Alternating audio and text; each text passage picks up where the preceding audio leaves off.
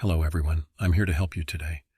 I know you're using this video to sleep, so before that, don't forget to like the video and subscribe to the channel. Also, where are you from and what time are you watching? Now sit back and relax. The rain hammered down on the roof of my rusty pickup truck as I navigated the winding mountain roads of the Appalachian wilderness. The rhythmic slapping of the wipers and the drum of raindrops on metal were the only sounds besides the deep growl of the engine. I was utterly alone out here, miles from civilization, just the way I wanted it. My name is Ethan Begay. I'm a 28-year-old Arizona native, half Navajo on my mother's side. I had been living in Atlanta for the past few years, working a dead-end office job that slowly crushed my soul day by day. My life had begun to feel like one giant hamster wheel of pointless emails, endless meetings, and fake smiles, not to mention my disastrous love life and growing credit card debts. I was deeply unhappy and knew I needed a change. So I walked away from it all, quit my job, sold my meager possessions, and loaded up my truck to embark on a long solo hiking trip along the famed Appalachian Trail. I craved the simplicity, the isolation, the feeling of being a tiny speck swallowed up by the vastness of nature. Out here, my cubicle and commute and relationship drama all seemed trivial. It was a chance to escape, to reset, to grapple with the big questions of life while testing myself against the elements.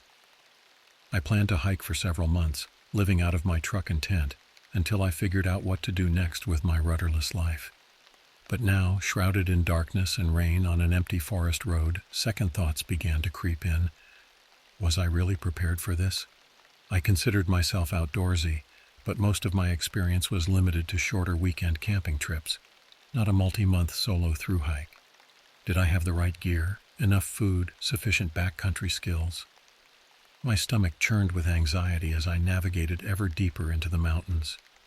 I thought back to the stories I'd read online from former thru hikers and national park rangers, tales of close calls with lightning strikes, almost getting lost in blizzards, encounters with aggressive bears, and of course the occasional whispered mention of seeing and hearing strange things in the woods that defied explanation, things that sounded suspiciously like Bigfoot. I had always rolled my eyes at that stuff, chalking it up to overactive imaginations and campfire tales. But now, alone in the thick Appalachian forest in the dead of night, those stories didn't seem quite so far-fetched. Every flash of lightning illuminated twisted branches that looked like grasping claws. Every gust of wind sounded like the heavy breathing of some hulking creature hidden in the darkness. Get it together, Ethan, I chided myself. It's just your mind playing tricks. Suddenly, my headlights caught a flash of movement ahead. I slammed on the brakes, my heart leaping into my throat. In the beams, I glimpsed a huge, shaggy silhouette loping across the road on two legs before it vanished into the forest. It had only been a split second, but it was far too large to be a bear, and something about the way it moved seemed strangely human. A trickle of icy sweat ran down my back. No, it couldn't be. I took a deep breath, trying to slow my racing pulse.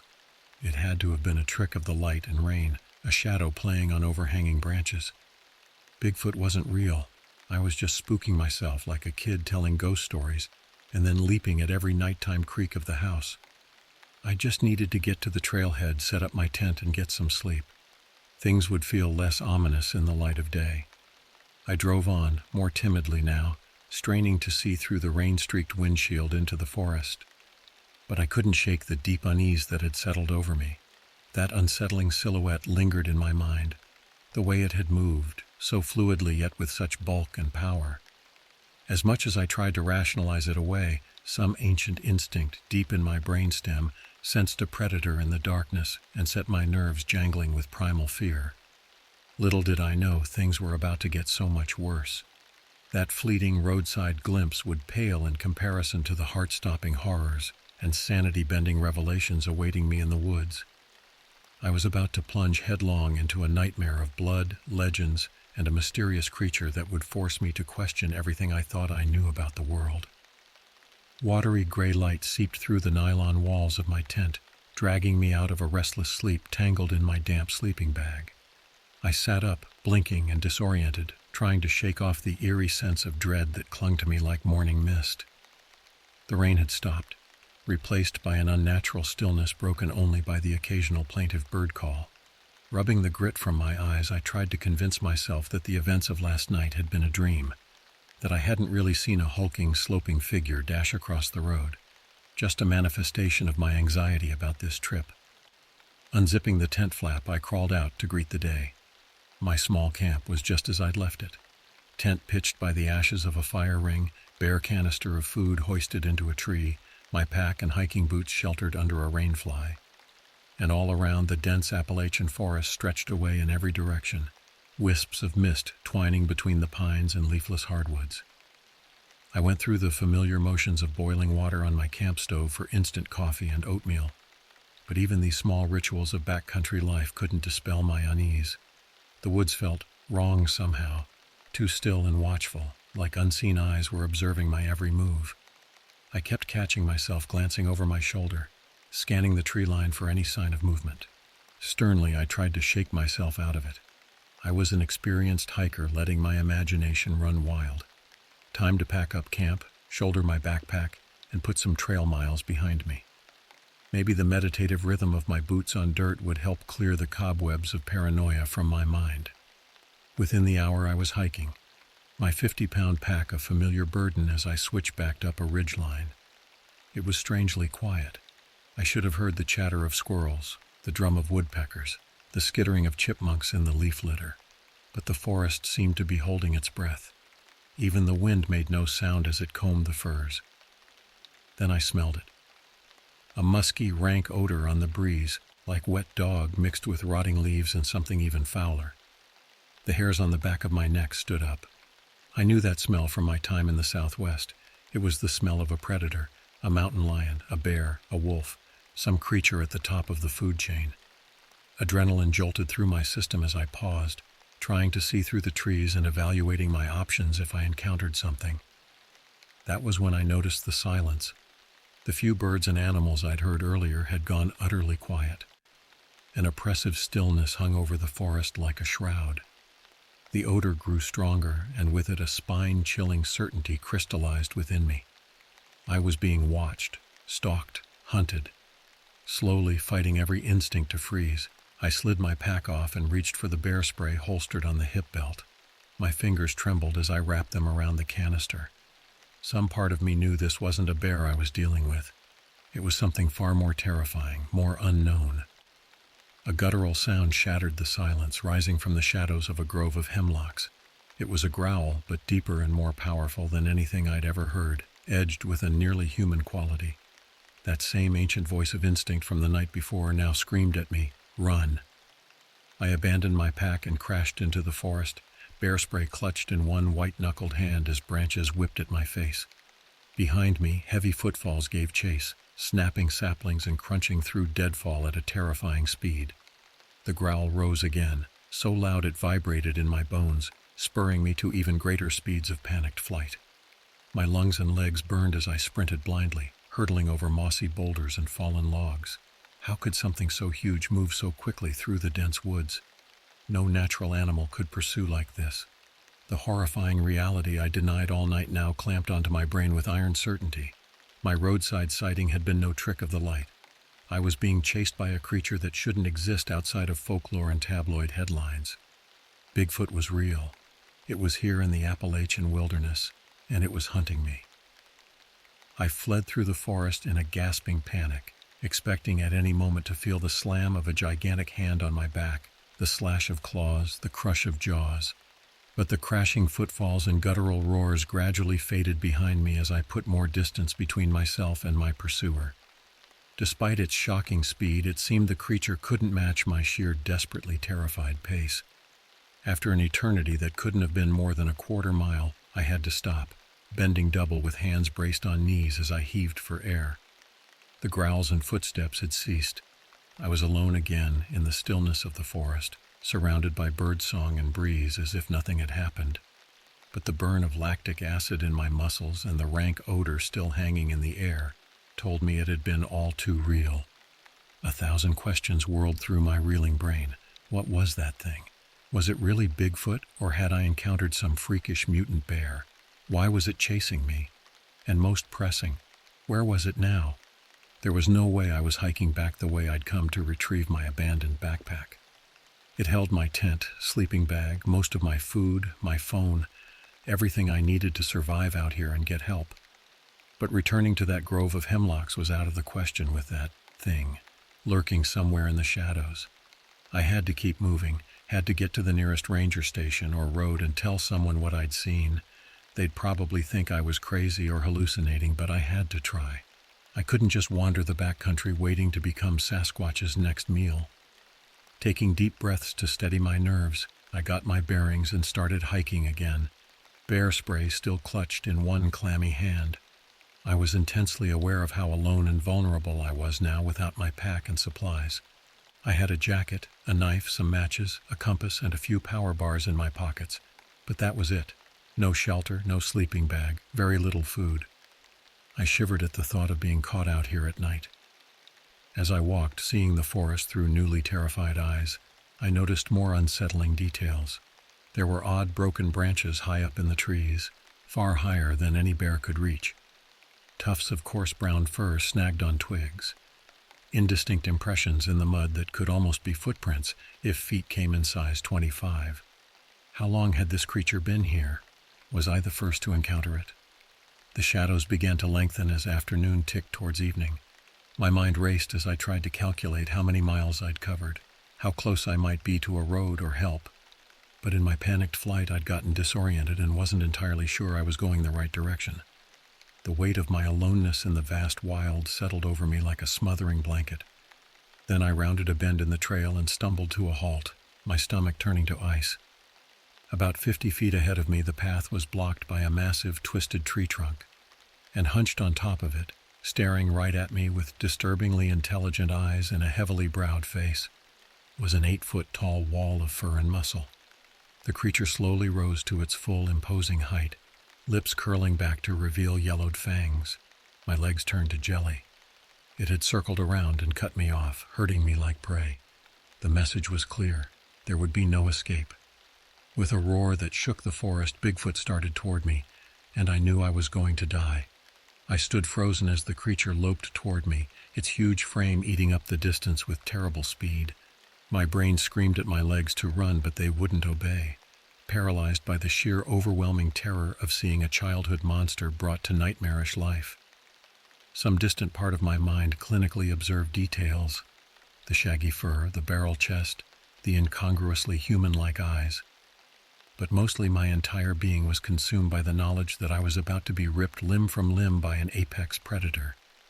20 feet away now, its rotten stench filling my nostrils. 15 feet, 10.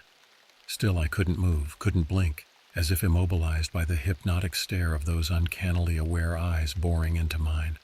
A detached calm settled over me as I realized these were my last moments alive. At least the mystery of Bigfoot would be solved when they found my mangled remains, I thought with a tinge of hysteria. The creature pulled up short an arm's length from me, so close I could see the individual silver hairs on its chin, the chips in its curved claws, the scarred skin visible beneath its pelt. It towered over me, its bulk blocking out the forest behind it. There was nowhere to run.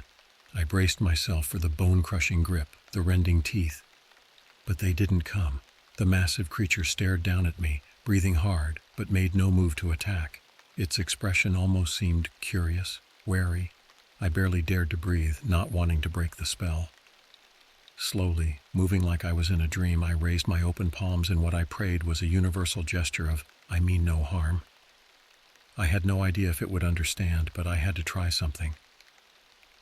I'm not a threat, I said softly, my voice shaking. I don't want to hurt you. I'm just lost, please. The Bigfoot cocked its head, eerily bird-like. Could it understand me?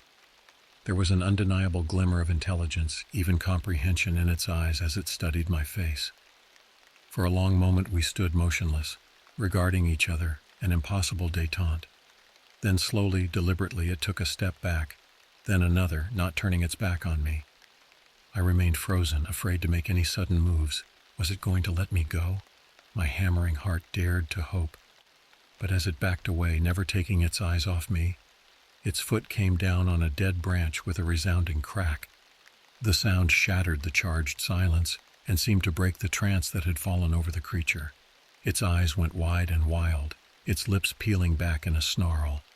A guttural roar erupted from its chest, and it coiled to spring, to attack. Time seemed to slow. Without conscious thought, I raised the bear spray canister that I somehow still held in my white-knuckled grip. I pressed the trigger, sending a high-pressure stream of capsaicin mist directly into its face as it lunged for me.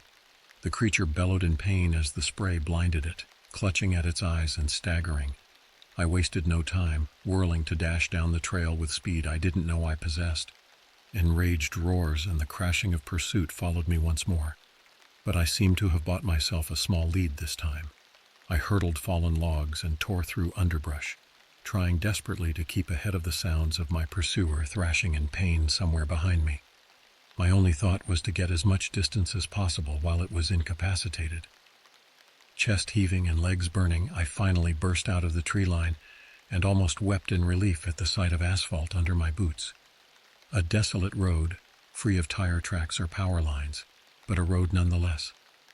I raced down the blacktop, straining to hear if the creature would follow. But the forest behind me remained silent save for the trilling of evening tree frogs. I must have run a quarter mile before I allowed myself to collapse, cramping thighs no longer able to hold me upright. Gasping, I looked around wildly, realizing I had no idea where I was or how far I'd fled. But I was alive. Against all odds, I'd escaped the creature. And I knew two things with absolute certainty as I gulped lungfuls of air by that empty backwoods road. Bigfoot was real, and it didn't want humans encroaching on its forest. I had to get to the authorities, had to warn people somehow. As I hauled myself to my feet, I noticed something that sent ice water trickling through my veins. On the shoulder of the road, sunk deep into the soft dirt, was an enormous humanoid footprint. The creature had followed the road here at some point. Did that mean it ventured out of the deep woods sometimes? To look for prey? The thought chilled me to my core. I had to get out of these mountains. I had no gear, no food, no way to defend myself if it came back. I picked a direction and started walking, hoping against hope it would lead me to a ranger station, a parking lot, another hiker, any sign of humanity. The sun dipped below the ridgeline, shadows overtaking the forest. It would be full dark soon. My mind reeled, struggling to process the enormity of what I had seen, what I now knew. All the Bigfoot stories, the blurry photos and shaky videos, the claims dismissed by skeptics as hoaxes and myth, they were true, all of them. A huge furred hominid creature really did roam the Appalachian wilderness, an undiscovered primate, a missing link, a monster, and I was likely the only person alive who had seen it up close and could prove its existence. I had to get my evidence and my story out there, but first I had to survive the hike out, had to survive the night with that creature still out there, angry and hunting. The same thoughts chased themselves around and around my exhausted brain as I stumbled down the darkening road. Find help. Warn people. Get out alive. Only the raw instinct to survive kept my battered legs moving through the pain and fatigue. The night would be long and cold and full of terrors, but one way or another, I vowed, I would live to tell this tale, to reveal to the world the truth I had uncovered in these ancient, mysterious mountains. The truth about the long-denied, much-feared creature that haunted the vast forests of the continent's oldest range. The truth I had experienced up close in all its frightening, awe-inspiring reality. Bigfoot was real, and now I had to make everyone believe. Night fell swiftly, draping the mountains in deep blue shadows that pooled into inky blackness between the trees.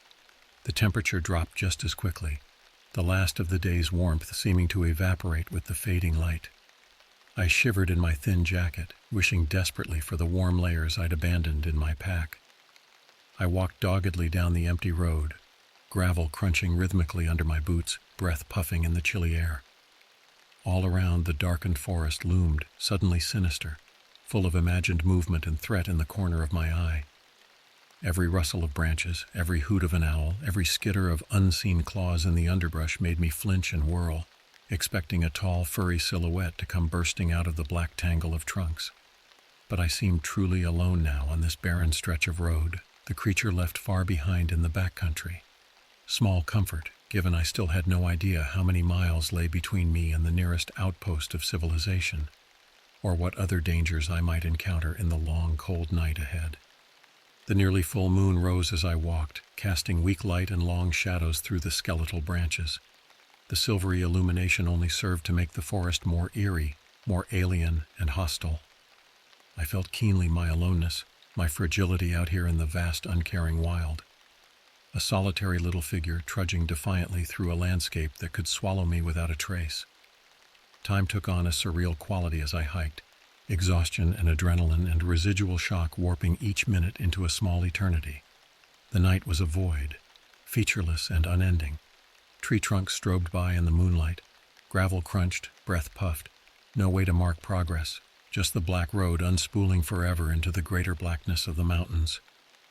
At some point it occurred to me that I didn't actually know if I was heading toward help and humanity, or just deeper into trackless wilderness. My mental map of the area was hazy at best, and my earlier panicked flight had completely disoriented me.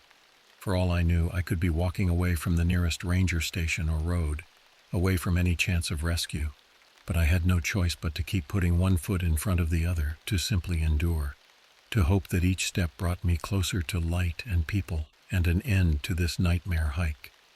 The cold seeped into my bones, stiffening my joints and numbing my face and fingers. A relentless wind hissed in the trees and knifed straight through my inadequate jacket. I began to shiver uncontrollably, my muscles burning with the constant tremors. A deep, grinding fatigue bore down on me, the adrenaline that had sustained my flight finally wearing off. When I stumbled over a pothole and nearly pitched face first onto the asphalt, I realized I couldn't keep this up all night. Sooner or later I would collapse from cold and exhaustion. I had to get off my feet for a while, had to rest and try to warm up, just for an hour or two.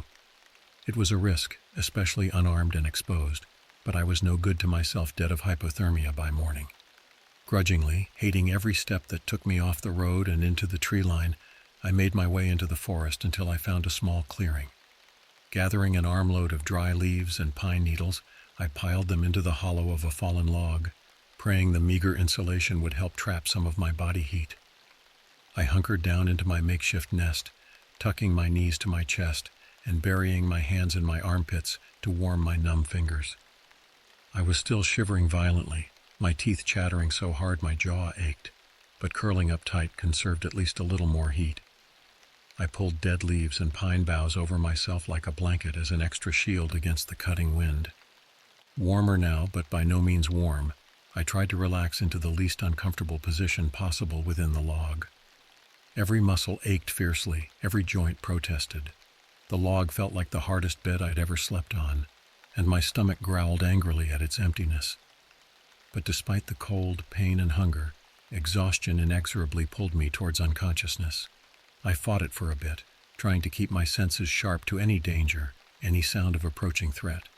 But my fatigue was a rising tide, and I could only resist for so long.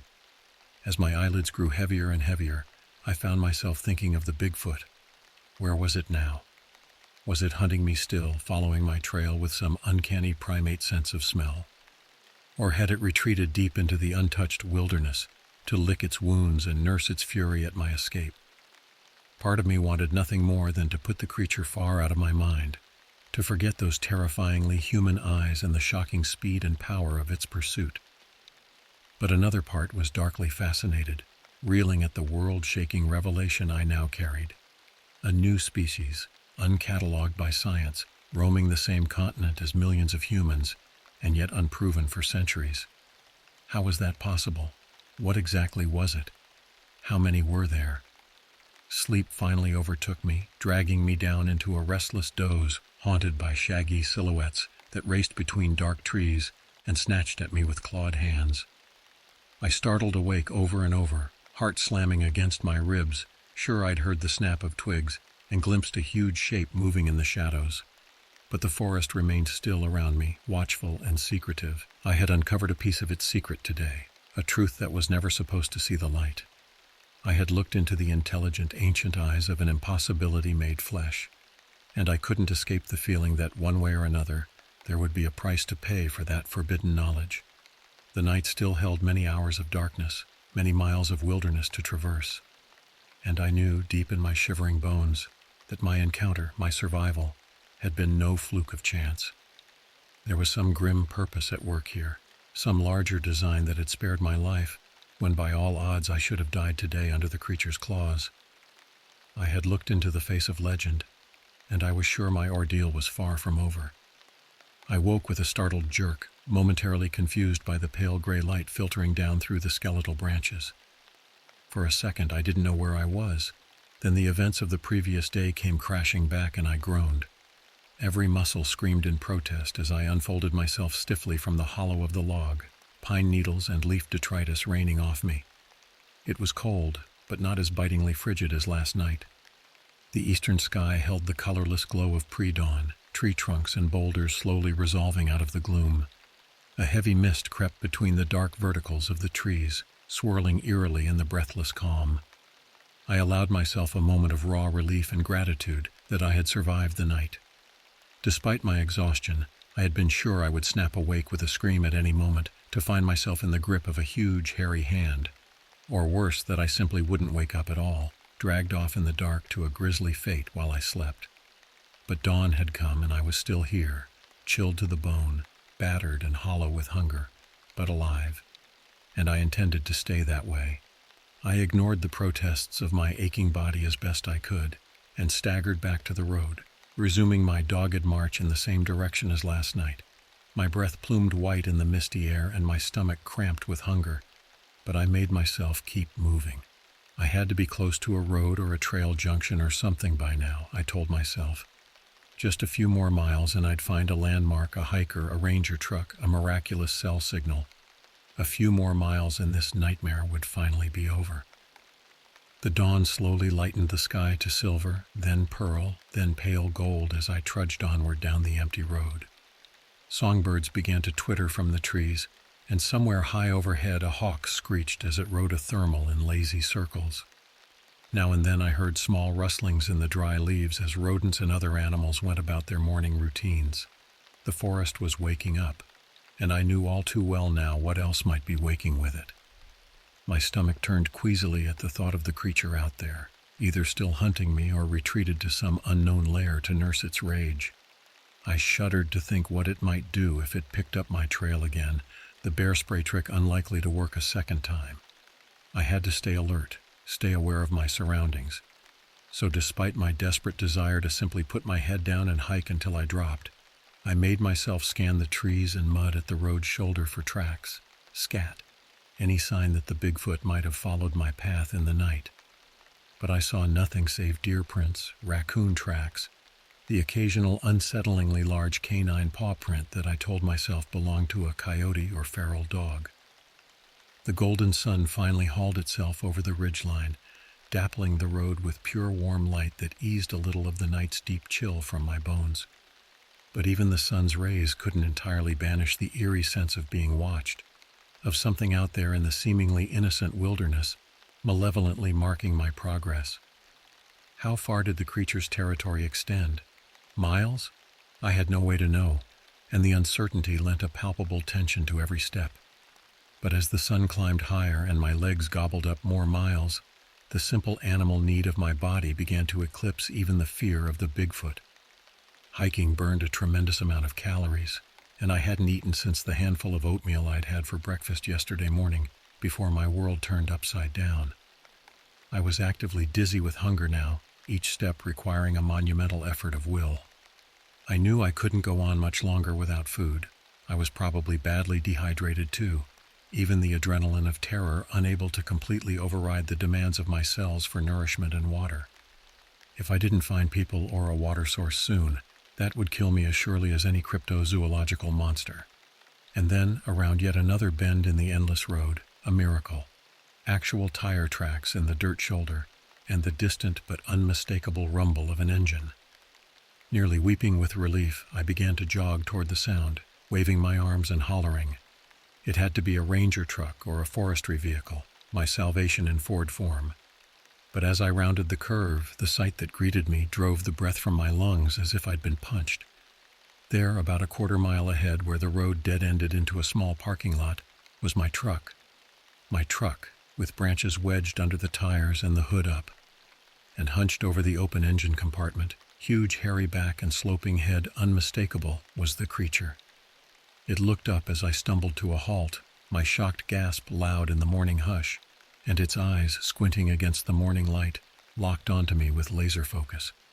Eyes that held an unsettlingly keen intelligence and a disturbingly familiar glint. Because in that moment, I realized where I had seen those eyes before, in the mirror. Those eyes, set deep under heavy brows in that not-quite-human face, were my eyes. My great-grandfather, who my Navajo mother always said was different, but would never explain how. My great-grandfather, who disappeared one day in the mountains and was never seen again. My great-grandfather, whose high cheekbones and broad nose and inky hair I saw reflected now in the face of the creature 60 feet away.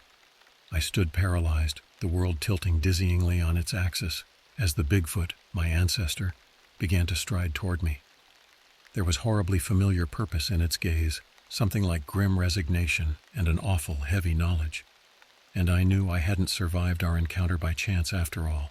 I hadn't gotten away, not really. Because it had let me go. It had let me go, and then expertly herded me here to this place, cutting me off from the roads, wearing me down, forcing me to use up my bear spray, pushing me in the direction it wanted me to go all along. I hadn't been fleeing. I had been led here to my truck, to this dead end. To what end I was about to find out, as the creature closed the distance between us with ground-eating strides. I remained rooted to the spot, no longer having the strength or will to run. It was clear now that there was nowhere to run to, because this, I realized, was what the creature had been patiently, inexorably maneuvering me towards all along. This reunion, this dark reckoning, this moment when I would come face to face with the inexplicable truth of my family history, the last secret of my ancestors, manifested in undeniable flesh and blood. A legacy of wildness, of primal mystery, lurking in my very genes. Genes that had drawn me inexorably to the vast ancient forests of these mountains for reasons I could never quite articulate. Until now, I finally knew why I had really come out here, why some deep-buried part of me was unsurprised to encounter the Bigfoot, why some shameful splinter of my soul had recognized those two human eyes, even as my civilized brain screamed in denial.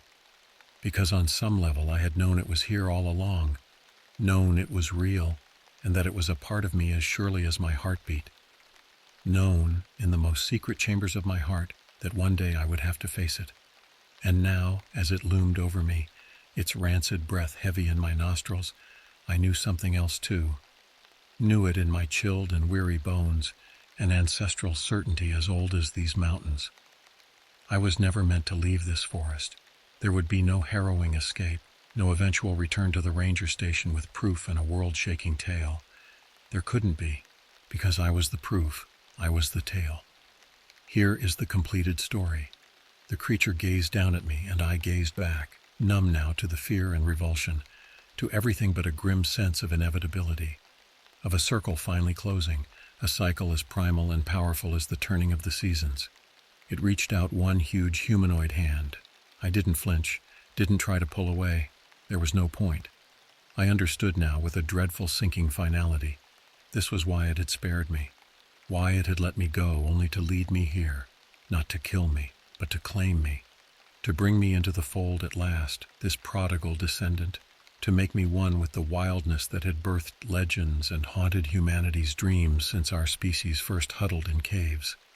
I was the proof of Bigfoot, but I was also kin to Bigfoot, and there was a place for me, it seemed, in their shadowed world between myth and reality, a place I could no longer deny or run from. The huge hand closed around my wrist, the grip terribly strong but not painful. And with no more than that light touch, the creature turned and began walking into the trees, drawing me inexorably behind it. Back into the deep forest and the primal dark. I did not resist. I couldn't. This, I knew now, was why I had come to these mountains in the first place, though I hadn't known it at the time. That ancient yearning, that nebulous dissatisfaction that had plagued me all my life, driving me from city to city, job to job, relationship to relationship. It had been leading me here, to this moment, this dark epiphany in the chill morning light. I belonged to the wilderness, to the ancient mystery of my ancestors. I always had. And now the wilderness, in the form of this huge, shaggy creature, had come to take me home. I spared one last glance back at my truck, at the road I had stumbled down, at the world I was leaving behind, the world that would never know what had become of me, where I had gone or why, the world that would never believe the truth of what I had seen, what I was. And then I turned and let the creature lead me away, vanishing between the dark verticals of the trees like a ghost, like a myth made flesh, a legend going to ground once more. I left no tracks, no traces, and I knew as the forest closed around me with a cool green finality that it would keep my secret, would hold me close in its primeval embrace, one more mystery in a wilderness ancient and unknowable. I was going home. At long last, I was going home. The creature gazed down at me, and I gazed back, numb now to the fear and revulsion, to everything but a grim sense of inevitability, of a circle finally closing, a cycle as primal and powerful as the turning of the seasons. It reached out one huge humanoid hand. I didn't flinch, didn't try to pull away. There was no point. I understood now with a dreadful sinking finality. This was why it had spared me, why it had let me go only to lead me here, not to kill me, but to claim me, to bring me into the fold at last, this prodigal descendant, to make me one with the wildness that had birthed legends and haunted humanity's dreams since our species first huddled in caves. I was the proof of Bigfoot, but I was also kin to Bigfoot. And there was a place for me, it seemed, in their shadowed world between myth and reality, a place I could no longer deny or run from.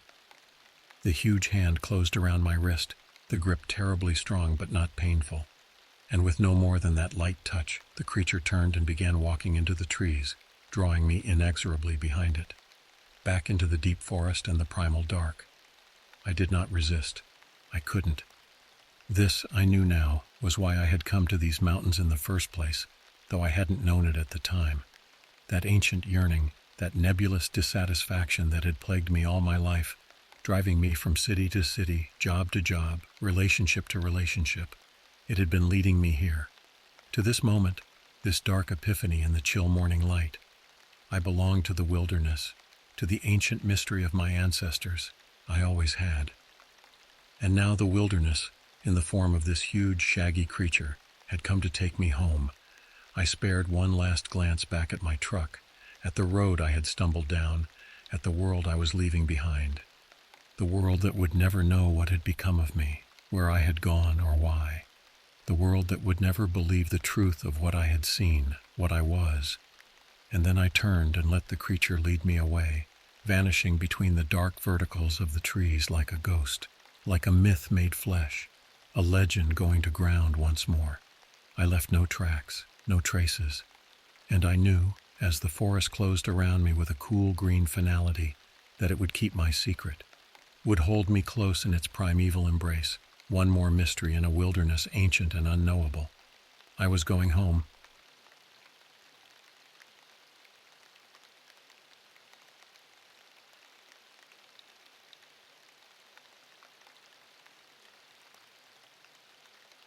My name is John Redtree.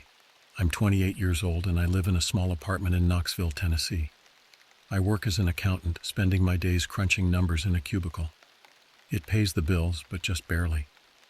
I've always felt a longing for something more in life. Ever since I was a kid, I've loved the outdoors. My happiest memories are of summer camping trips with my dad in the Great Smoky Mountains. We'd hike deep into the backcountry, pitching our tent beside bubbling streams, the scent of pine needles sharp in the air. At night, we'd sit around the campfire as shadows danced among the trees, sharing stories and gazing up at the star-studded sky. Out there in the wilderness, all my worries and anxieties would melt away. The petty concerns of day-to-day life no longer mattered. It was just me, my dad, and the vast untamed beauty of nature surrounding us. I lived for those precious weeks every year. But then I grew up, graduated college, got an office job, moved to the city. Slowly, that free-spirited part of me got buried underneath spreadsheets and rent payments and rush-hour traffic. When was the last time I spent a night in the woods, cooked food over an open fire, laid in a meadow and watched clouds drift by. Years. Too many years. Lately, I felt that old urge stirring in me again, that yearning to escape the concrete and computers, to return to the purity of the forest. I miss the peace I used to find out there. I desperately need to reconnect with that vital, primal essence of myself. So I've made a decision. I'm going to take a solo camping trip deep in the heart of the Appalachian Trail. No cell phones, no other people, no distractions. Just me and the ancient woods. I know it's risky to go alone. The trail can be dangerous. Steep drop-offs, wild animals, unpredictable weather. But the idea of facing those challenges excites me. I want to test myself against the elements, to push my limits and see what I'm really made of when stripped of modern comforts. Some of my friends think I'm crazy when I tell them my plan. They remind me of all the stories about the strange things that happen in those dense, isolated forests. Hikers vanishing without a trace, eerie sounds echoing from the trees at night, footprints that couldn't possibly be human. And of course, the old tales of Bigfoot stalking the shadowy hollows of Appalachia. A huge, foul-smelling ape-man that can rip a man limb from limb. People say if you go deep enough into the uncharted areas, you just might come face to face with the fabled monster. But I don't believe those silly campfire stories. I'm not a superstitious person. As much as I love the outdoors, I'm a man of science and reason at heart. Bigfoot and ghost stories are fun to tell around a crackling fire, but that's all they are. Stories. The woods are vast, but they aren't supernatural.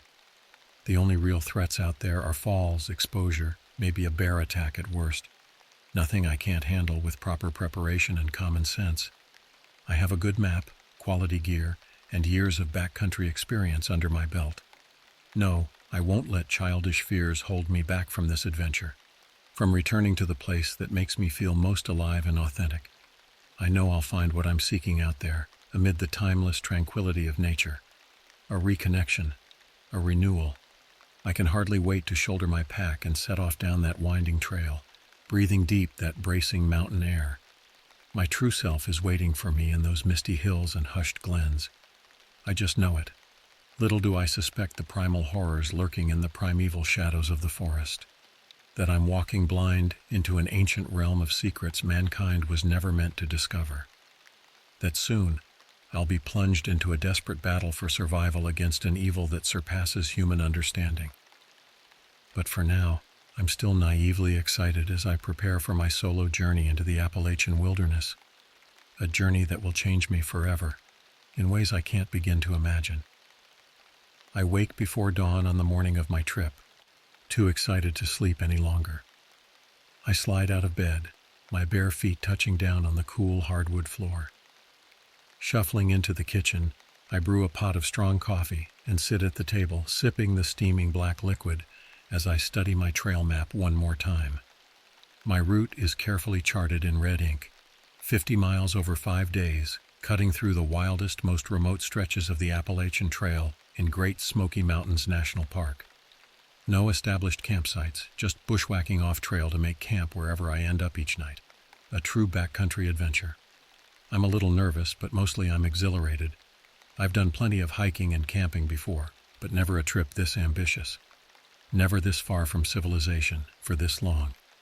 It's the challenge I've been craving. A chance to really push myself and see how I handle true wilderness isolation. After a quick shower and a final gear check, I sling my heavy backpack over my shoulders, lock my apartment door, and climb into my beat-up old Jeep. The morning fog hangs low as I pull out of Knoxville, the first rays of sun just starting to claw over the hazy blue ridges on the horizon. The drive out to the trailhead takes a little over an hour. The 2-lane road winds up through craggy hills and mist-shrouded hollows. Out here, cell phone reception is spotty to non-existent. Already the busyness of human civilization is giving way to the stillness of nature. I reach the gravel lot where the trail begins and park the Jeep. A weathered wooden signpost marks the path leading off into the shadowy tree line. Appalachian Trail, Clingman's Dome, Indian Gap. Shouldering my pack, I grab my trekking poles and set off at a brisk pace. The trail is wide and well-maintained here at the start. A tunnel of green foliage arches overhead, dappled sunbeams cutting through the leaves. The rich, loamy scent of soil and growing things fills my nose. Birds sing unseen in the canopy as I push forward. A red-tailed hawk circles in the blue sky high above. A busy chittering alerts me to a chipmunk scampering over a fallen log. There's a new discovery around every bend. A jutting rock formation, a meadow full of wildflowers, a fast-moving stream tumbling down a series of small waterfalls. This is what I've been missing cooped up in my city cubicle, this wild, vital energy, reconnecting with the smells and sounds and textures of the living earth, feeling my heart and lungs pumping, my muscles working, my senses sharpening, coming fully into my body. As the morning wears on, I settle into the familiar rhythms of the trail, the steady cadence of my boots on dirt and my poles striking stone, the play of sun and shadow through the trees, the companionable solitude, alone but never lonely amidst the breathing forest. The path starts to gradually ascend as I push deeper into the mountains. Before long, I'm puffing and sweating with the exertion, but I welcome it. My pack is heavy on my shoulders, but my spirit feels lighter than it has in years. With every step, the outside world recedes further. The noise and grime and stress of civilization slough away. At last I reach the point where the official trail ends and the true backcountry begins. A small footpath, faint and crooked, branching off into untrammeled wildwood. On the map, it's marked with a dotted line and a warning: backcountry area, no maintained trails, enter at own risk. I smile and push forward without hesitation. The gnarled trees seem to swallow me up as I leave the last traces of mankind behind. The dense foliage quickly blots out the sun, plunging me into a cathedral of green shadows. An electric thrill runs through me. I'm finally doing it, venturing off the beaten path into the unknown. If only I understood what I was really walking into. If only I had heeded that warning more seriously. Because I'm about to learn the hard way that there are some very good reasons to fear the depths of the wilderness, that some trails are left untrod by human feet for a reason. I will soon discover that the farther you stray from the safe and the known, the more likely you are to encounter the things that hide in the shadows of the world, waiting for the unwary to stumble into their hungry embrace. The afternoon wears on as I bushwhack through the backcountry. The hiking is rugged and slow-going without a trail to follow. I pick my way over fallen logs slippery with moss, scramble up steep rock faces, wade through hip-deep patches of stinging nettles. My muscles burn and my shirt is soaked through with sweat. Navigation is tricky under the dense canopy. I have to check my topo map and compass constantly to keep my bearings. The sun is only a gauzy light filtering through the leaves, making it hard to track its passage. Time seems to blur and warp in the endless green sameness. But I'm in my element out here. The challenges only energize me, making me feel sharp and alive. My senses are keenly attuned. The crackling of twigs underfoot, the spicy scent of crushed pine needles, the dart of color as a songbird takes flight. I'm fully present, thoughts of my stale routines and worries miles away. Late in the day, as shadows lengthen, I reach a suitable place to make camp for the night. A small clearing ringed with towering hemlocks alongside a fast-flowing creek. I shrug off my pack with a groan of relief, rolling my shoulders to loosen the kinks. I gather wood and kindling from the forest floor. Before long, I have a merry fire crackling, chasing back the gathering dark. I prop my soaked boots near the heat to dry and set a pot of water to boil for a pouch of chicken rice. As I wait for my dinner to rehydrate, I sit with my back against a smooth old oak and appreciate the night coming alive around me. The hiss and pop of the fire, the chuckling babble of the creek, a whippoorwill calling plaintively in the distance, fireflies winking in the black like fairies. It's deeply peaceful, but also a little eerie if I'm being honest. Out here, miles from any other human soul, the night feels thicker somehow, hushed and watchful. The fire holds it at bay, but there's a sense of something ancient lurking just beyond the circle of flickering light, something that resents my small intrusion into its domain. I shake off the fanciful notion and force down a few mouthfuls of my bland meal. I'm tired and aching from the long day's exertions. My overactive imagination is just a product of fatigue. Banking the fire, I crawl into my ultralight tent and wriggle into my sleeping bag. Sleep comes quickly. The burbling of the creek and the sighing of the wind in the branches a soothing lullaby. Deep in the night, I'm jolted awake by a sound outside my tent, A heavy crashing, like something big blundering through the brush nearby, branches cracking and leaves thrashing. My heart slams into overdrive. I fumble for my flashlight with shaking hands and sweep the beam across the tent wall. The nylon ripples in the breeze, but I don't see any silhouette or shadow moving out there. The sound passes and fades into the distance. Probably just a deer or a bear, I tell myself. Big animals are always active at night in these woods. It's no big deal. Still, it takes me a long time to fall back asleep, senses straining for any hint of further disturbance. Once or twice I think I hear a distant rhythmic thudding, like heavy muffled footfalls, but it's so faint I can't be sure it's not just the anxious drumming of my own pulse in my ears. The next morning dawns misty and cold. As I emerge from my shelter to stir up the fire, I notice broken saplings and trampled undergrowth just beyond the edge of the clearing. Whatever passed through in the night, it wasn't stealthy about it. But I see no tracks, no scat, no tufts of hair snagged on branches to give me a clue what it might have been. With a slight shrug, I put it out of my mind and focus on making breakfast and breaking camp. I have another long day of trekking ahead of me. If I had examined those snapped branches a little closer, I might have noticed they were all broken about 8 feet off the ground, higher than any deer or bear could reach. Might have seen the way the thin trunks were twisted, almost wrenched apart by incredible strength. But those details will only become clear later in hindsight.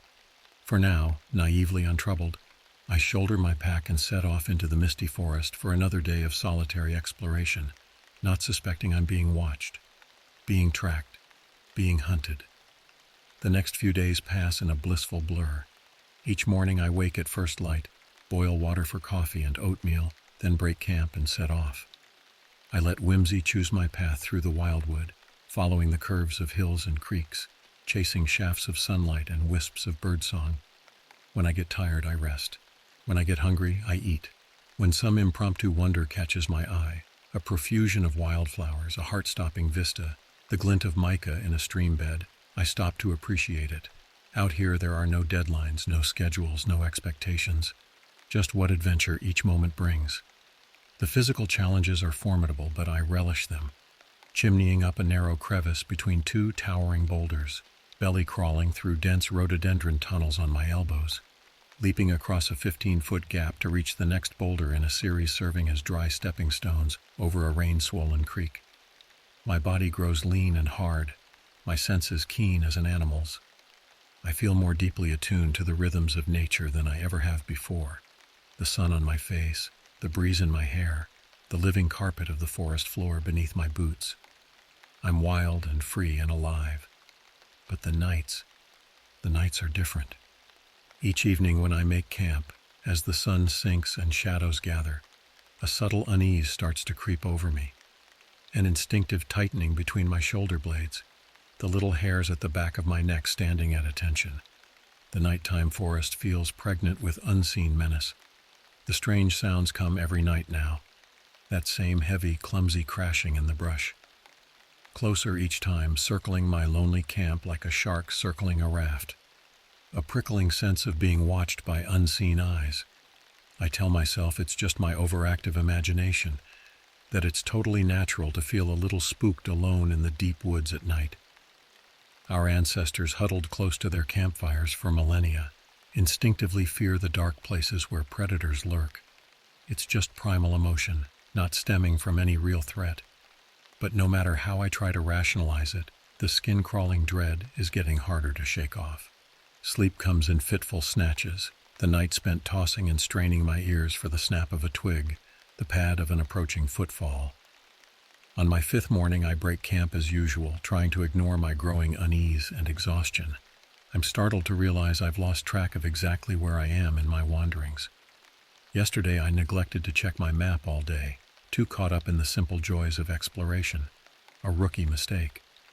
Pulling out my topo map and compass, I try to orient myself, but the terrain doesn't seem to match the squiggly lines and contours on the weathered paper anymore.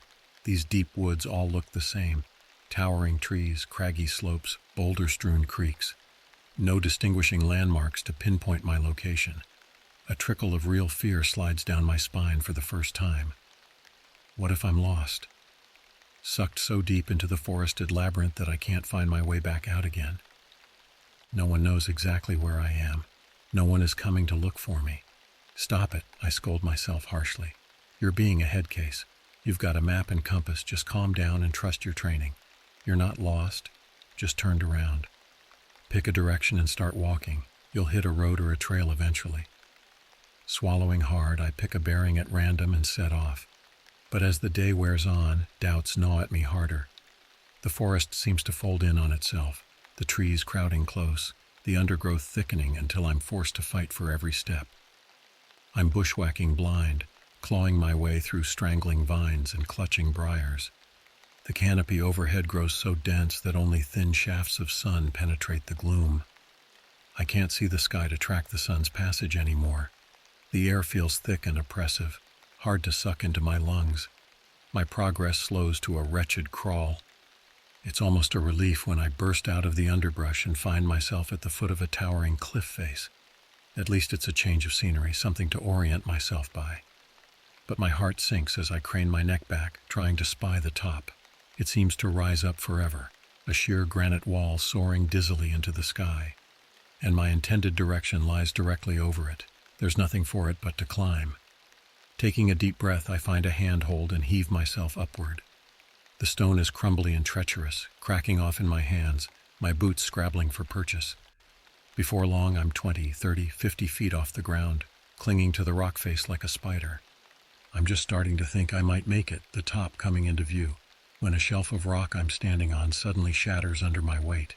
In an instant, I'm falling, plummeting sickeningly toward the jagged boulders far below. A scream rips from my throat. By some miracle, my flailing hands catch a vine and arrest my plunge with a bone-wrenching jerk. I dangle there panting, heart going like a jackhammer, not daring to move. The vine is as thin as my wrist, my palms slippery with sweat. If I put any weight on it, with an awful ripping sound, the vine tears free from the cliff face. And then I'm falling again, my terrified howl swallowed by the wind rushing past my ears. The ground rises up to meet me with dizzying speed. The last thing I see is a pair of huge hirsute feet sunk deep into the moldering forest loam. Then everything goes black. Consciousness returns slowly, painfully. The first thing I'm aware of is a diffuse throbbing, my whole body one big aching bruise. I try to move and lightning bolts of agony shoot up my leg, drawing a hoarse cry from my cracked lips. Memories trickle back. The cliff, the fall. I must have landed badly, snapped my shin like a twig. How far did I fall? 50 feet? 100? By all rights, I should be dead, every bone in my body shattered. I know I need to assess the damage, take stock of my injuries, but I can barely string two thoughts together. The pain is a living thing chewing at my mind, blotting out everything else. Some detached part of me recognizes I'm going into shock. Blinking blearily, I take in my surroundings for the first time. I'm lying crumpled at the bottom of the cliff in a world of hurt, but I'm not alone. Something is moving in the underbrush at the edge of the clearing. Something huge, shuffling, grunting. The heavy musk of wet animal fur and something fouler hits my nostrils, turning my stomach. 2 points of red light appear in the shadows between the trees. Eyes, endlessly deep and full of cold, alien intelligence. Slowly, ponderously, a gigantic shape detaches from the darkness and lumbers into the open on 2 legs, rising up and up to towering height. It's like something out of a nightmare, covered in shaggy, matted fur. Powerfully muscled limbs, hands tipped with jagged claws. A face not quite ape, not quite man, something twisted in between, bared yellowed fangs. Horror explodes through me like icy poison, my scream strangling in my throat. I know what I'm seeing is impossible. I know that it can't be real. But the creature just regards me with those fathomless red eyes. Then it throws back its head and unleashes an ear-splitting roar that shakes the leaves from the trees, proclaiming its dominion over me. The agony in my shattered leg is like molten metal, searing and all-consuming. But it's nothing compared to the icy terror flooding my veins as the creature takes one ponderous step toward me. Then another. This can't be happening. It's not possible. That thing can't exist. I must be hallucinating. Maybe I hit my head in the fall. I'm concussed. This is all some pain-induced fever dream. But I can smell its rank animal musk, hear the crunch of dry leaves under its feet, Feel the weight of that crimson gaze pinning me like an insect. It's real. It's real and it's here, and oh God, it's coming for me. Adrenaline explodes through my battered body like lightning. Heedless of the white-hot spikes of pain radiating from my mangled leg, I'm scrabbling backwards in the dirt, clawing for handholds to try and drag myself away. But my pitiful efforts are useless. The creature takes its time, in no hurry, stalking toward me with an almost lazy confidence. Why shouldn't it be confident? I'm helpless prey, no match for its brute strength and power. It looms over me, eclipsing the sun, casting me into shadow. Heat radiates off its furred bulk, its breath a fetid blast in my face. This close, I can see the nicks and scars crisscrossing its leathery hide, souvenirs from past battles. I can see the bunching knots of muscle under the fur, the wicked curve of 6-inch talons. The creature reaches for me with one massive paw. I throw my arms over my head with a choked whimper, waiting for those claws to rend my flesh, for monstrous fingers to crush my windpipe. But it just seizes a fistful of my shirt and effortlessly hoists me off the ground like a rag doll. My legs dangle uselessly, my broken shin at an obscene angle. I'm hopelessly snared in its grip, pinned by that hellish red gaze. Those eyes, there's a horrifying intelligence in their carmine depths, an ancient pitiless awareness that roots me to my core. In that instant, I know two things with terrible certainty. This creature is no dumb brute. It's cunning, calculating. It didn't stumble upon me by chance. It's been stalking me this whole time, toying with me, herding me deeper and deeper into its forest to cut me off from any hope of escape or rescue. Those sounds outside my tent the past nights, that was the creature, circling, playing with its food before the kill. And it's done playing with me now. Time seems to freeze as we hang there in grotesque tableau. My heart a jackhammer in my chest, my breath coming in panicked gasps, the fetid heat of the monster's body suffocating. Then a guttural growl rumbles up from the depths of its barrel chest, a sound of dark hunger and deadly intent. Its jaws open wide, revealing rows of jagged fangs, a slick black gullet. It's going to devour me alive. A surge of desperate strength floods through me, and I'm struggling, kicking, beating at its chest with my fists, clawing for its eyes. Fear has shattered the bonds of rationality, reducing me to a writhing creature of pure, atavistic panic.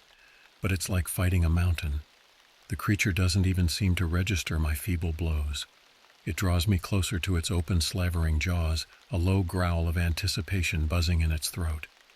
So this is how I die. Alone in this haunted forest, unmourned and unremembered, ripped apart by an impossible thing that shouldn't even exist. The searing inevitability of it crashes through me, despair rising up like a black wave to swallow me whole. I'm opening my mouth to let loose a final hopeless scream. But in that instant, a sound splits the air like a gunshot. Hey! A human voice, rough-edged and furious. The creature and I both jerk our heads toward the source of the shout. A figure is striding out of the trees, big and rangy, clad in a battered ranger hat and a khaki uniform, and leveling the business end of a shotgun straight at the monster's head with an air of deadly intent. "Drop him, you son of a bitch!" the ranger bellows. "Right now." For a heartbeat, everything hangs suspended. The creature and the ranger locked in silent battle, the man's eyes steely and unflinching, his finger tense on the trigger. The monster's arm bunches. Then, with a snort of disgust, it hurls me away from it like a broken toy, sending me crashing into the dirt. Agony flares white-hot in my leg, and I scream, my vision sparking out. Through a haze, I'm dimly aware of the monster uttering a final hair-raising roar of frustration. And then its hulking shape is turning, crashing off into the underbrush, swallowed up by the forest. Footsteps, men shouting, hands on me. The ranger's face swims into view above me, grim and tight-lipped. "Easy now, buddy," he says gruffly, reassuringly. "I got you. It's over. You're safe now." Then the pain takes me and I spiral down into the mercy of unconsciousness. I come awake in stages, surfacing slowly from the deep well of oblivion. First, I'm aware of a steady mechanical beeping. Then the sharp, astringent smell of antiseptic, the starched, rough texture of sheets against my skin. Hospital. I'm in a hospital. Memories start to filter back like jagged shards of a broken mirror. The cliff, the fall, the shotgun blast, the creature. Oh God, the creature. My eyes fly open with a gasp and I'm jackknifing upright, or trying to. Agony flares hot in my leg and my vision strobes out for a second. Collapsing back onto the thin mattress, I take stock for the first time. My entire left leg is encased in plaster from hip to toe, suspended in a mess of straps and pulleys. An IV drips fluids into the crook of my elbow. The rest of me is a patchwork of bandages and fading bruises. Clipped to the sheet covering my chest is a plastic ID bracelet. John Redtree, followed by a bunch of inscrutable numbers and barcodes. "About time you rejoined us, Mr. Redtree," a voice says mildly. I whip my head around and blink in surprise. Perched casually in the chair beside my bed is the Ranger. The same weathered face, the same khaki uniform, now sadly rumpled. His shotgun is propped against the wall within easy reach. "Where? What?" I croak, my voice a barely recognizable rasp. My tongue feels thick and clumsy, my thoughts sluggish. "Valley View Medical Center," the Ranger supplies.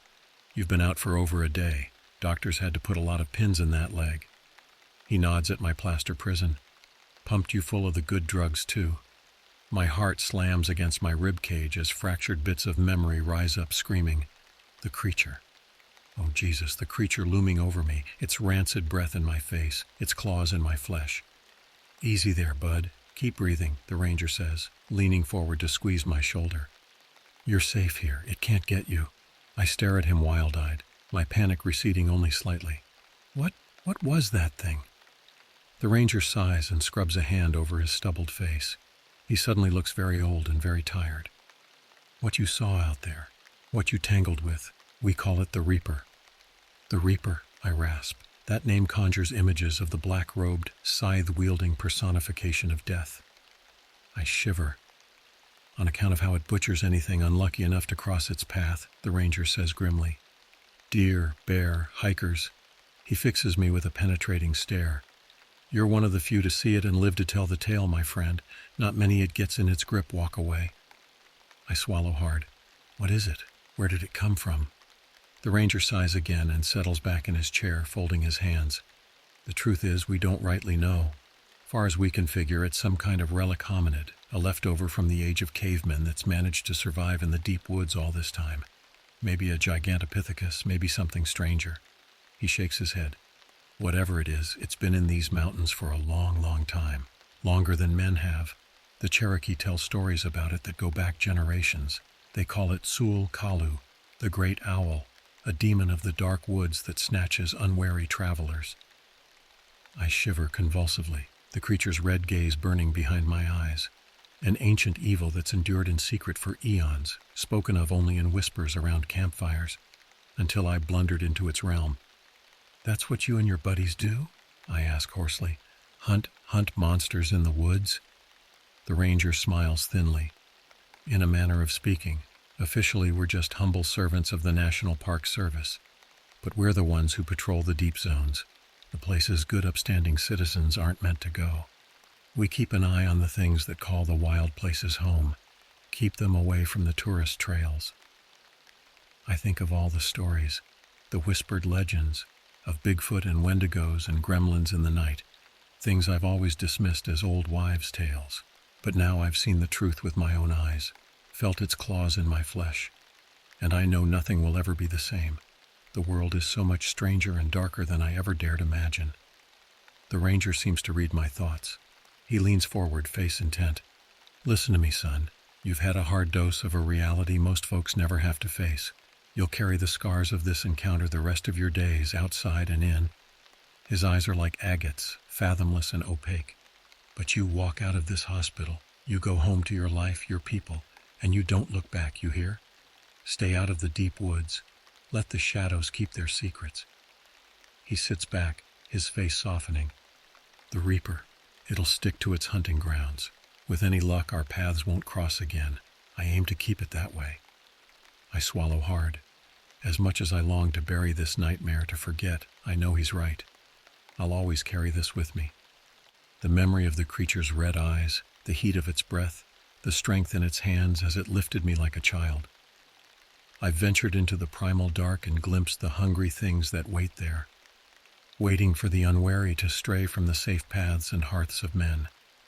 And I know, bone deep, that if I ever set foot in those mountains again, it'll be waiting for me. The Reaper in the Night, pitiless and patient. I'm John Redtree. I'm 28 years old, and I've seen the face of a myth, looked into the abyss, and felt it look back into me. I'll never be the same, and I'll never ever go into the woods alone again.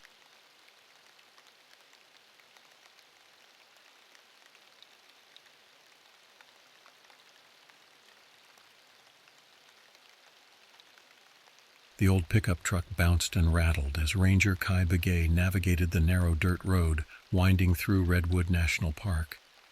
Towering trees, some over 300 feet tall and 2,000 years old, cast long shadows across the path in the fading evening light. Kai had taken this job as a backcountry ranger to escape the stress and noise of modern life in the city. Out here among these ancient giants, he felt a deep sense of peace and connection to nature.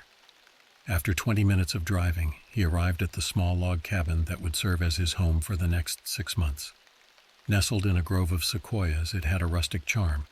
A simple one-room structure with a wood-burning stove, kerosene lanterns, a cot, and little else. No power, no running water, no cell service, just solitude. Kai had grown up on the Navajo Reservation in Arizona, learning the traditional ways of living in harmony with the land from his grandfather. Those lessons would serve him well out here. After unloading his gear and starting a fire in the stove to ward off the evening chill, Kai sat on the small porch, sipping a mug of pine needle tea as he watched the sun sink below the treetops, the sky fading from orange to indigo. An owl hooted softly in the distance. Besides the crackle of the fire and the whisper of wind through the sequoia boughs, the night was silent. No traffic, no airplanes, no chatter of voices or hum of electronics. Just pristine wilderness as far as the eye could see, or so it appeared on the surface. Something rustled in the brush nearby, jolting Kai from his thoughts. Probably just a raccoon or skunk, he told himself. Lots of wildlife in these woods. Still, a prickle ran down his spine, an ancestral instinct of being watched by unseen eyes. He shook it off and headed inside, barring the door behind him.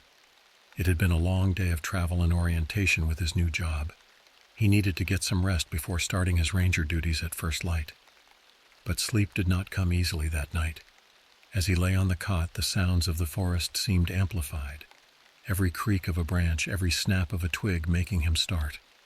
The wind rose to a ghostly moan, and he thought he heard very faintly what sounded like slow, heavy footsteps crunching through the undergrowth.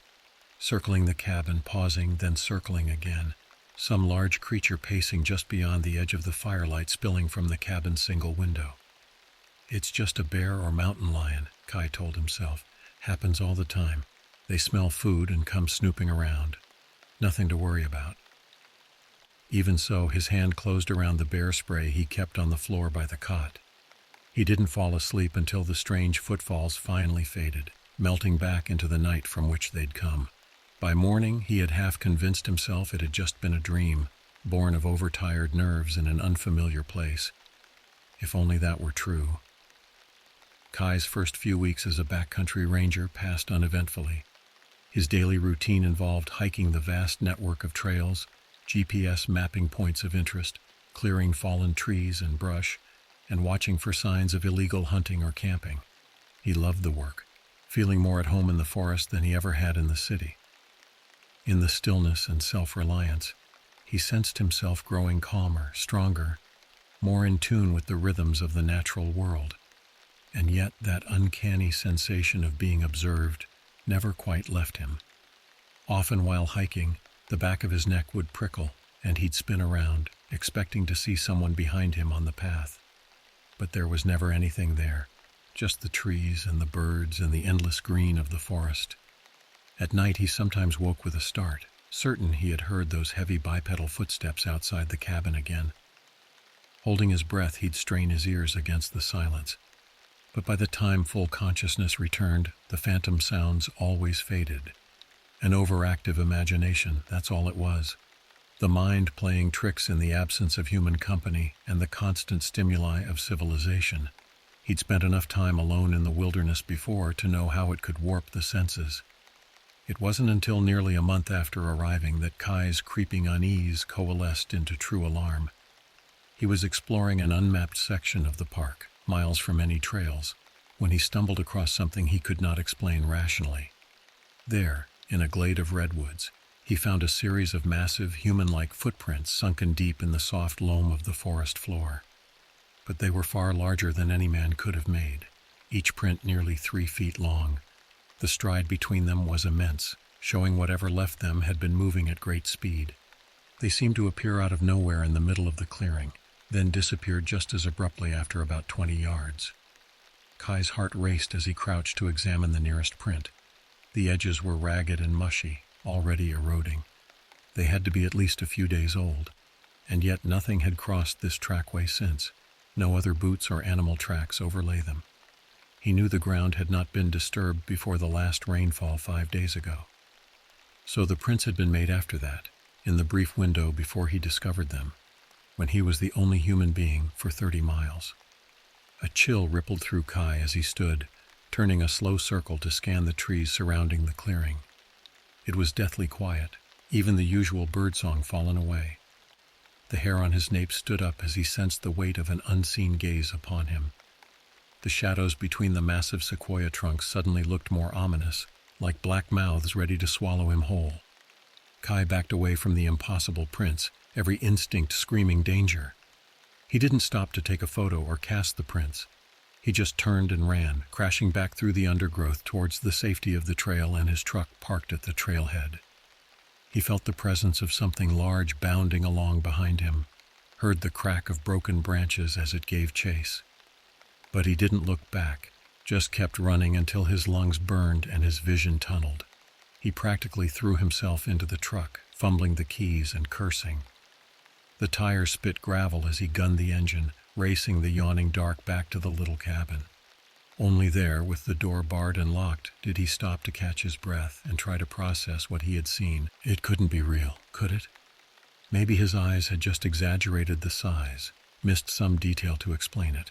He knew the legends, had heard them told since he was a boy.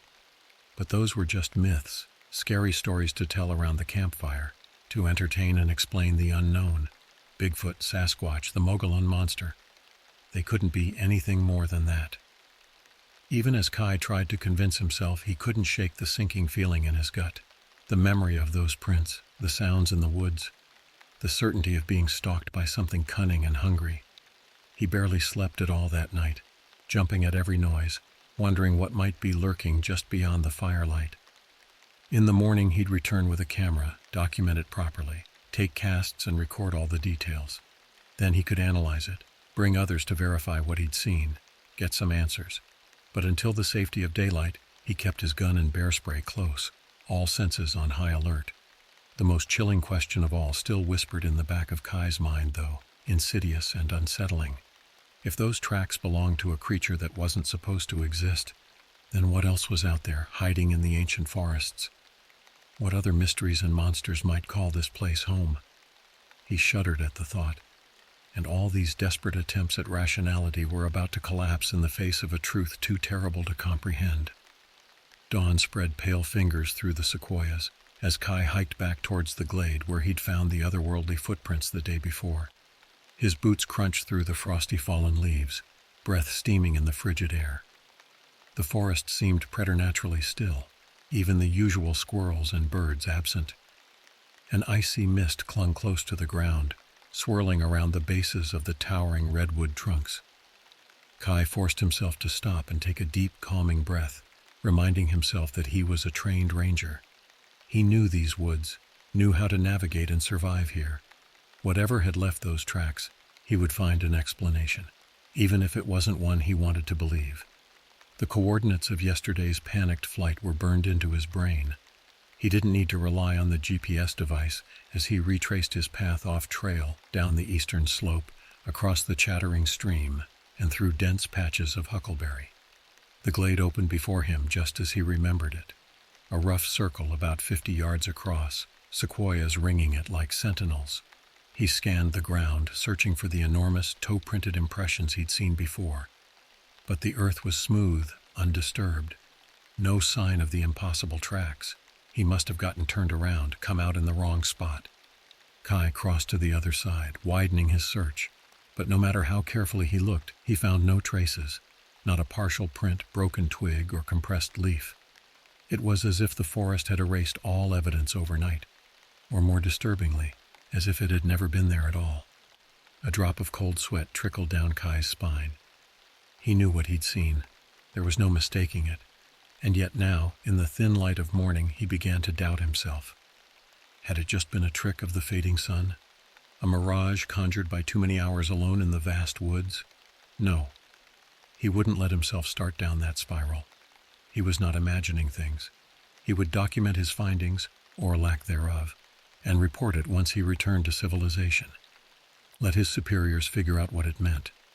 All he could do was continue to treat this like any other potential threat in the park. Stay alert, gather data, and take precautions to keep himself and visitors safe. With that resolution, Kai tried to shake off the unease and continue on with his patrol as usual, but he couldn't escape the feeling of being watched, an itch between his shoulder blades as he turned his back to the empty glade. The mist seemed to wrap cold fingers around his ankles, trying to pull him down. He picked up his pace, suddenly eager to get back to the main trail. The rest of that day, and those that followed, took on a dreamlike quality. Kai went through the motions of his job, GPS tagging significant trees, clearing deadfall, posting trail signs. But under it all, a sick dread weighed heavier by the hour. Small things felt off, like the world had tilted 2 degrees into the uncanny valley when he wasn't looking. The woods were too quiet, the usual birdsong replaced by an ominous hush. He discovered a black bear carcass, torn apart with a violence far beyond any natural predator. The metallic stench of blood hung in the air for acres. Hiking past a boulder he'd mapped at least a dozen times, he found an enormous glyph carved into the stone, far too high for human hands to reach. The design was like nothing he'd seen before, all spirals and slashes and inhuman geometry that made his vision swim if he stared at it too long. Each night, the noises outside the cabin grew louder, bolder, deep grunting and shrieking cries that made every hair on his body stand up, heavy steps that seemed to pace the exact length of the walls, back and forth until dawn. He piled furniture against the door, kept the fire stoked to blinding, barely slept. After a week of this growing strangeness and gnawing dread, Kai knew he couldn't keep pretending all was fine. He radioed his supervisor, trying to keep his voice steady as he explained the events of the last month. The response was slow, laced with barely veiled concern. Not at the potential threats, but at Kai's mental state. Was he sure these things had happened? Couldn't the isolation be getting to him? Maybe he should come back to base, take some time to recuperate. Shame and frustration burned in Kai's throat. Of course they didn't believe him. He barely believed himself, except it was all too viscerally real to be just fatigue or imagination. If he left now, it would be giving up, letting that unseen presence win. He had to see this through, get proof that would be irrefutable. So he lied and said he was fine, just overtired. He'd take a day to catch up on sleep and be good as new. The worry in his boss's voice eased, and he promised to check in soon. Clicking off the radio, Kai stared out the cabin window at the dark tree line. Shadows shifted between the trunks, hinting at massive forms slipping out of sight. He didn't know what he was up against, but he did know this. He wouldn't stop until he uncovered the truth, no matter how deep into the abyss it took him. The next evening, Kai sat cross-legged before the cabin's stone hearth, the low fire casting flickering shadows on the walls. The air hung heavy with piñon smoke and a strange, musky animal scent that made his nose itch.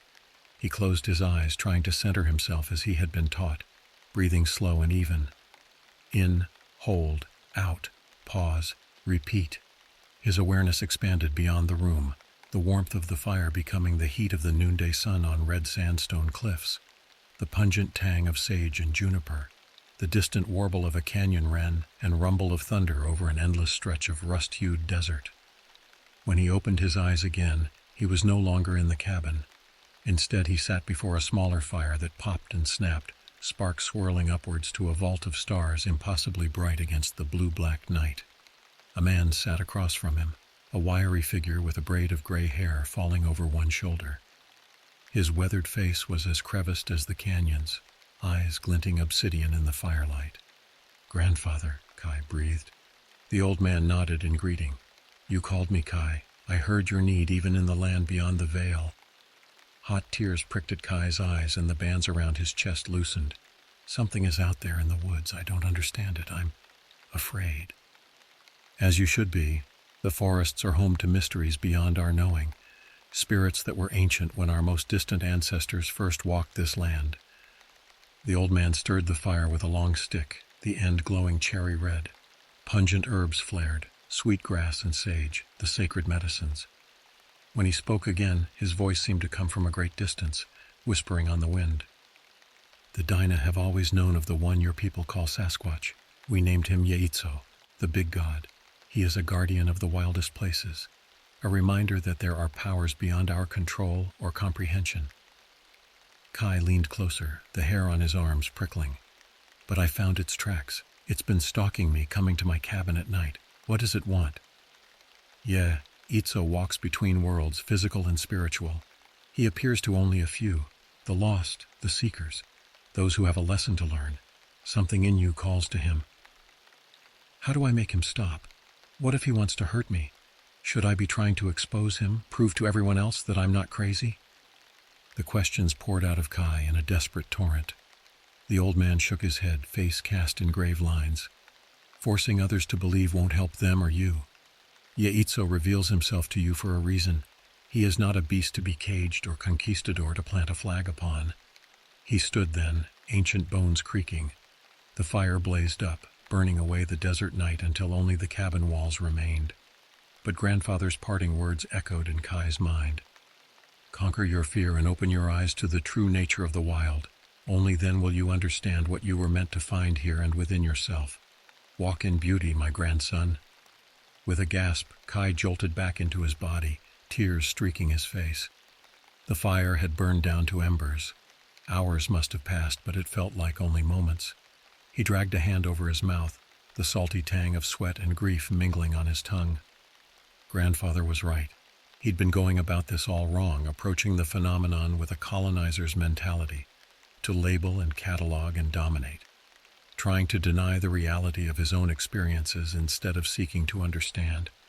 Something had called him to these woods, only to strip away his illusions and leave him humbled, raw and bruised but still breathing. Still here, Kai knew what he had to do now. No more running, no more hiding. He had been fighting against the very thing he came out here to find, a connection to something greater than himself, a truth that couldn't be measured or mapped, only experienced in the wordless depths of the soul. He would go back out into the woods, back to the place where it had all started. He would open himself to whatever waited there. Let it show him what he was meant to learn. Even if it terrified him, even if he risked never coming back at all. With shaking hands, Kai banked the coals in the hearth and shrugged into his thickest coat. He tucked grandfather's old buckskin medicine pouch under his shirt, the familiar weight and sage musk scent steadying him. Then he stepped out into the night, the door creaking shut behind, sounding terribly final. The fog swallowed him immediately, icy tendrils licking at his face. He switched on his headlamp, but the light seemed feeble, swallowed by the murk within a few feet. Still, his boots found the trail on pure muscle memory, carrying him down into the obsidian heart of the forest. He heard it long before he saw it, that creature, demon, spirit, god. The snap and crash of something unthinkably vast moving through the underbrush, not bothering to hide its presence anymore. Circling closer, herding him deeper into the dripping dark. It was toying with him, Kai realized. It had always been toying with him, luring him further from safety and sanity, waiting until his defenses cracked wide open. The way a coyote harried its prey, driving it to exhaustion. It could have taken him any time it wanted, at night in the cabin or out here alone under the whispering redwoods. But it had needed Kai to come to this place on his own free will, ready to surrender to whatever revelation awaited. The noises grew louder, breath sawing in Kai's heaving lungs. He broke into a loping run, headlamp beam bouncing crazily ahead. Roots grabbed at his ankles, dripping boughs slapped his face. Trying to hold him back or urge him onward, he wasn't sure anymore. All he knew was that he was close, so close to the cusp of a truth too immense for the human mind to grasp without shattering. The thought terrified and thrilled him, an almost sexual urgency coiling in his guts. He tasted copper and salt on his teeth, the stink of his own fear sweat sharp in his nose. Seconds or hours blurred into a timeless, panting eternity. The crashing behind him swelled, drowning all thought. When he finally burst into the glade, he nearly wept in relief and dread. He stumbled to a halt in the center of the clearing, chest heaving as he wrenched his head around. The fog was almost opaque here, floating in spectral sheets. "I'm here!" he screamed, barely recognizing the ragged voice as his own. "Show yourself!" An avalanche of sound answered, underbrush exploding outward, duff flying, and then silence. A silence so absolute it was like a living thing pressing in on all sides. Even Kai's own hammering pulse seemed to fade, swallowed by the nothingness. Slowly a shape congealed out of the mist, monstrously tall and broad, shaggy with matted fur. A stench rolled off it, loamy earth and rotting vegetation, and a sweet sour musk like nothing in this world. It moved with a ponderous, ground-eating grace as it strode into the glade. Not animal, but something other, something that had never been human and yet was far too intelligent to be a simple beast. Kai stopped breathing, stopped blinking. Somehow he kept his feet as it loomed over him, eclipsing the night sky. This close, he saw its eyes, red-shot amber, flickering with a terrible awareness. It huffed, blasting him with a breath like a charnel house wind. One taloned paw lifted, reaching for him, and he braced for a crushing blow. A distant part of his mind gibbered, "So this is how I die." But the touch never came. It just hovered there, an inch from his hammering chest. He felt the heat radiating off its leathery palm, the prickle of its gaze flaying him open to his core. And then its mouth split wide in what could have been a smile or a snarl, revealing jagged rows of shark-like teeth. Firelight glinted at the back of its throat, refracting in alien geometries that seared afterimages on the inside of his skull. When it spoke, the voice was the grind of stone and shriek of tearing metal. "You have finally seen, Kai who walks between. You cannot unknow what you now know. The membrane between has thinned to gossamer and your path is forever altered. Bear witness." The words sank into him like fangs, and he screamed as the glade, the trees, the very earth fell away, leaving him flailing in an endless red void, shot through with pulsing filaments of bilious light. He tumbled head over heels through eons, watching the world be born and die 1,000,000,000,000 times. Galaxies swirled to ash on his tongue, the dry bones of stars crunched between his teeth. He saw monstrous things that should not be, caper and couple in the ruins of cities, vomiting forth horrors that blotted the sky. The intricacies of time and space unraveled before him, a seething tapestry of flesh and anguish and terrible, glorious chaos. The illusion of meaning, of purpose and identity stripped away until only the naked ugliness of the universe remained. It filled him to bursting, infected every cell until he was not Kai, had never been Kai, had always been a mote of its infinite self, reeling through an endless fugue of slaughter and insanity and gods whose names evaporated sanity. And then, between one fractured instant and the next, he slammed back into his body so hard he nearly blacked out. He found himself on hands and knees in the loam, shaking and weeping with a rapture that was very close to madness. The glade was empty, no sign of the thing that had shattered him and remade him in its own defiled image. He was alone except for the susurrus of the trees, the cold, indifferent stars. But he would never be alone again. The door had opened onto a realm of primal horror and impossible wonder, a world behind the world. It could never be closed. He laughed then, a wild, whooping sound that sent the night birds scattering in alarm. Oh, the glorious futility of trying to find meaning in a sentient universe that had dreamed him up only to delight in his despair. He saw it all now with new eyes, an eternal vision that would hound him all his days, lurking at the edges of sight. The crawling chaos he had been blessed and damned to perceive. He was a stranger in his own skin, in the sham consensus reality that was no more than a candy shell over bottomless gulfs of shrieking madness and foulness primordial. Let them cast him out, lock him away in a padded cell. It wouldn't matter. He had danced with the old gods behind the veil of dream, and he would never be free. There was no going back to the man he had been, only forward into the abyss, one faltering step at a time, with the taste of impossible truth like ashes on his tongue. for he had seen the face of the wild, of a cosmos so alien and vicious and achingly beautiful in its indifference, that to know it was to be forever severed from the comforting illusions that let others sleep at night. And it had seen him in return, marked him, chosen him for a purpose beyond all mortal ken, a harbinger of the ancient patient evil that even now licked its lips in the lost spaces between thought, hungering. The rangers found him 2 days later, shivering and raving at the base of a great redwood. He was naked except for a mud-covered medicine pouch, eyes wild and rolling. Patches of hair had been ripped from his scalp, streaks of oozing raw pink against bloody clumps of black. At first he snarled at their approach, a feral broken thing, more animal than man. It took 3 of them to wrestle him down, dodging his gnashing teeth and raking nails. When they finally got the cuffs on him, he went limp, slurring words that made their skin crawl and resolve waver. "It's inside me now, you see. Oh yes, it crawled in through all the cracks it made, the ones that were always there waiting. And now I am its eyes. I am the doorway, the witness to the writhing dark behind the dark. It's seen you through me, and it's so hungry, always so hungry." They whispered to each other that he'd lost his mind, alone out there in the deeps of the forest. Isolation and stress did strange things to a man's head. Probably got into some bad mushrooms, or maybe there was a gas leak in that old cabin. He'd come around in a couple days, a week at most. Remember who he was, what was real. All he needed was rest and some good meds. This was the wild talk of a fever, a waking nightmare already fading.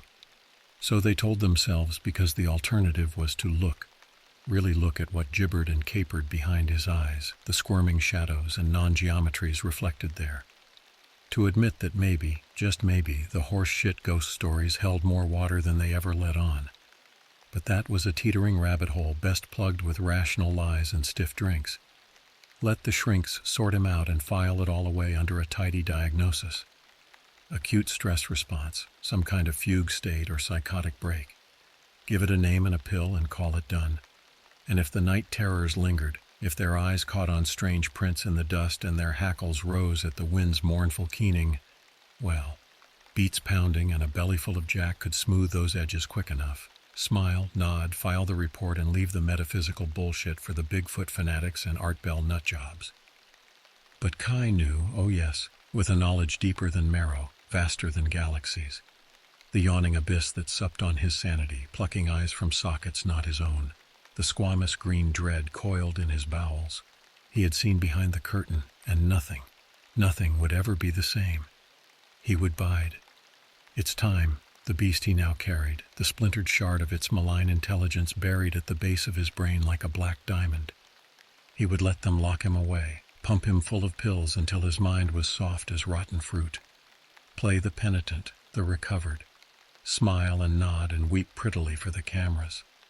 And then, when they grew complacent, when they believed their own feeble crumbling lies, he would slip the cage and return.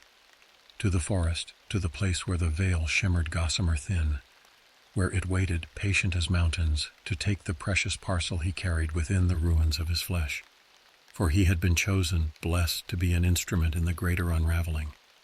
The harbinger heralding a return to primal chaos, the rule of fang and steel, and the bilious fecundity of the putrescent earth.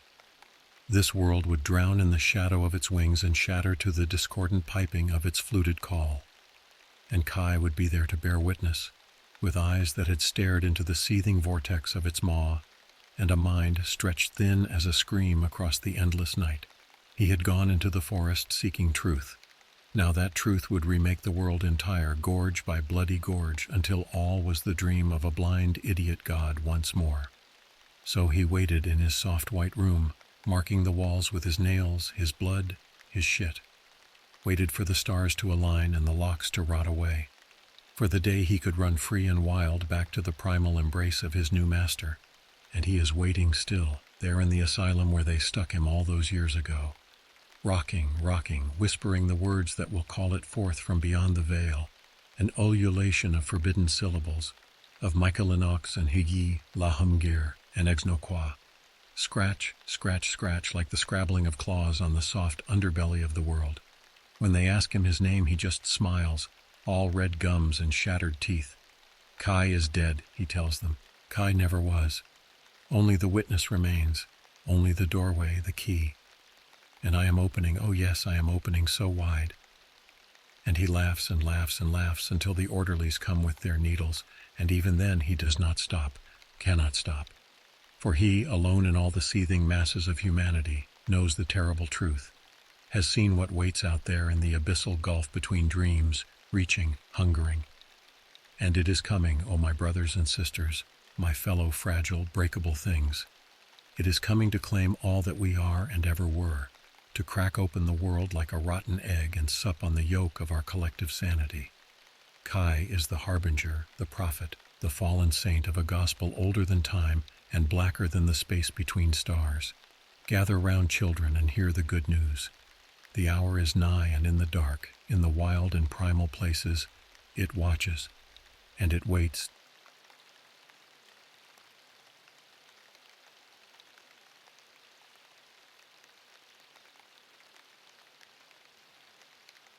The fading light of dusk filtered through the dense forest canopy as I hiked the winding trail back to my isolated ranger station.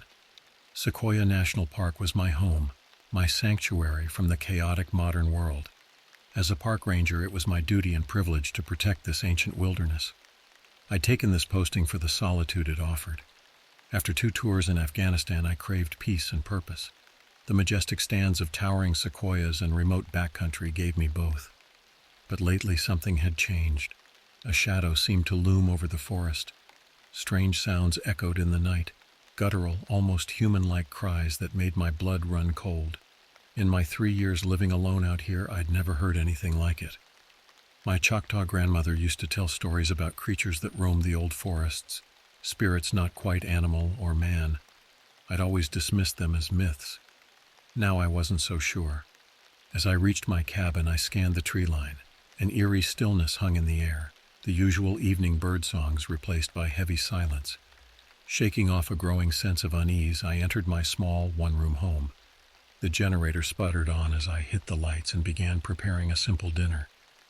Through the kitchen window, I glimpsed a flash of movement at the edge of the tree line. Something huge and fast.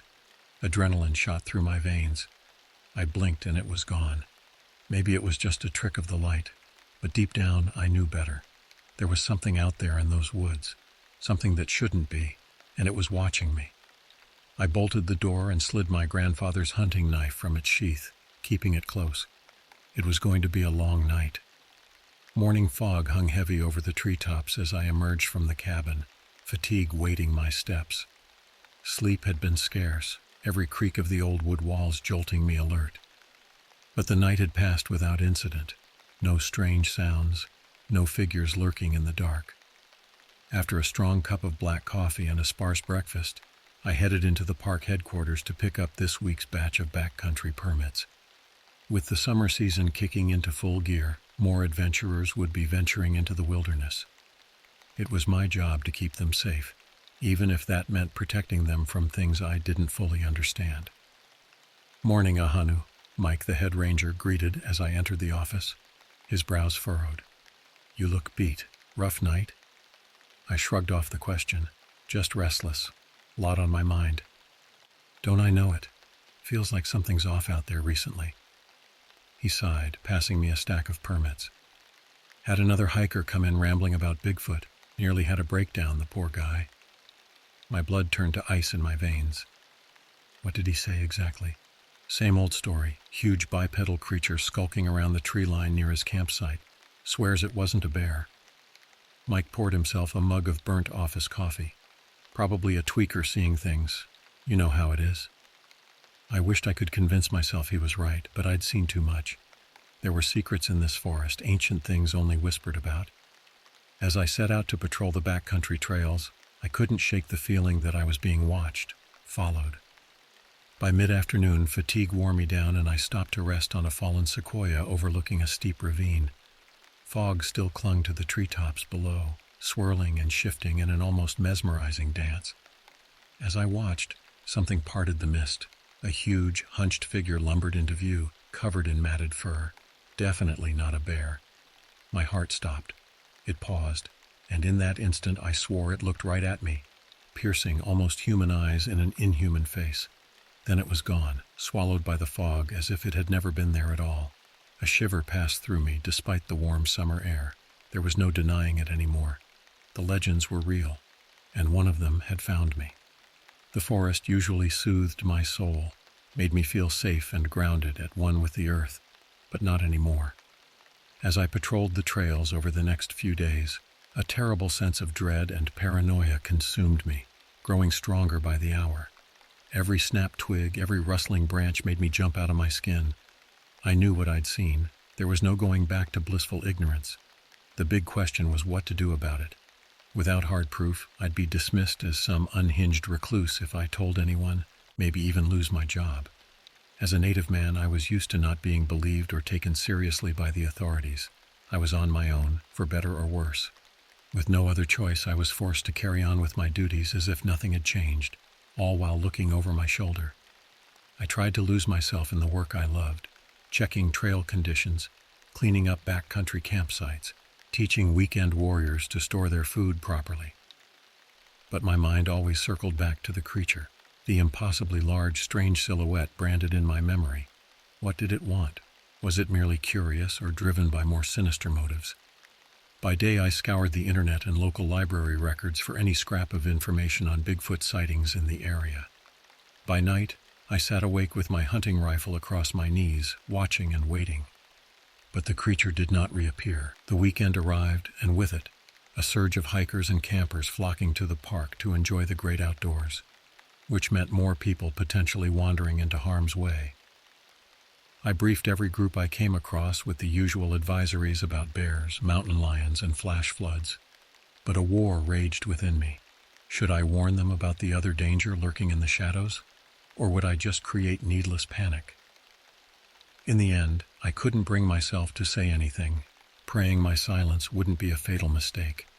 All I could do was double down on patrols, watching over the civilians I'd sworn an oath to protect as fiercely as I could. But how do you protect anyone from a myth made real? A myth with cunning eyes and unclear intentions. Little did I know I was about to find out, and the answer would change my life forever. The call came in just before dusk. A family of campers had failed to return from a day hike near Panther Creek. With sunset fast approaching and temperatures set to drop into the 40s overnight, we had to move fast. I rendezvoused with a hasty search party at the trailhead. Mike was there, his face tight with worry in the fading light. The Walters family, 2 adults and their 10-year-old son, left for the Panther Creek Trail around 10 this morning. No one's seen them since. A sinking feeling hit my gut as we divided into teams and set off at a brisk pace. That trail wound deep into an isolated region of the park, an area rife with towering old-growth trees and limestone caves, the perfect haunt for a creature of legend to hide.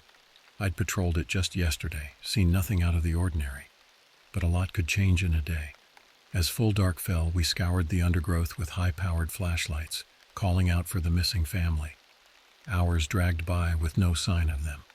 As much as I'd hoped this was just a case of inexperienced hikers falling behind schedule, a darker possibility crept into my mind. What if they'd been taken? Close to midnight, there was a shout from the group fanned out to my right. My heart seized in my chest. A few minutes later, Mike's ashen face materialized in the glow of my flashlight beam. "We found the parents," he said, his voice haunted. "They're dead, Ahanu, ripped to pieces." An icy chill seeped into my bones, colder than the night air. I knew what this meant without being told. The creature had claimed its first victims, but there was one missing. "The boy?" I asked, not daring to hope. Mike shook his head. "No sign of him yet. The others are still searching, but—" He trailed off, the terrible implication clear. I couldn't accept it. Refused to have the blood of an innocent child on my hands. I had to believe he was out there, terrified and alone, needing someone to guide him home, someone who understood what he was really up against. I waited until the others were occupied, then slipped away into the shadows of the forest. Following my gut, I broke from the trail, pushing deeper into the wilderness, to where the trees grew impossibly tall and ancient. If I was right, this was where I would find both the boy and the creature.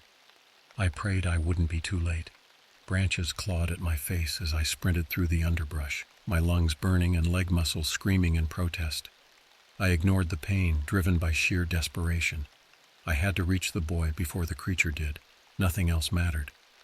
As I burst into a small moonlit clearing, a blood-curdling scream pierced the night, childlike and full of terror. It was close. Wildly sweeping my flashlight beam, my eye caught a flicker of movement off to my left. There, at the bottom of an embankment, was a small figure huddled against a fallen log.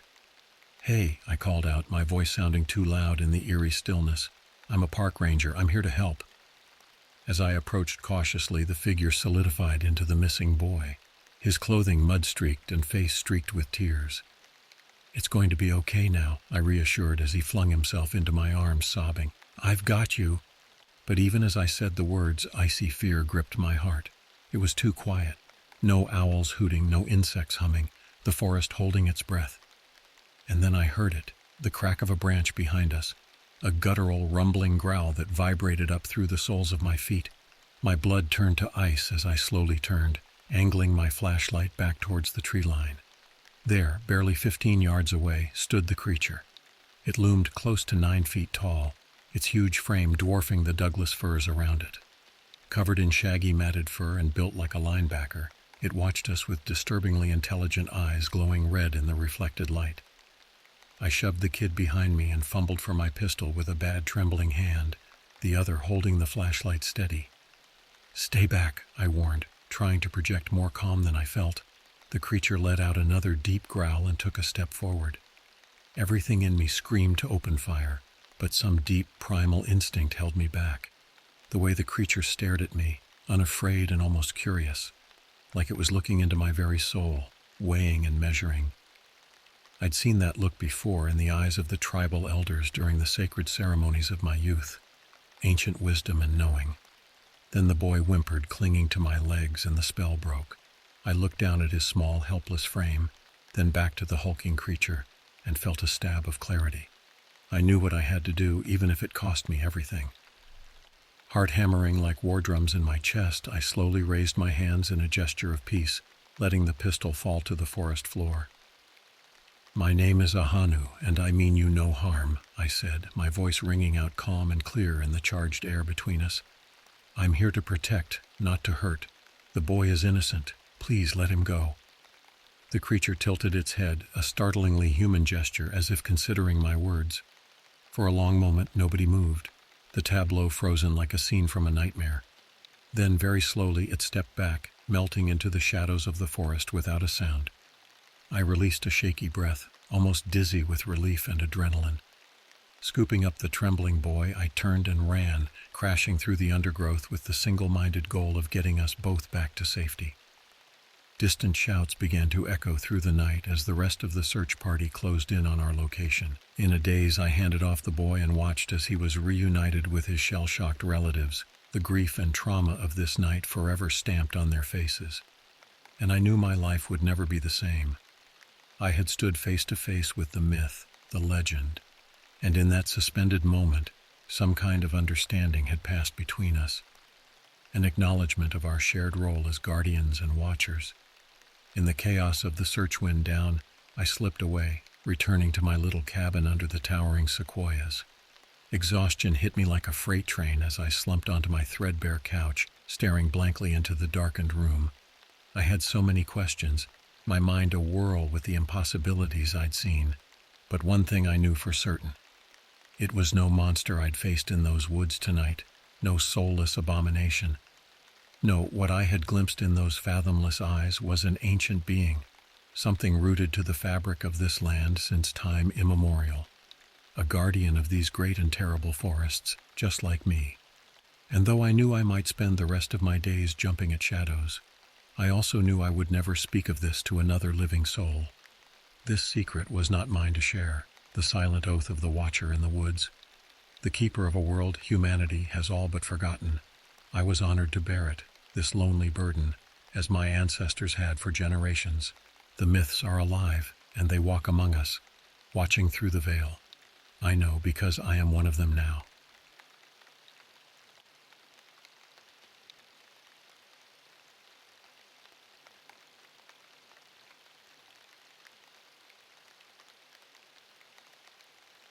The old truck rattled and shook as Alejandro navigated the winding forest road.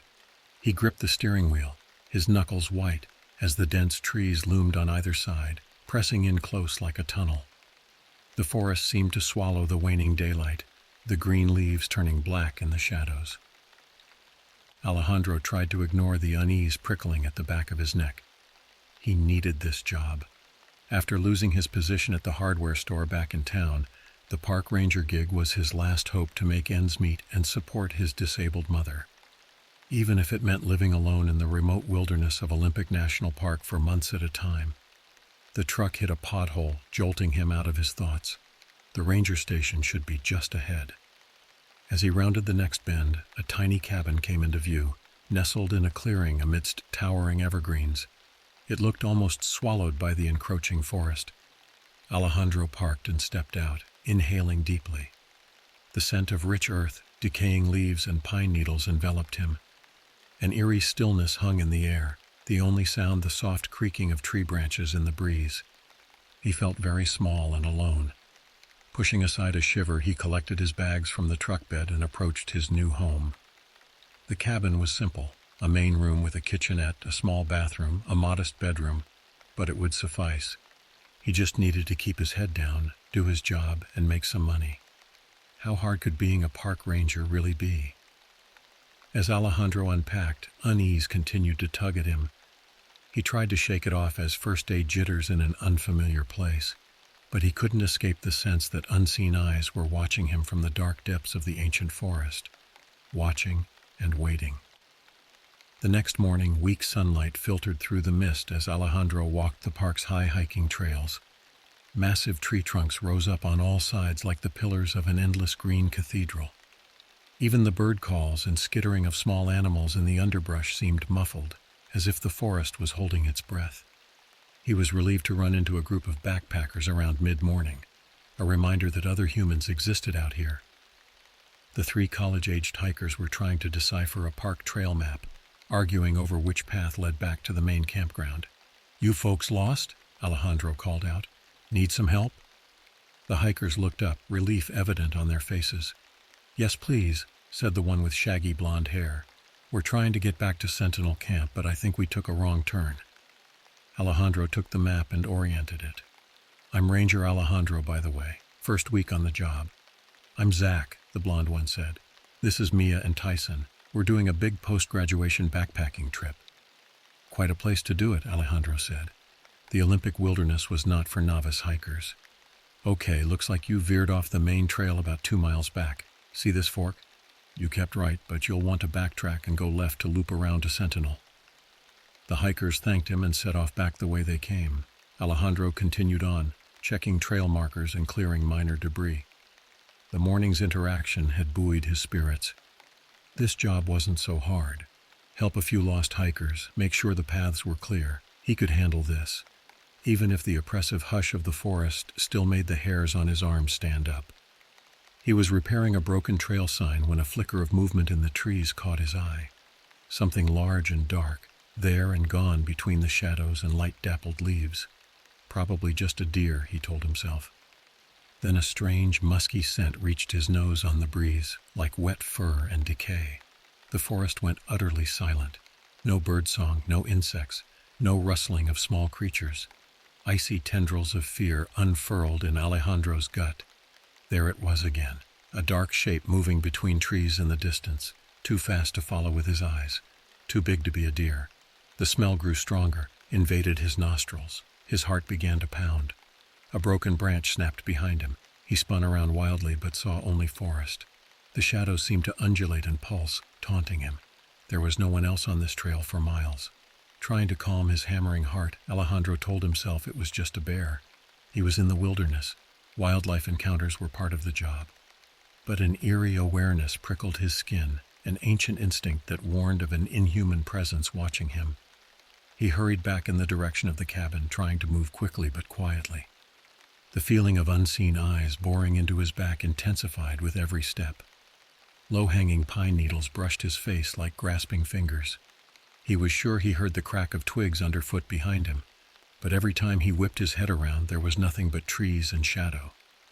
After an interminably long time, The cabin finally came into sight. Alejandro resisted breaking into a run, every muscle trembling with coiled adrenaline. He reached the door, fumbled with his key, and tumbled inside. The sudden light and normalcy of the cabin interior was jarring after the threatening gloom of the forest. He locked the door and collapsed into a chair, breathing hard. Running a hand through his sweaty hair, he tried to compose himself. There had to be a rational explanation. A bear, or maybe cougars back in this remote area. He was letting the spooky atmosphere of the ancient forest get to him. Alejandro fixed himself dinner, focusing on the routine tasks to calm his nerves. By the time he got into bed, he had almost convinced himself he imagined the whole thing. But in the dark cabin, wind howled and tree branches clawed at the roof like macabre fingernails. Sleep did not come easily. The next few days passed relatively uneventfully as Alejandro fell into a routine. Check trails, clean campsites, give directions to lost hikers. The strange presence in the forest never entirely left his mind. But with no further encounters, it was easier to chalk it up to newbie. About a week into the job, he got a radio call that would shatter that fragile peace. It was Zach, the blonde hiker from his first day. "Ranger Alejandro, we need help," Zach's voice cracked over the line, taut with barely suppressed panic. "It's Mia. She went missing last night." A chill rippled through Alejandro. Missing hikers were a ranger's worst nightmare in a vast wilderness like Olympic. "Okay, Zach, take a deep breath," Alejandro said, trying to project calm authority. "Tell me exactly what happened." "We made camp near Iris Meadows last night. Mia said she was going to look for a place to pee, and she just disappeared. We searched for hours, but there's no sign of her." Zach's voice broke. "Stay where you are," Alejandro ordered. "I'm on my way now. I'll radio the other rangers so we can organize a proper search." He grabbed his pack and hurried to the trailhead. As he hiked up towards Iris Meadows as fast as he dared on the treacherous terrain, dread began to pool in his stomach. The forest seemed to close in around him, the canopy blocking out the sky. Suddenly, a blood-curdling scream tore through the air, echoing off the mountains. Alejandro froze, his blood turning to ice. The scream cut off as abruptly as it started, swallowed by the trees. It sounded close and terrified. He veered off the trail in the direction of the scream, thrashing through the dense underbrush. "Hello," he called out. "This is Ranger Alejandro. I'm here to help." There was no response. The forest was utterly still. That strange, rank animal musk tickled his nostrils again. The shadows rippled, concealing dark forms in their depths. "Please, help!" The shout came from somewhere to his left, weak and desperate. He crashed through a ring of trees and stumbled to a halt, his heart in his throat. There was Mia, crumpled at the base of a mossy boulder. Her leg was twisted at an unnatural angle, clearly broken. Blood matted her hair. She stared at him with wild, terrified eyes. "Oh, thank God," she sobbed as he rushed to her side. I thought it was coming back for me."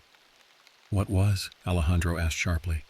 He examined her leg, trying to assess the damage. The bone hadn't broken the skin, at least. The thing," Mia said, her gaze darting fearfully to the trees. "A monster. It looked almost human, but wrong, twisted. It smelled awful. It grabbed me and I blacked out." An involuntary shudder rolled through Alejandro. The dark presence he had sensed. Had it gotten Mia? He couldn't fathom what she had seen, but her terror was real. "Let's get you out of here," he said gently. He crafted a makeshift splint for her leg, then helped her stand. They began the arduous hike back towards Iris Meadow, where Zach and Tyson were hopefully still waiting.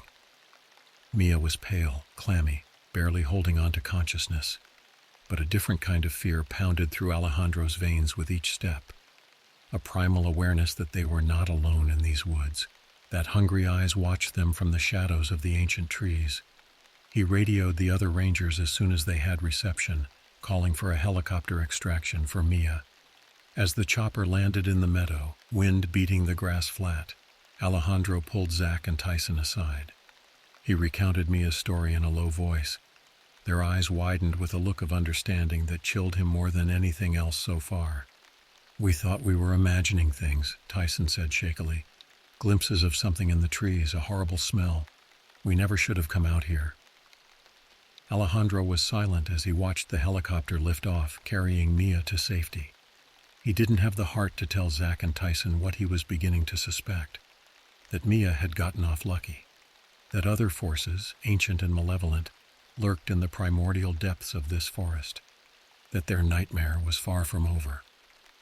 In the days following Mia's rescue, a grim tension took hold of Olympic National Park. Rangers and local law enforcement combed the vast wilderness in search of signs of the creature Mia described, but the dense forest held its secrets tightly. There were no clear tracks, no hard evidence of anything amiss aside from the occasional pungent whiff of musk on the breeze. Alejandro threw himself into the search, desperate for answers. His nights were plagued with vivid nightmares of unseen monsters waiting in the dark boughs of ancient trees. Each gnarled trunk began to look like a misshapen human form, each rustling branch like reaching claws. He found himself drawn again and again to the grove where he found Mia, as if an inexplicable force lured him there. The shadowy clearing became the epicenter of his growing obsession. He would stand still as a statue amidst the sword ferns, straining all his senses for a hint of the creature. But the forest kept its eerie hush, broken only by the screams of startled birds launching out of the underbrush at his unwelcome intrusion. If the beast was out there, it would not be found unless it wanted to be. Frustrated and unnerved, Alejandro began to research the history of the peninsula, seeking any whisper of prior encounters with the unknown. He soon stumbled on a trove of disturbing native legends, passed down by the Quinault and Quileute tribes who had inhabited this land for millennia. The stories spoke of Sasquatch, or Tsiatko, a huge, hairy, man-like creature who roamed the forests with a powerful stench. A monster who could paralyze prey with a glance, who snatched women and children from the edges of villages never to be seen again. A beast who materialized and vanished like morning mist between the trees. Bigfoot, Sasquatch, Skookum. The legends had many names for it, but all conveyed the same ancestral terror of a dark threat lurking in the primeval forest. A threat that had apparently endured into modern times, if Mia's encounter was to be believed.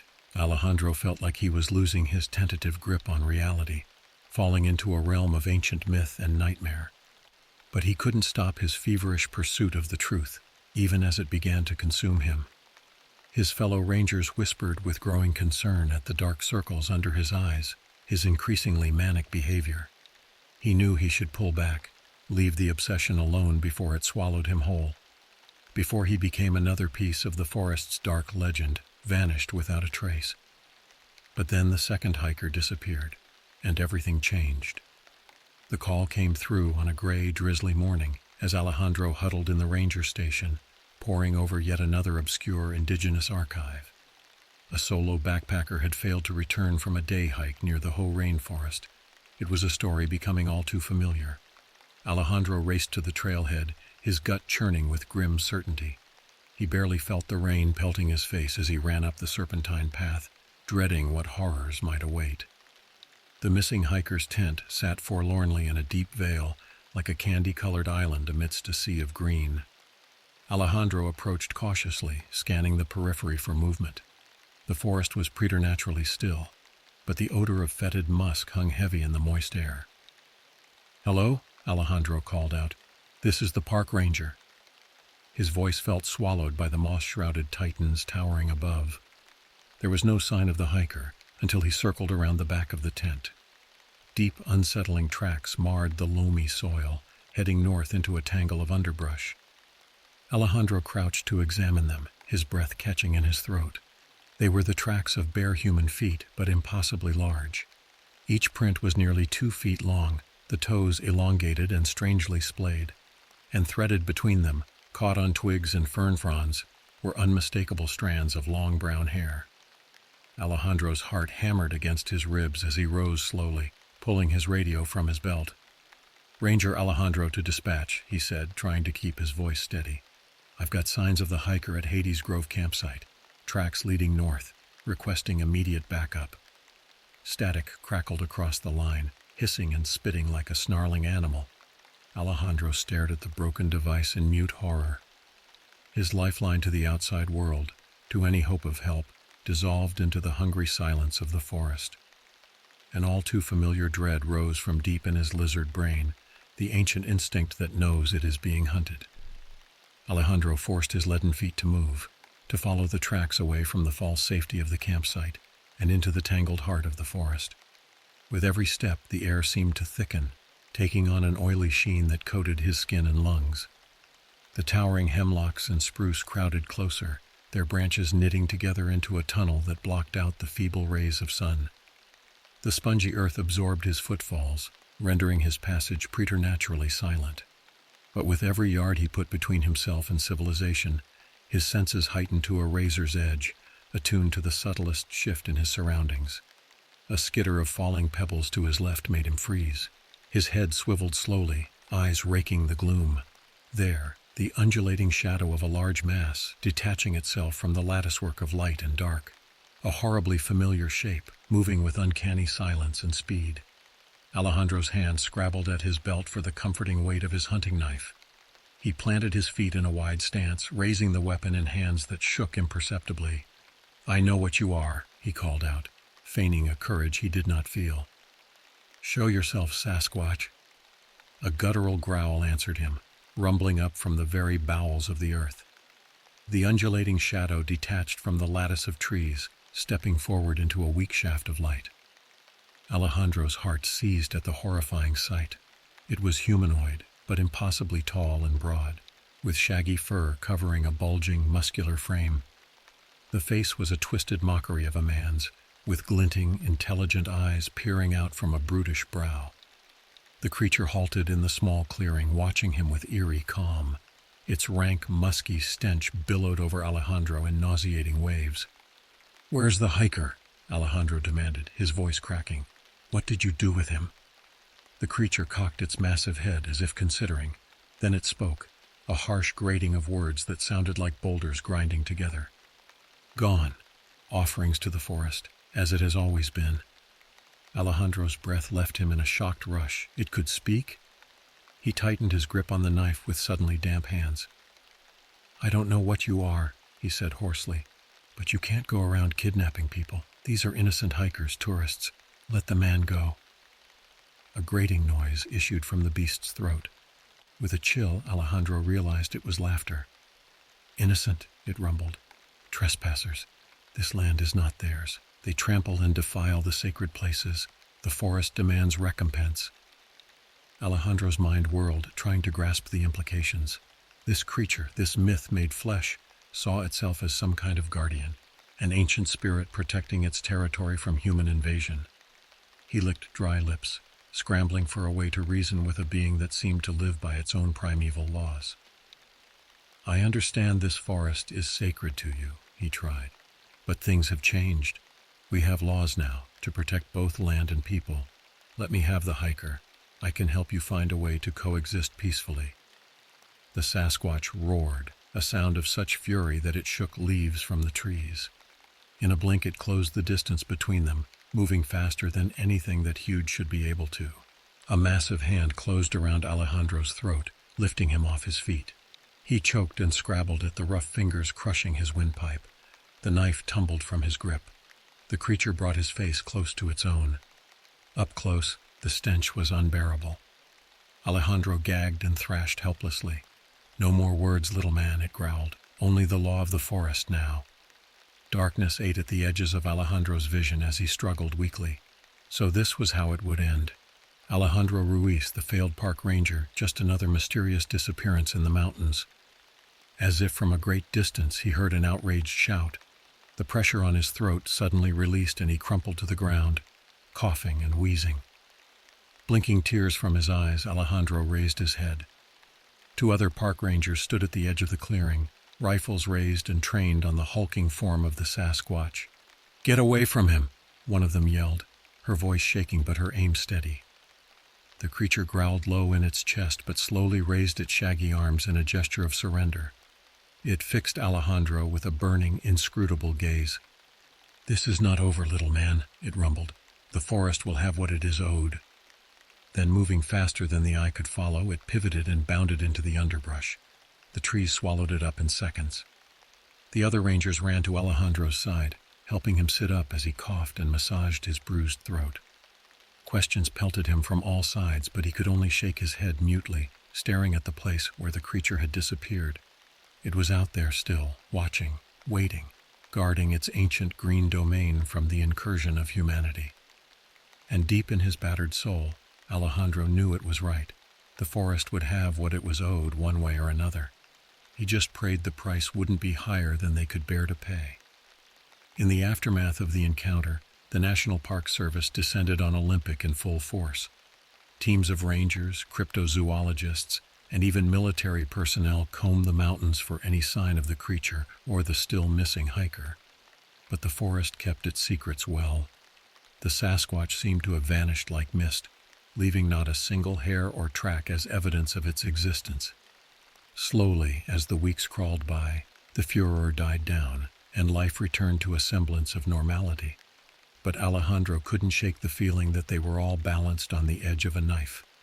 An ancient evil had been roused, a primordial force that would not rest until it had reclaimed its territory from the invading plague of mankind.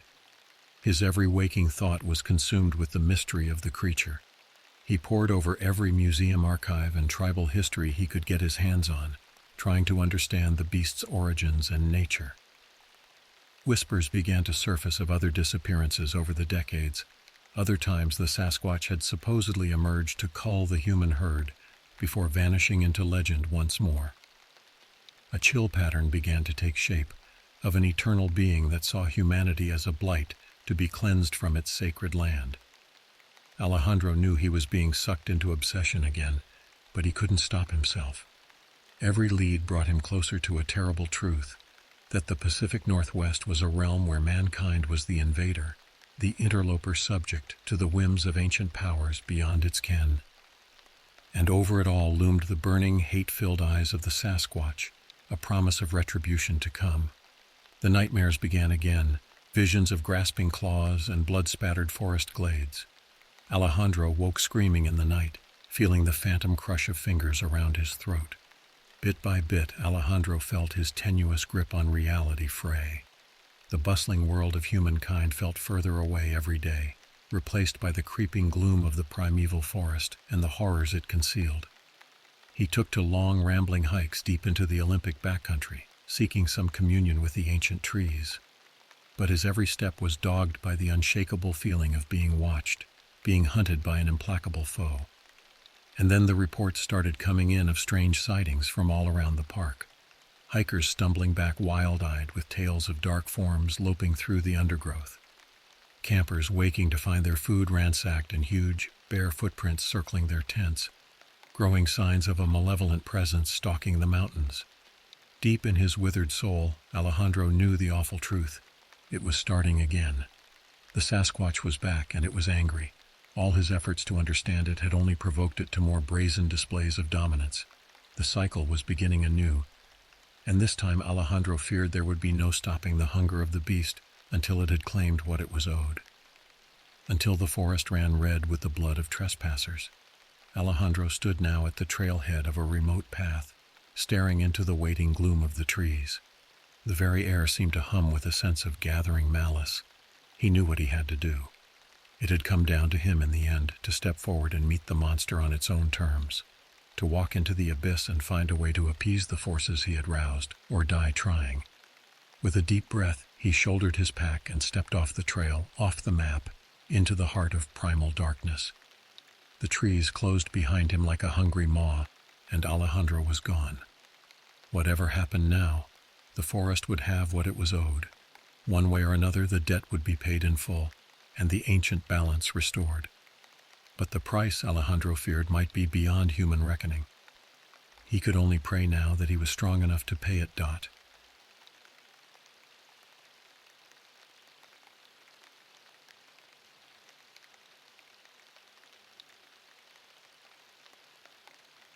The scent of pine needles and damp earth filled my nostrils as I stepped out of the ramshackle cabin that had been my home for the past 5 years. Adjusting the brim of my wide-brimmed hat, I scanned the dense forest that stretched out before me like an endless sea of green. My name is Ahanu, and I am a park ranger in the heart of the Olympic National Forest. I had taken this job out of desperation, fleeing from a life of financial ruin and personal tragedy. The wilderness offered solace, a chance to start anew amidst the towering evergreens and bubbling streams. Little did I know that the very forest I sought refuge in would soon become a living nightmare. As I set out on my daily patrol, the weight of my backpack and the crunch of twigs beneath my boots provided a familiar rhythm. The early morning mist curled around the tree trunks, casting an ethereal glow across the landscape. It was in moments like these that I found a sense of peace, a connection to something greater than myself. But on this particular morning, an unsettling silence hung in the air. The usual chatter of birdsong was absent, replaced by an eerie stillness that sent a chill down my spine. I quickened my pace, my senses on high alert as I ventured deeper into the forest. Suddenly, a piercing scream tore through the silence, echoing off the trees and reverberating through my very bones. It was a sound unlike any I had ever heard before, a primal guttural cry that seemed to emanate from the depths of some ancient primordial terror. My heart pounding in my chest, I raced towards the source of the scream, my mind reeling with possibilities. Had a hiker fallen and injured themselves? Was a bear attacking a campsite? Nothing could have prepared me for the sight that awaited me as I burst into a small clearing. There, standing over the mangled remains of what had once been a human being, was a creature straight out of my darkest nightmares. It stood well over 8 feet tall, its body covered in shaggy, matted fur. Its eyes glowed an otherworldly yellow as it turned to face me, its maw dripping with fresh blood. In that moment, I knew that everything I thought I understood about the world had been shattered. The creature before me defied all rational explanation. It was Bigfoot, a being of legend and folklore, and it was very, very real. The creature's gaze locked onto mine, its eyes boring into my soul with an intensity that nearly brought me to my knees. I froze, my breath caught in my throat as I struggled to comprehend the impossible sight before me. The stench of death and decay hung heavy in the air, mingling with the coppery tang of fresh blood. For a long, agonizing moment, neither of us moved. The world seemed to stand still, suspended in a moment of pure, unadulterated terror. Then, with a roar that shook the very earth beneath my feet, the creature lunged forward, its massive arms outstretched and its claws glinting in the dappled sunlight. Instinct took over, and I dove to the side, narrowly avoiding the creature's grasp. Rolling to my feet, I sprinted blindly into the trees, my heart pounding in my ears, and my lungs burning with each ragged breath. Behind me, I could hear the creature's thunderous footsteps as it gave chase, its roars echoing through the forest like a twisted symphony of horror. I ran until my legs gave out beneath me, sending me sprawling onto the damp, leaf-strewn ground. Gasping for air, I dragged myself behind a fallen log, pressing my back against the rough bark as I struggled to catch my breath. The forest around me had fallen silent once more, save for the pounding of my own heart and the distant rustling of leaves in the wind. As I lay there, my mind reeling from the impossible encounter, a creeping realization began to dawn on me. This creature, this Bigfoot, was not some mindless beast. There was an intelligence in its eyes, a cunning that belied its savage appearance. And with that realization came a sinking feeling of dread. I was alone in the wilderness, miles from the nearest ranger station or town. My radio had been lost in the mad dash through the trees, and my supplies were woefully inadequate for the task at hand. If I was going to survive this nightmare, I would need to rely on my wits and my knowledge of the forest. Taking a deep breath, I forced myself to my feet, wincing at the dull ache in my muscles. I had to keep moving, to put as much distance between myself and the creature as possible. But even as I set off through the trees once more, I couldn't shake the feeling that I was being watched, that somewhere out there, hidden amongst the shadows and the mist, the creature was waiting for me. As the sun began to dip below the horizon, casting long shadows across the forest floor, I stumbled upon an abandoned hunting cabin nestled in a small clearing. The structure was old and dilapidated, its wooden walls weathered and its windows shattered. But it offered shelter and a chance to catch my breath, to gather my thoughts and plan my next move. I approached the cabin warily, my eyes scanning the tree line for any sign of movement. The creature's presence seemed to linger in the air like a tangible thing, a weight that pressed down upon my shoulders and set my nerves on edge. But as I drew closer to the cabin, I saw no sign of the beast, only the fading light of day and the gentle rustling of leaves in the breeze. Pushing open the creaking door, I stepped inside, my boots crunching on the debris-strewn floor. The cabin was small and musty, its walls lined with dusty shelves and faded photographs of long-forgotten hunters and their prey. A fireplace stood at one end of the room, its hearth cold and dark. I set about making the cabin as secure as possible, barricading the door with a heavy wooden table and covering the windows with tattered blankets. As I worked, my mind raced with questions and doubts. How had this creature remained hidden for so long? What did it want? And most importantly, how was I going to survive the night? As darkness fell, I huddled in the corner of the cabin, my eyes fixed on the door and my hand clutching the handle of my hunting knife. The forest outside had come alive with the sounds of the night, the hooting of owls, the chirping of crickets, and the distant howls of wolves. But beneath it all, I could sense another presence lurking in the shadows, watching and waiting. Hours passed, and exhaustion began to take its toll. My eyelids grew heavy, and my grip on the knife began to slacken. Just as I was about to succumb to sleep, a sound from outside snapped me back to full alertness. It was the sound of footsteps, heavy, lumbering footsteps that seemed to shake the very ground. They grew closer and closer until they stopped just outside the cabin door. For a moment there was silence. Then, with a splintering crash, the door burst inward, and the creature stepped into the cabin. Its yellow eyes gleamed in the darkness, and its massive frame seemed to fill the entire room. I scrambled to my feet, my knife held before me in a trembling hand. But even as I prepared to fight for my life, I knew that it was hopeless. The creature was too strong, too fast, and too intelligent. As it lunged towards me, its claws outstretched and its jaws gaping wide, I closed my eyes and waited for the end to come. But instead of the searing pain of claws and teeth, I felt a sudden rush of wind and the thud of a heavy body hitting the floor. Opening my eyes, I saw the creature sprawled on the ground before me, a wooden shaft protruding from its chest. Standing in the doorway, a crossbow raised to his shoulder, was another park ranger, a man I had never seen before. The ranger stepped into the cabin, his eyes darting from the creature's lifeless body to my own stunned expression. He was tall and lean, with weather-beaten skin and a grizzled beard. A battered hat sat atop his head, and a coil of rope hung from his belt. "You okay?" he asked, his voice gruff but not unkind. I nodded, my mind still reeling from the sudden turn of events. "Who are you?" I managed to croak out. "Name's John," he replied, lowering his crossbow. "I've been tracking this thing for weeks, heard your screams and followed the trail here." I glanced down at the creature's body, its yellow eyes staring sightlessly at the ceiling. "What is it?" I asked, my voice barely above a whisper. John shook his head. "Damned if I know. Some kind of ancient creature, maybe. Something that's been living in these woods for a long, long time." He knelt down beside the body, running his fingers over the matted fur. "I've seen things out here that would make your blood run cold. Things that science can't explain. But this," he shook his head again, "this is something else entirely." I sank down onto the floor, my legs suddenly weak. "What do we do now?" I asked, my voice trembling. John stood up, his eyes meeting mine. "We get the hell out of here, that's what. There's a ranger station about 10 miles south of here. We can regroup there, maybe get some backup." I nodded, grateful for the plan of action. But as we stepped out of the cabin and into the darkness of the forest, a sudden realization hit me.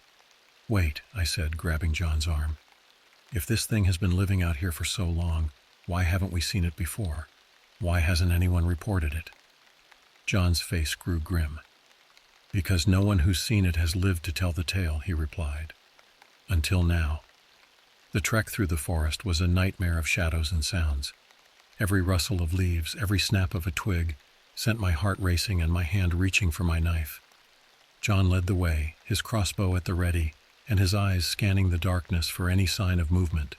As we walked, he told me stories of the other strange and terrible things he had encountered in the wilderness, creatures that defied explanation, phenomena that challenged the very laws of nature. But none of them, he said, compared to the Bigfoot that now lay dead in the cabin behind us. "I've been a ranger for 20 years, he said, his voice low and steady. "Seen a lot of strange things in my time, but this is something different, something ancient and powerful." I shuddered at the thought, my mind conjuring up images of dark rituals and forgotten gods. "But why now?" I asked. "Why has it suddenly appeared after all this time?" John shrugged. Could be anything, climate change maybe, or maybe something's disturbed its territory. All I know is that we need to be careful. There could be more of them out there. We walked in silence for a while, the only sound the crunch of leaves beneath our feet and the distant hooting of an owl. Suddenly John held up a hand, motioning for me to stop. "Listen," he whispered, his eyes narrowing. I strained my ears, trying to pick out any unusual sounds amidst the normal nighttime noises of the forest. At first I heard nothing, but then, faintly at first, but growing louder with each passing second, I heard it. A low, guttural growl that seemed to emanate from the very earth itself. "Run," John said, his voice tight with fear. "Run." We took off through the trees, our feet pounding against the ground as we dodged branches and leapt over fallen logs. Behind us, the growling grew louder, accompanied by the sound of heavy footsteps and snapping twigs. I risked a glance over my shoulder and immediately wished I hadn't. There, charging through the underbrush like a juggernaut, was another Bigfoot, larger and more terrifying than the one we had left behind in the cabin. Its yellow eyes blazed with fury, and its claws gleamed in the moonlight. We ran until our lungs burned and our legs ached, but still the creature pursued us. Just when I thought all hope was lost, we burst out of the tree line and onto a narrow dirt road. Parked at the side of the road was a battered old pickup truck, its engine idling and its headlights cutting through the darkness. "Get in," John shouted, yanking open the driver's side door and throwing himself behind the wheel. I dove into the passenger seat, slamming the door shut behind me, just as the creature emerged from the trees. John gunned the engine, and the truck shot forward, its tires spitting gravel as we sped away into the night. We drove for what felt like hours, the truck's headlights illuminating the winding forest road ahead of us. John's knuckles were white on the steering wheel, and his jaw was clenched tight. I sat beside him in silence, my mind reeling from the events of the past few hours. Finally, as the first rays of dawn began to peek over the horizon, we arrived at the ranger station. It was a small, unassuming building nestled in a clearing at the edge of the forest. A few other rangers milled about outside, their faces etched with concern and confusion. As we climbed out of the truck, I felt a wave of exhaustion wash over me. My legs felt like jelly, and my head was pounding. But beneath the fatigue there was a sense of relief, a feeling that for now at least we were safe. John led me inside, where we were greeted by a flurry of activity. Rangers rushed about talking in low, urgent tones and poring over maps and reports. In the center of the room, a group of men in suits and sunglasses huddled around a table, their expressions grim. As we approached, one of the men looked up, his eyes narrowing. "John," he said, his voice clipped and businesslike, "we've been expecting you." John nodded, his expression guarded. "I figured as much. What's the situation?" The man sighed, running a hand through his thinning hair. "It's not good. We've had reports of sightings all over the park, hikers going missing, campsites destroyed, and now this." He gestured to a grainy photograph on the table, an image of a massive, hairy creature lurking in the shadows of the forest. I felt a chill run down my spine as I recognized the creature from my own encounter. "What do we do?" I asked, my voice barely above a whisper. The man looked at me, his expression softening slightly. "For now, we wait. We've called in reinforcements from the city, experts in cryptozoology and paranormal phenomena. They'll be here within the hour." John nodded, his eyes distant. "And then what?" The man's expression hardened. "Then we hunt this thing down and put an end to it, before it can do any more damage." I felt a sense of dread settle over me at the thought of venturing back out into the forest, of facing the Bigfoot once more. But I knew that I had no choice. As a park ranger, it was my duty to protect the wilderness and those who ventured into it. And so, as the sun rose over the treetops and the sound of approaching vehicles filled the air, I steeled myself for the battle to come. Whatever horrors lay ahead, I knew that I would face them head-on, for the sake of the forest, and for the memory of those who had fallen victim to the creature's wrath. The summer of 1993 marked my 5th season as a park ranger at Acadia National Park in Maine. Those who've never visited can't appreciate how the place changes you, how the jagged coastline against ancient forests forms a border between what we understand and what we don't. My name is Marcus Noonan, and what I encountered there has haunted me ever since. I remember that July morning with painful clarity, the air damp against my face as I headed out before sunrise, travel mug warming my palm, my forest green uniform carrying the musty scent of last night's bug spray. The weight of my flashlight knocked rhythmically against my thigh as I navigated the familiar path from the ranger station toward Thunder Hole, where early risers often gathered to see the Atlantic smash into coastal caverns. My job involved trail inspections, campsite checks, and visitor safety. Nothing glamorous, just keeping tourists from tumbling off granite cliffs or wandering into restricted areas. I wasn't a hero, just a guy with a badge who could break tension with a bad joke when hikers looked too nervous about approaching weather or challenging trails. That particular season had been unusually busy. Tourism had spiked after a feature in National Geographic showcased Acadia's rugged beauty. The influx left me perpetually exhausted, surviving on weak instant coffee and packaged oatmeal bars between shifts. The constant stream of visitors blurred together, families with overexcited children, couples seeking isolation, college students with more enthusiasm than experience. Mid-July brought the first signs that something was wrong. Initially, it was just isolated complaints. A professor from Boston who reported strange noises circling his tent at 3 a.m., a family from Vermont who packed up early because something had disturbed their campsite overnight. I dismissed these as standard park encounters, raccoons, foxes, maybe a bold deer. "You sure it wasn't just a raccoon?" I asked the professor, who sat rigidly in our station office, hands clasped tightly on his knees. He removed his glasses, polished them with methodical precision, then fixed me with an unnerving stare. "Ranger Noonan, I've camped in 47 national parks. I know what wildlife sounds like. This was..." He hesitated. "This had weight, purpose, intelligence." I nodded sympathetically but made no notation in my report beyond possible wildlife disturbance.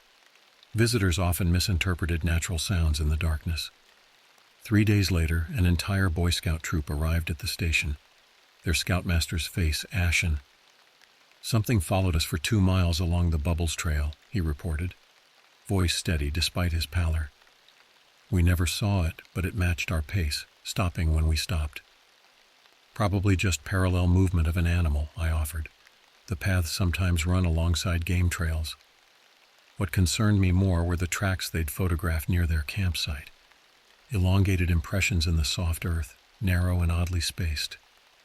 Not deer, not bear, not moose or coyote. As a ranger with years of experience, I could identify most animal tracks blindfolded, but these made no sense. The stride too long, the impression too linear. I showed the photos to my colleague Daniel Ferris, a taciturn 30-year veteran of the Forest Service who'd transferred to Acadia after a decade in Yellowstone. "Not right," was all he said, squinting at the pictures before handing them back. "Keep an eye out." More reports accumulated over the next week. A couple from Connecticut abandoned an expensive tent and equipment after hearing what they described as breathing that didn't sound like any animal. 2 experienced backpackers reported finding their food cache not just raided, but methodically emptied, containers arranged in an unnervingly deliberate pattern. Head Ranger Patricia Wilkinson called a staff meeting. "We're getting an unusual pattern of visitor complaints," she said, her weathered face betraying no emotion. "Could be nothing. Could be something. Keep your eyes open." That night I struggled to sleep in my small cabin near the eastern boundary of the park. The air felt unnaturally still, the usual nighttime forest sounds, owls, rustling leaves, distant fox calls, conspicuously absent. I stared at my ceiling, listening to the emptiness, unable to shake the feeling that something out there was listening back. By morning, I'd convinced myself it was nothing more than summer stress and visitor hysteria. Forests inspire primordial fears in urban visitors. Their imaginations transform ordinary wildlife into monsters. I'd seen it before. A squirrel becomes a stalking predator, a deer's night eyes reflect flashlight beams, and suddenly it's a creature from mythology. But something about those tracks lingered in my mind. In all my years, I'd never seen impressions like those. The visitors' frightened eyes stayed with me too, not the theatrical fear of campfire stories, but genuine dread, as if they'd glimpsed something their minds couldn't process. The following day, I began checking the quieter trails before dawn, not officially, just my own investigation. Something felt wrong in my forest, and whatever it was, I needed to understand it. The Jordan Pond path was deserted that early, mist hovering over the water's surface, transforming familiar landmarks into ghostly shapes. That's when I found the first physical evidence. A piece of torn fabric, electric blue against dark bark, snagged on a spruce branch 8 feet above the ground, too high for casual contact. I carefully removed it, noting it appeared to be from an expensive rain jacket. And then I noticed the smell. A putrid stench like kelp left rotting in summer sun, mixed with something metallic and sharp. The moss beneath the tree was flattened in a pattern suggesting a large body had rested there, far larger than any known predator in the region. I searched for scat, hair, anything that would identify a known animal. Nothing. I took samples anyway, labeled them carefully, and tried to laugh away my growing unease. Maybe it's just a moose with fashion sense and poor personal hygiene, I said aloud, my voice sounding thin and unconvincing in the morning air. As I hiked back, the sun finally breached the horizon, casting long shadows that seemed to reach for me with each step. I couldn't shake the sensation of being watched, not by curious wildlife, but by something calculating, patient, and hungry. That evening I submitted an incident report, careful to stick to observable facts without speculation. I didn't mention how the hair on my neck had stood rigid when I found that fabric, or how I'd instinctively reached for my knife, sensing I wasn't alone in that misty clearing. The forest had secrets. Something was moving through Acadia that didn't belong there. Within 48 hours, we would discover exactly how dangerous it was. 2 mornings after finding the torn fabric, I was cataloging trail conditions in the station office when Daniel burst through the door. His typically stoic demeanor had cracked, eyes wide, fingers nervously tapping against his thigh. "Marcus," he said, voice low despite us being alone. "You heard about the missing campers, the Collins group?" I vaguely recalled the name, a party of 5 graduate students who'd reserved a remote site for 3 nights. "Thought they were checking out yesterday. Extended their stay?" Daniel shook his head, glancing toward the window as if expecting to see something pressing against the glass. "Their car's still in the lot. Scheduled checkout was yesterday at noon. Never showed." He swallowed hard. The weird part. One of them had family staying at Blackwood's campground. They were supposed to meet for breakfast before departing. Never arrived. A cold sensation spread through my chest. Maybe they just lost track of time. Cell reception out there is... Park Service already sent someone to their site. Nobody there, tent still up, personal items present. Daniel's voice dropped further. And Marcus, Ranger Phillips found tracks around their campsite, like those photos we saw. Outside, families unloaded minivans in the visitor center parking lot, children laughing, parents planning hikes to safe, scenic overlooks. Inside, something terrible was taking shape. "We're organizing search parties," Daniel continued. "Patricia wants you with me, taking the northeastern quadrant. There's something else." He hesitated. "The ranger who checked their site? He said it smelled like death out there." Within an hour, 12 of us had assembled, divided into 4 teams, radios checked, search protocols reviewed. The sheriff's department had been notified but wasn't deploying resources yet. Adults missing less than 24 hours rarely triggered immediate response. "Remember your training," Patricia told us, her usual confidence seeming forced. "Mark your locations clearly. Radio check-ins every 30 minutes. If you find anything concerning, do not approach alone. Call it in." Daniel and I headed toward a remote section known informally as the Witch Hazel Loop, where dense stands of birch and pine created permanent twilight even at midday. The trail wasn't on official maps. Unmarked paths like these were both blessing and curse, offering solitude to experienced hikers, but complicating search operations. We walked in tense silence, calling out names every 100 yards, pausing to listen. Each time, only forest sounds answered, wind through needles, a woodpecker's distant tap, the soft rustle of a red squirrel scaling bark. The afternoon wore on. Sweat soaked my uniform despite the moderate temperature. We covered 5 miles of difficult terrain, finding nothing but pristine forest. "Maybe they went off-trail to photograph something," I suggested, not believing it myself. These were experienced outdoor enthusiasts, not naive tourists who'd chase a deer until hopelessly lost. Daniel didn't respond, his attention fixed on something ahead. He stopped abruptly, raising a hand. "You smell that?" he whispered. The odor hit me then, the same foul stench I'd encountered by the spruce tree, but stronger. My stomach clenched. We'd been downwind before, but now the breeze had shifted, carrying that putrid scent directly to us. "Over here," Daniel said, moving deliberately toward a dense stand of hemlock. We pushed through low branches, the smell intensifying with each step. The forest floor transitioned from pine needles to soggy moss that squelched beneath our boots. Something colorful flashed between tree trunks ahead. "Dan, there!" My voice caught. 20 yards ahead lay a splash of unnatural color against the forest floor. We approached slowly, boots silent on the spongy ground. As we drew closer, the shape resolved into a collapsed tent, sides shredded as if by massive claws. Around it, the site of violence, backpacks torn open, contents scattered, sleeping bags dragged from the tent and ripped apart. My first thought was bears, but no bear would do this. Bears ransack methodically, focused on food. This destruction seemed purposeful, vindictive. The tent hadn't just been damaged, it had been systematically destroyed, synthetic fabric reduced to ribbons. "Marcus." Daniel's voice was barely audible. He pointed to a dark shape half hidden beneath a fallen log 10 yards from the campsite. My body moved automatically while my mind screamed to run. As we drew closer, I recognized what remained of a human form. A young man, possibly mid-20s, his North Face jacket torn open along with the chest beneath it. His face remained intact, frozen in an expression of absolute terror. I felt my hands begin to shake. Daniel went rigid beside me, mouth pressed tight.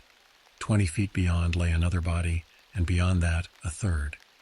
Each displayed the same horrific pattern of wounds, not the random mauling of a predator, but something deliberate, almost surgical in its precision.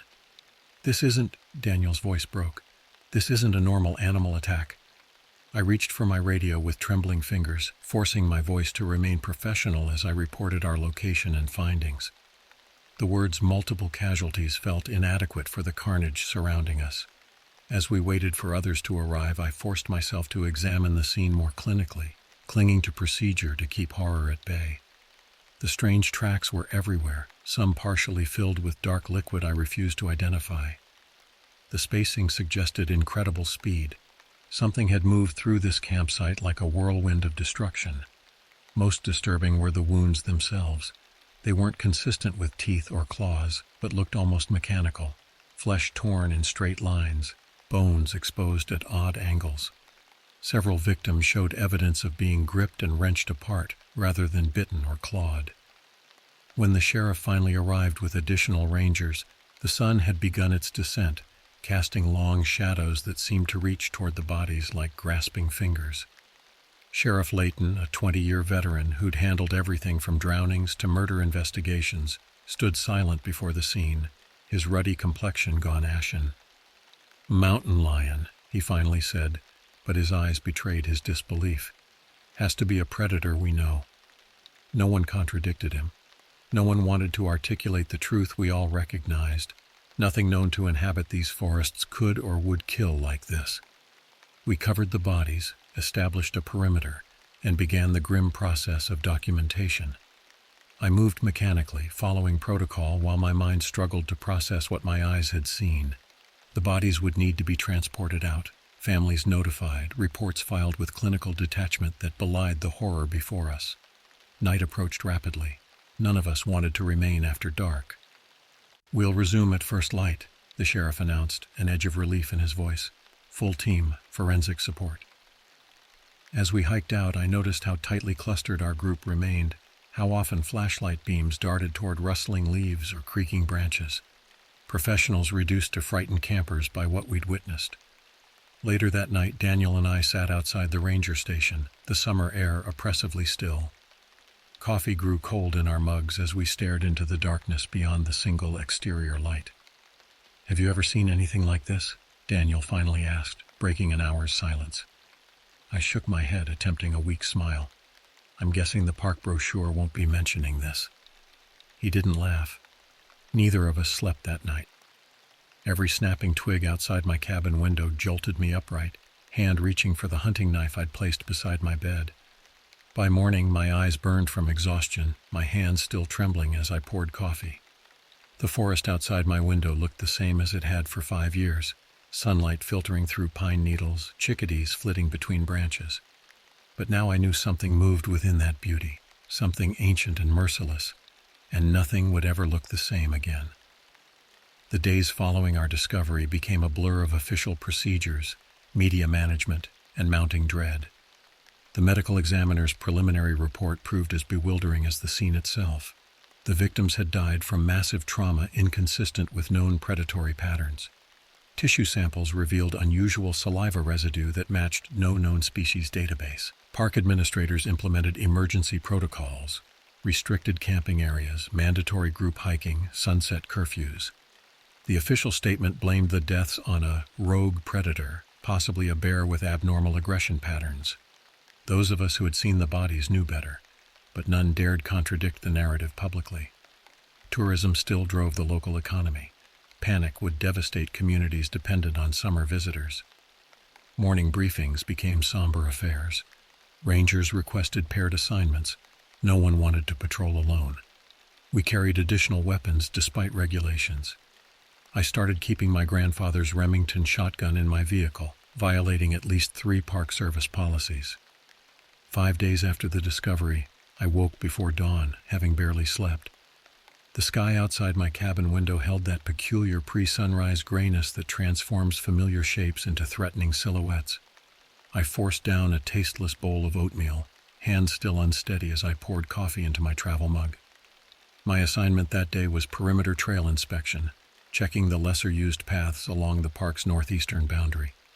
Protocol now required paired patrols, but staffing shortages meant some rangers still worked solo shifts.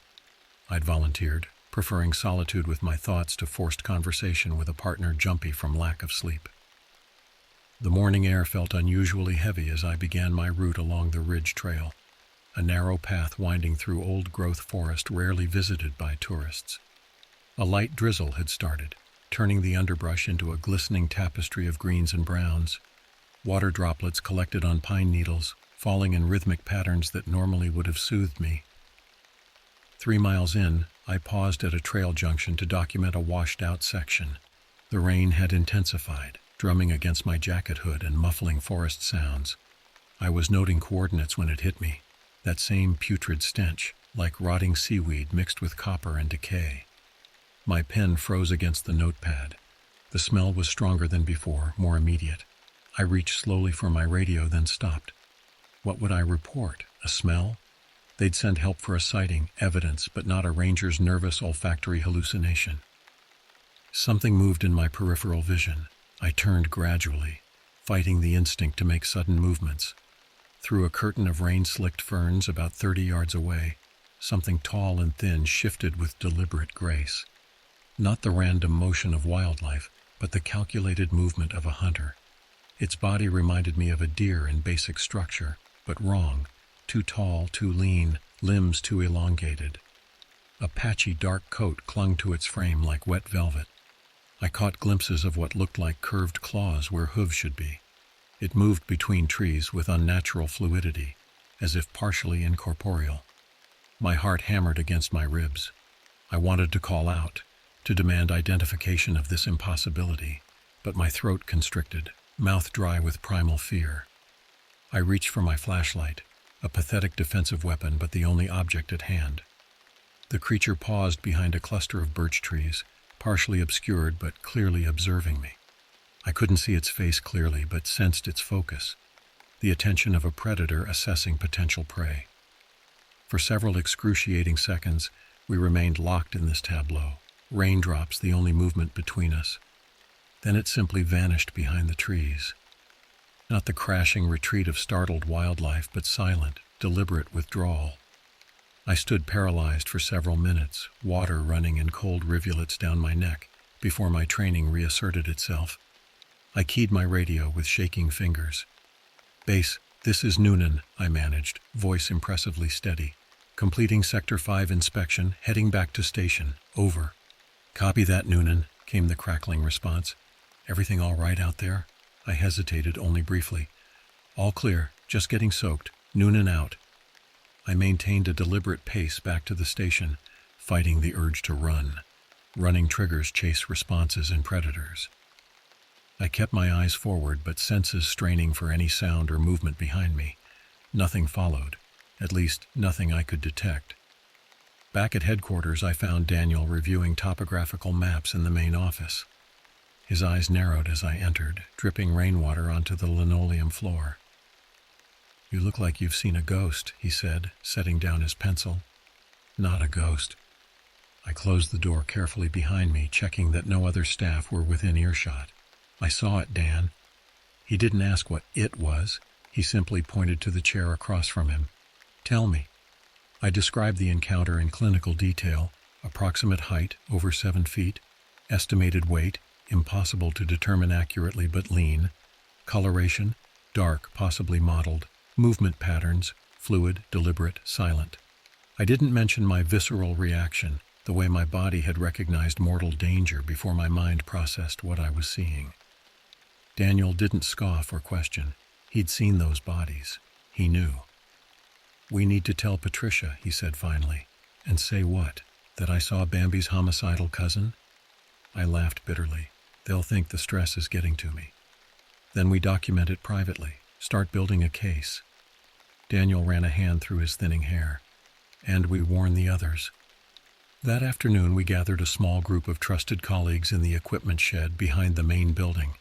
Alice Chen, a wildlife biologist turned ranger with an encyclopedic knowledge of North American fauna; Mike Deerfield, former Marine and current search and rescue specialist; and Sophie Lamarck, our resident tracking expert who could identify species from partial prints most would miss entirely.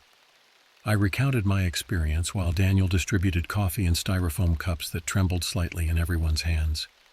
"Whatever this is," I concluded, "it's intelligent, it watches, plans, and based on what we found at that campsite, it's incredibly dangerous." Alice spoke first, her scientific training evident in her measured response. "There's no documented species matching this description in the region, not in any literature." "Doesn't mean it doesn't exist," Mike countered. "Plenty of cryptid legends started because people saw something science hadn't cataloged yet."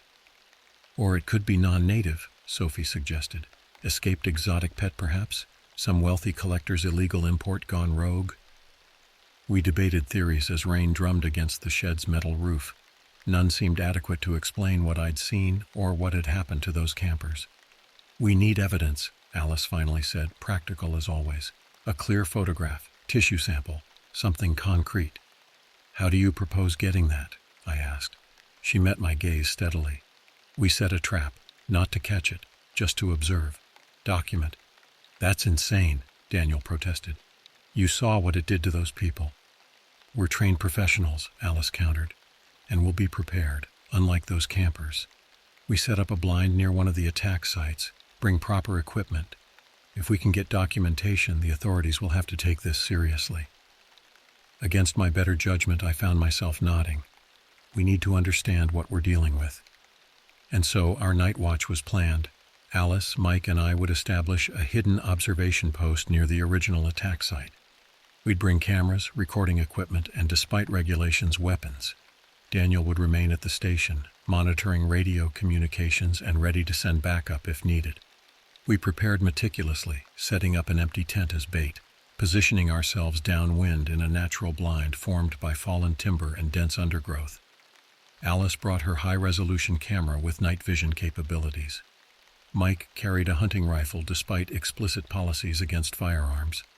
I had my grandfather's shotgun across my lap, the weight both reassuring and inadequate. Night fell with excruciating slowness. The summer humidity intensified, insects buzzing incessantly around our ears. We remained silent, communicating through hand signals as darkness enveloped the forest. The moon provided intermittent illumination through passing clouds, casting the clearing in alternating patterns of silver light and impenetrable shadow. Hours passed. My legs grew numb from crouching, but fear kept me alert.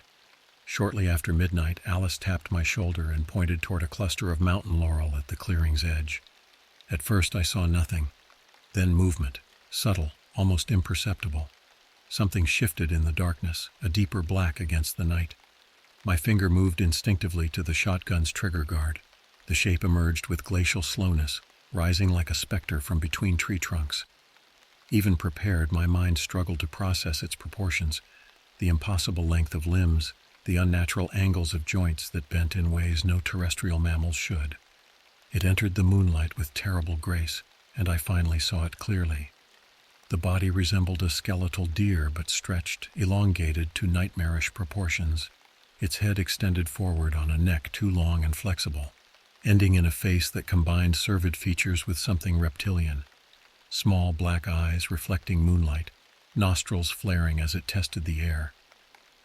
Most disturbing were its limbs, 4 legs ending not in hooves but articulated appendages with curved talon-like protrusions. It moved with deliberate precision, studying our empty tent with predatory focus.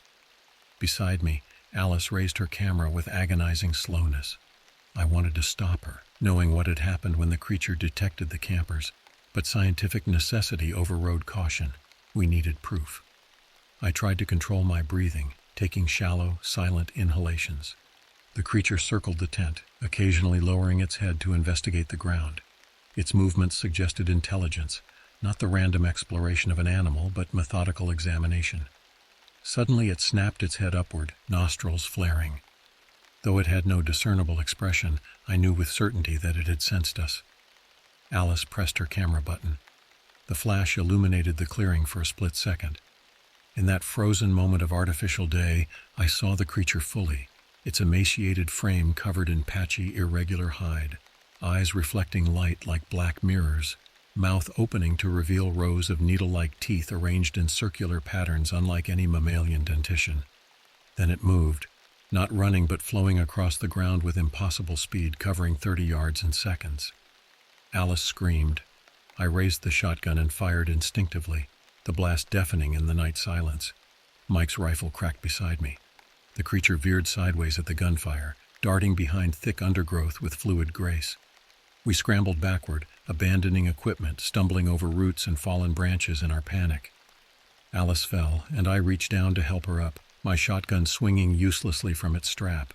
When I looked up again, the thing had vanished into the darkness. We fled toward the access road where we'd parked, slipping on damp leaves, gasping for breath. Our radio crackled with Daniel's frantic voice. "What's happening out there? I heard gunshots." I fumbled with the device, barely managing to respond. "We saw it. We're coming back. Send help." Later that night, we huddled inside the ranger station, doors locked, windows secured. Nobody slept. We talked in whispers, comparing details of what we'd witnessed, as if speaking too loudly might summon the thing to our windows. "The photos," Mike finally said. "Did you get anything, Alice?" She connected her camera to the station's ancient computer with trembling hands. Most images showed only blur, the creature's incredible speed defeating even high-speed photography. But one frame captured in that initial flash moment showed enough. The image on screen matched no known species, proportions impossible, features combining characteristics from multiple taxonomic families. Alice saved copies to multiple drives, her scientific training asserting itself even through terror. "What is it?" Daniel asked, voicing the question we all carried. "I don't know," Alice admitted, "but it doesn't belong here. It doesn't belong anywhere." Dawn approached with agonizing slowness, each minute stretching like hours as we waited for light to reclaim the forest. When the first pale rays finally brightened the eastern horizon, the immediate terror receded, replaced by a heavier dread, the knowledge that something ancient and malevolent now hunted in our forest, and we had no idea how to stop it. The following weeks transformed Acadia. Though park administrators never officially acknowledged what stalked the forests, new safety protocols appeared overnight. Restricted camping zones, mandatory group hiking, sunset curfews announced as wildlife management policies. Rangers now carried bear spray and emergency flares despite the statistical rarity of aggressive bear encounters in the region's history. Alice's photograph became both evidence and burden. She'd submitted copies to wildlife authorities, university biology departments, even cryptozoology researchers. But responses ranged from dismissive to condescendingly concerned about her mental health. The image, while clearly showing something unnatural, lacked the clarity that might have compelled serious investigation. 3 more disappearances occurred over the next 10 days. a solo hiker on the precipice trail, then a pair of astronomy enthusiasts who'd ventured out for night sky photography despite warnings. Each time, search parties found the same grisly scene: shredded equipment, bizarre tracks, and that distinctive putrid odor lingering in the air. The local newspaper ran front-page stories about aggressive wildlife, while internet forums buzzed with speculation about government experiments and escaped laboratory creatures. Tourism plummeted. Gift shops along Bar Harbor's Main Street displayed Sasquatch Crossing t-shirts with gallows humor that barely masked genuine fear. Park administration called an emergency staff meeting 3 weeks after our night watch encounter. 40 rangers crowded into the conference room, faces drawn from stress and lack of sleep. Regional Director Martin Collins had flown in from the Northeast headquarters, a rare appearance that underscored the situation's severity. "I'll be direct," Collins began, his tailored suit out of place among our mud-stained uniforms. "We have a situation that threatens both public safety and the economic stability of this region. The media is calling it the Acadia predator. Some less reputable outlets are using terms like monster and creature." He adjusted his tie uncomfortably. "We need this resolved, quickly and quietly." Patricia Wilkinson stood. "With respect, sir, we've implemented every recommended safety protocol. We've restricted access to 60% of backcountry areas. We've doubled patrols." "And people are still dying," Collins interrupted. "The governor called me personally yesterday. This park generates over $200 million in tourism revenue annually for Maine. Those numbers are in free fall." The room temperature seemed to drop at his callous prioritization of economics over lives. Alice caught my eye across the table, her expression mirroring my disgust. "We're bringing in specialists," Collins continued. "Professional trackers, predator control experts from Alaska, military consultants with experience in difficult terrain operations. Their objective will be to locate and eliminate the threat." "Sir," Alice spoke up, her voice steady despite her petite stature, "we have reason to believe this isn't a known predator species." Collins's expression hardened. "Ranger Chen, I've seen your so-called evidence. That photograph could be anything: a bear with mange, a coyote at an odd angle, digital artifact. I'm not authorizing a major operation based on blurry pictures and campfire stories." "Then explain the bodies," Daniel said quietly. "Explain the tissue samples that matched no known species database." "I'm not here to debate cryptozoology," Collins snapped. "The specialists arrive tomorrow. You will provide full cooperation and support. That's an order." After the meeting dispersed, a core group of us lingered in the parking lot. Daniel, Alice, Mike, Sophie, and myself, united by shared knowledge that our superiors refused to acknowledge. "They're going to get people killed," Mike said bluntly. "Whatever this thing is, it's not just some oversized predator." "What choice do we have?" Sophie asked. Collins made it clear: cooperate or lose our jobs. I leaned against my truck, watching twilight settle over the forest edge. "We help them, we tell them everything we know, and we pray they're good enough to survive it." The specialists arrived the next morning, a 12-person team led by Garrett Harmon, a former Special Forces operator with a reputation for resolving wildlife conflicts throughout North America. His weathered face betrayed no emotion as we briefed him on previous incidents, providing maps marked with attack locations and known sightings. "This pattern suggests territorial behavior," Harmon noted, studying our documentation. "Established hunting grounds, regular movement circuits, classic apex predator." "It's intelligent," I emphasized. "It studies its prey, plans." Harmon raised an eyebrow. "All predators study prey, Ranger Noonan. That's how they survive." "Not like this," Alice insisted. "It set an ambush at the Burnett campsite. It disabled their vehicle first, then waited. We found their distributor cap hidden under rocks 50 yards from their car," Daniel added. "That's tool use, problem solving." Harmon's team exchanged glances I couldn't interpret. Their equipment suggested military-grade operations rather than wildlife management. Thermal imaging devices, tactical communication systems, weapons more suited to warfare than animal control. "We appreciate your input," Harmon said finally. "Rest assured we're prepared for unusual predator behavior. My team will establish a base camp near the central attack zone and begin operations tonight." Something in his confident dismissal unsettled me deeply. I'd spent weeks in growing terror of the forest I once loved, yet this man approached the situation with mechanical detachment that bordered on arrogance. "I'd like to accompany your team," I said. "I know these woods better than anyone." Harmon studied me briefly. "Not necessary. We work more efficiently alone." "People have died," I pressed. "Good people who knew these woods too." A flicker of irritation crossed his face. "My team has handled situations you can't imagine, Ranger. We'll call if we need a tour guide." They departed that afternoon, loaded vehicles disappearing down Forest Service roads toward the heart of the park. An uneasy silence fell over the ranger station as we watched them go. "They don't understand what they're hunting," Alice said quietly. Daniel nodded. "Or what's hunting them." That night I couldn't sleep. I sat on my cabin porch, shotgun across my lap, watching distant storm clouds gather over the Atlantic. The air felt charged, tense with approaching thunder. My radio remained silent. Harmon's team operated on private frequencies, excluding park personnel from their communications. Around 2 a.m., a distant sound carried on the wind, a single gunshot, then several in rapid succession. I gripped my radio, waiting for emergency transmissions that never came. By dawn, uneasy silence had returned to the forest. I arrived at headquarters early to find Patricia already there, her face ashen as she ended a phone call.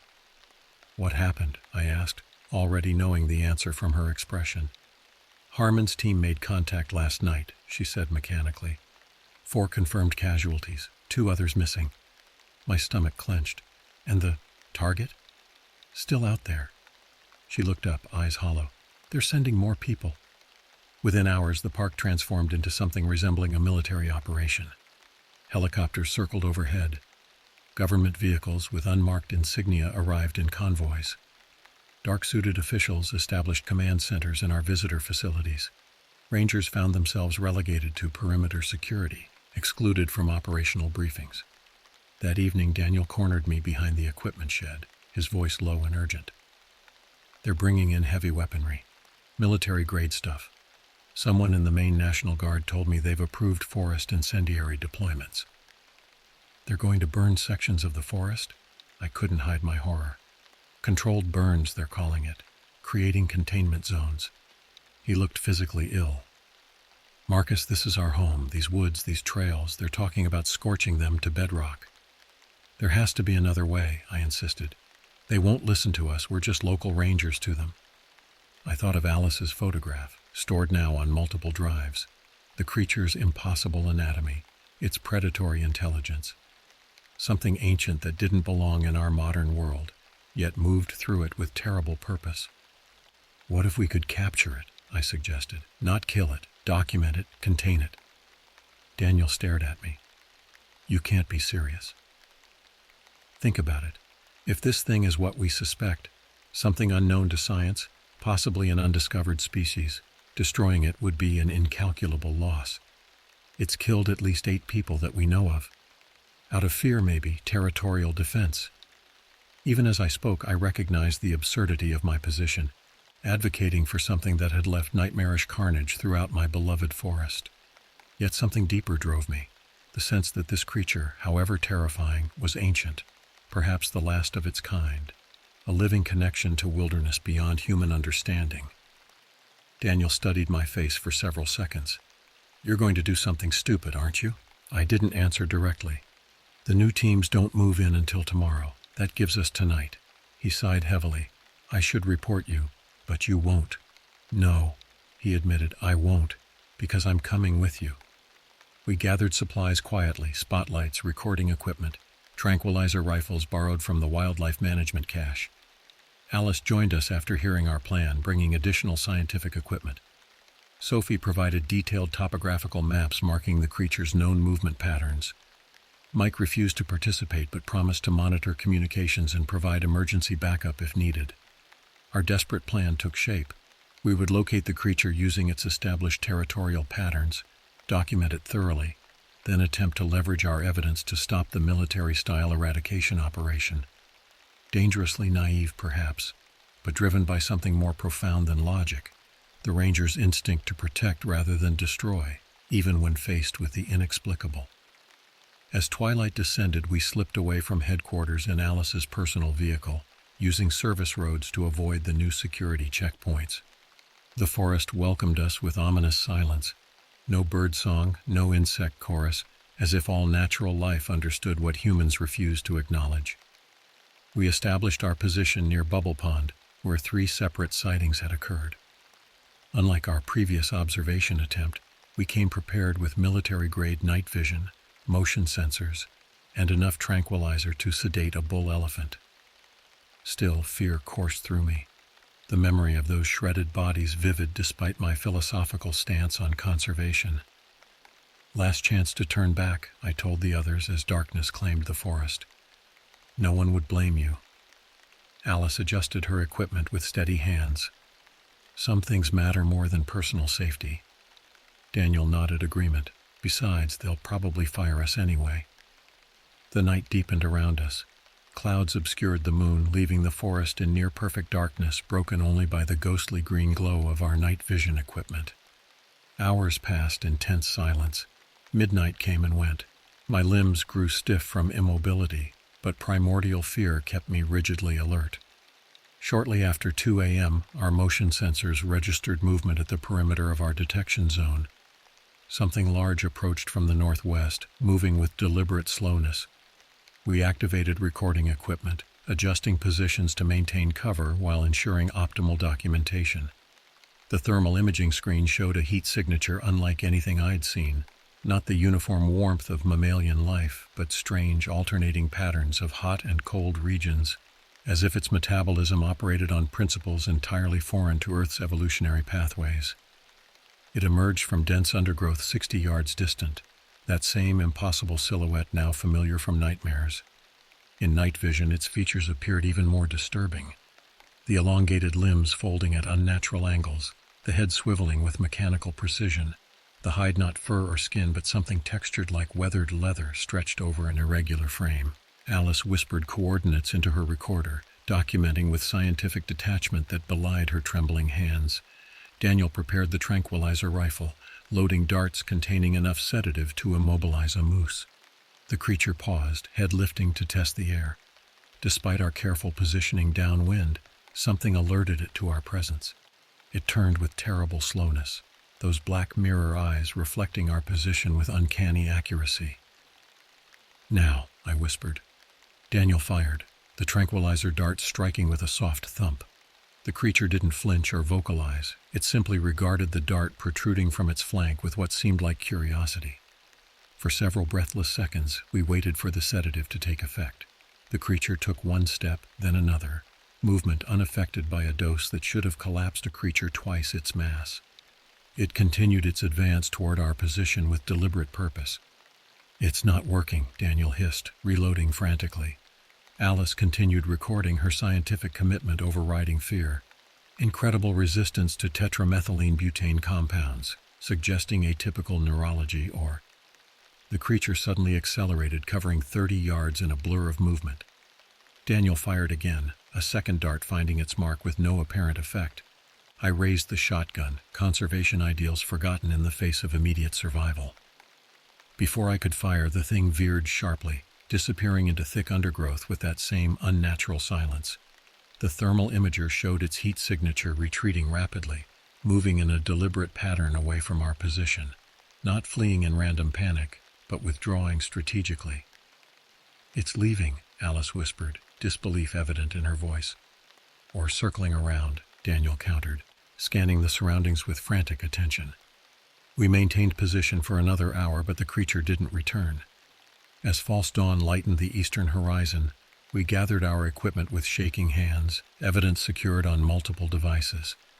We had our documentation, thermal imaging, night vision footage, audio recordings of its movement patterns. But we'd also confirmed my deepest fear. This thing couldn't be contained by conventional means. The tranquilizers had no effect. Its intelligence allowed it to recognize threats and adapt strategies accordingly. Whatever this creature was, it operated by rules outside our understanding of biology. As we hiked back toward the service road, I felt no triumph despite our successful documentation. We had glimpsed something from beyond the boundaries of scientific knowledge, a living impossibility that defied categorical placement. And tomorrow, men with flamethrowers and high-caliber weapons would attempt to eradicate it from existence. The forest seemed to watch our departure with ancient patience. Whatever the outcome of tomorrow's military operation, I knew with bone-deep certainty that this would not end as the authorities expected. Some things cannot be controlled, contained, or destroyed by human agency. They can only be witnessed, with all the terror and wonder that entails. The military operation began at dawn. Helicopters thundered overhead as specialized teams deployed throughout the park's eastern section. Roads closed to civilian traffic. Rangers found themselves restricted to headquarters, monitoring communications, but excluded from direct participation. We submitted our evidence to Patricia, the footage, thermal scans, measurements, and biological observations captured during our unauthorized expedition. She viewed it in stunned silence, then forwarded everything to the Operation Command Center without comment. Whether it influenced their approach remained unclear. The commanding officials acknowledged receipt, but offered no substantive response. By midday, distant explosions echoed across the landscape as controlled detonations cleared dense undergrowth from target zones. Black smoke rose in columns above the tree line. The steady chatter of helicopter rotors continued unabated. Occasionally, radio transmissions leaked through to our frequencies, terse coordinates, tactical repositioning, once a frantic medical evacuation request. Daniel, Alice, and I sat in grim silence in the ranger station break room, monitoring what little information filtered through official channels. The coffee grew cold in our mugs as afternoon stretched into evening with no resolution. Around dusk, the pattern of operations changed. Helicopter activity intensified over a concentrated area near Gorham Mountain. Radio chatter suggested the target had been cornered in a ravine system with limited exit points. The commanding officer ordered incendiary deployment, controlled burns to force the creature into prepared containment zones. "They're going to destroy half the forest," Alice said quietly, tracking the operation on topographical maps. Daniel nodded grimly. "And they'll probably still fail." As night fell, the eastern horizon glowed orange. Not sunset, but firelight as controlled burns expanded beyond their intended boundaries. Emergency protocols activated as winds shifted unexpectedly, pushing flames toward areas designated for evacuation corridors. Shortly after midnight, the operation's communication patterns changed drastically. Frantic radio transmissions requested additional medical support. Helicopter extraction teams deployed to multiple locations. Through fragmentary messages, we pieced together the night's events. The creature had not been contained, but had instead moved through the fire lines with apparent immunity to both flames and conventional weapons. Dawn revealed the operation's failure in stark relief. 4 specialized team members dead, 7 injured, hundreds of acres of pristine forest reduced to smoldering ash. And the creature, still uncontained, its location unknown, its existence now impossible to deny yet equally impossible to explain. The following days brought a parade of officials, each layer of government sending representatives to assess the situation. Park operations suspended indefinitely. Rangers reassigned to administrative duties while outside specialists took over direct management. 1 week after the failed operation, I was called to Regional Director Collins's temporary office in the administrative building. He looked different. The crisp suit replaced by rumpled clothing, eyes bloodshot from lack of sleep, the confident bureaucratic demeanor fractured by recent events. "Ranger Noonan," he said without preamble, "your footage has been reviewed by several scientific authorities. They've reached no consensus on identification." I waited silently. "The official position," he continued, "will be that an unidentified predator, possibly a previously unrecorded subspecies of known fauna, was responsible for the incidents. The matter is now under the jurisdiction of specialized federal wildlife management." "That's not what it is," I said quietly. "You know that." Collins regarded me with exhausted irritation. "What I know, Ranger, is that my career is effectively over. What I know is that 8 civilians and 4 federal agents are dead. What I know is that telling the truth, whatever that might be, would create panic without providing solutions." He slid a folder across the desk. "Your transfer papers. You've been reassigned to Olympic National Park in Washington State. Consider it recognition of your experience rather than punishment for your unauthorized activities." I didn't request a transfer. Nevertheless, you've received one. His tone left no room for discussion. You depart in 2 weeks. Until then, you're on administrative leave. Turn in your park keys and credentials before you leave today. I thought of protesting, but recognized the futility. The bureaucracy had reverted to its natural state, containment not of the creature but of information, damage control prioritizing institutional preservation over truth. That evening I sat with Daniel and Alice at a bar in Bar Harbor, the exposed wooden beams and nautical decorations incongruously cheerful against our somber mood. Olympic National Park, Daniel mused, nursing his beer. It's beautiful out there. Old-growth forests, mountains, you'll like it. They're separating us, Alice noted. I've been reassigned to Everglades, Daniel to Yellowstone, different corners of the country. I nodded, understanding the strategy. Divide the witnesses, dilute the shared experience, ensure no concentrated group remained to challenge the official narrative. What do you think it was? Daniel asked after a long silence. Really? I considered the question that had haunted me for weeks. Something old, I finally said. Something that was here before us and will be here after. Something that doesn't belong to our categories or classifications. A cryptid, Alice suggested, the scientist in her still-seeking taxonomy. More than that, I countered. Cryptids are just undiscovered animals. This was... I struggled to articulate the bone-deep certainty that had grown within me. This was something that exists alongside our reality but separate from it. Something that occasionally crosses over. They didn't argue. We'd all seen it. The impossible anatomy, the intelligence, the way it moved through physical space as if partially liberated from its constraints. My final 2 weeks in Acadia passed in a haze of paperwork and silent farewells. The park remained partially closed. The eastern sections declared off limits due to environmental remediation following controlled burns. Local newspapers reported decreased sightings of wildlife throughout the region, as if natural inhabitants understood something humans refused to acknowledge. On my last day, I drove to the oceanside cliffs near Otter Point, a location far from the recent events. The August air carried the scent of salt and pine. Sunlight glittered across the Atlantic's surface. Tourists had begun returning in small numbers, drawn by discounted rates and assurances of safety. I sat on a granite outcropping, watching waves crash against rocky shores below. The forest behind me stirred in the ocean breeze, sunlight filtering through pine needles in dappled patterns.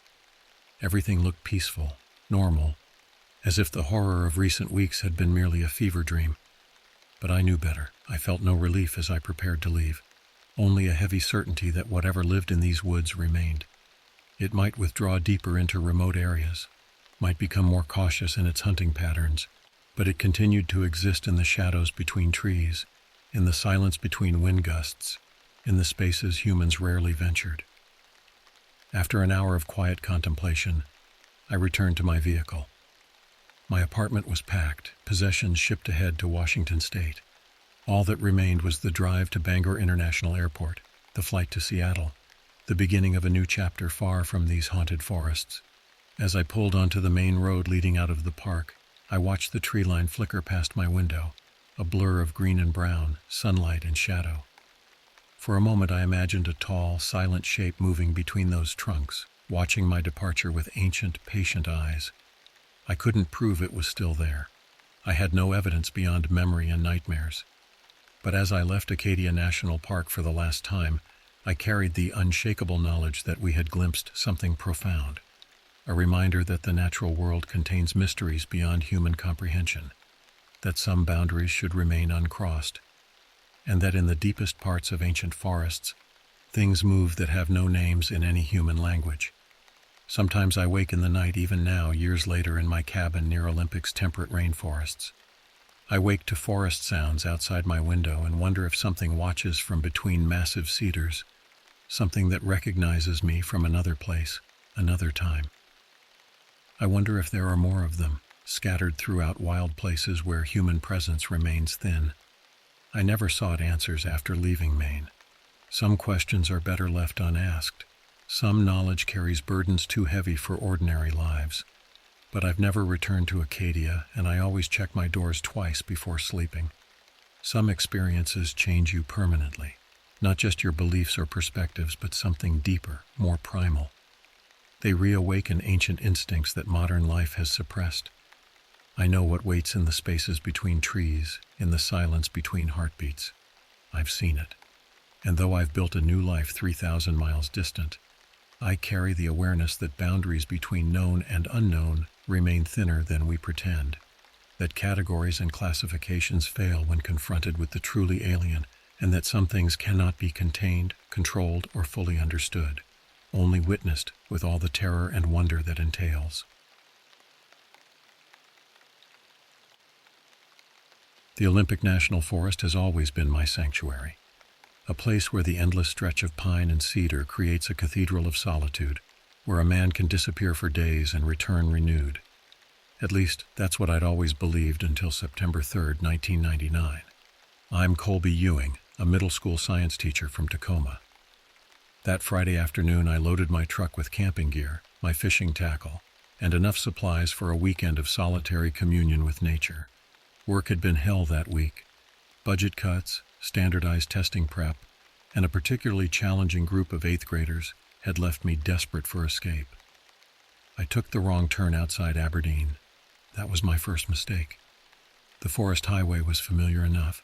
I'd traveled it dozens of times in the 12 years I'd lived in Washington. But that day my mind drifted as the asphalt ribbon unwound before me. The late summer sun filtered through the canopy in fractured beams, creating a hypnotic pattern that lulled me into a meditative state. I missed my turnoff, the one that would have led me to the established campgrounds near the Quetz River. Instead of doubling back, I continued forward, scanning for alternative routes. That's when I spotted it, a narrow dirt road veering eastward, unmarked on any official map. I'd left my detailed Forest Service map at home, relying on vague directions scribbled from an online forum post. Some guy had mentioned pristine fishing spots off the beaten path. Why not explore? I had supplies, plenty of gas, and the weather forecast promised clear skies. Adventure, I muttered, cranking the wheel and feeling the satisfying crunch of gravel beneath my tires. That was my second mistake. The road narrowed as I pushed deeper into the forest. What began as a 2-lane dirt path gradually constricted until branches from either side scraped against my truck's paint. The GPS on my dashboard flashed, signal lost, the screen nothing but a digital void. I should have turned back then. But some strange compulsion urged me forward. The trees here were different, older, somehow more sentient. Their trunks were massive, gnarled with age, bark blackened with what looked like centuries of weathering, thick moss draped from branches like funeral shrouds, creating an eerie stillness that absorbed all sound. I noticed how the wildlife had gradually disappeared. No birdsong, no scampering creatures, just silence. I'd been driving for nearly 2 hours when the daylight began to fade. September evenings come early in the Pacific Northwest, and beneath the dense canopy, twilight arrived prematurely. I flicked on my headlights, watching how the beams seemed swallowed by the darkness rather than cutting through it. That's when I saw the sign, weathered wood, its paint peeling in long strips like diseased skin. Rosedale, 7 miles. I slowed the truck, frowning.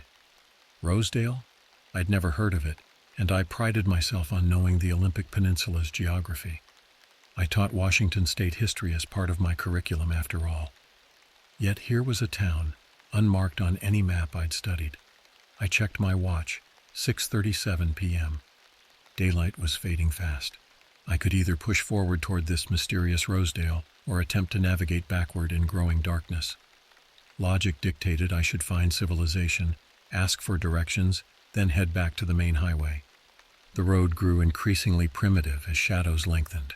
My truck jostled over exposed roots and deep ruts. The trees pressed closer, their branches forming a tunnel overhead that blocked what little remained of daylight. I felt the forest watching me. Not the casual observance of nature, but something deliberate, calculating.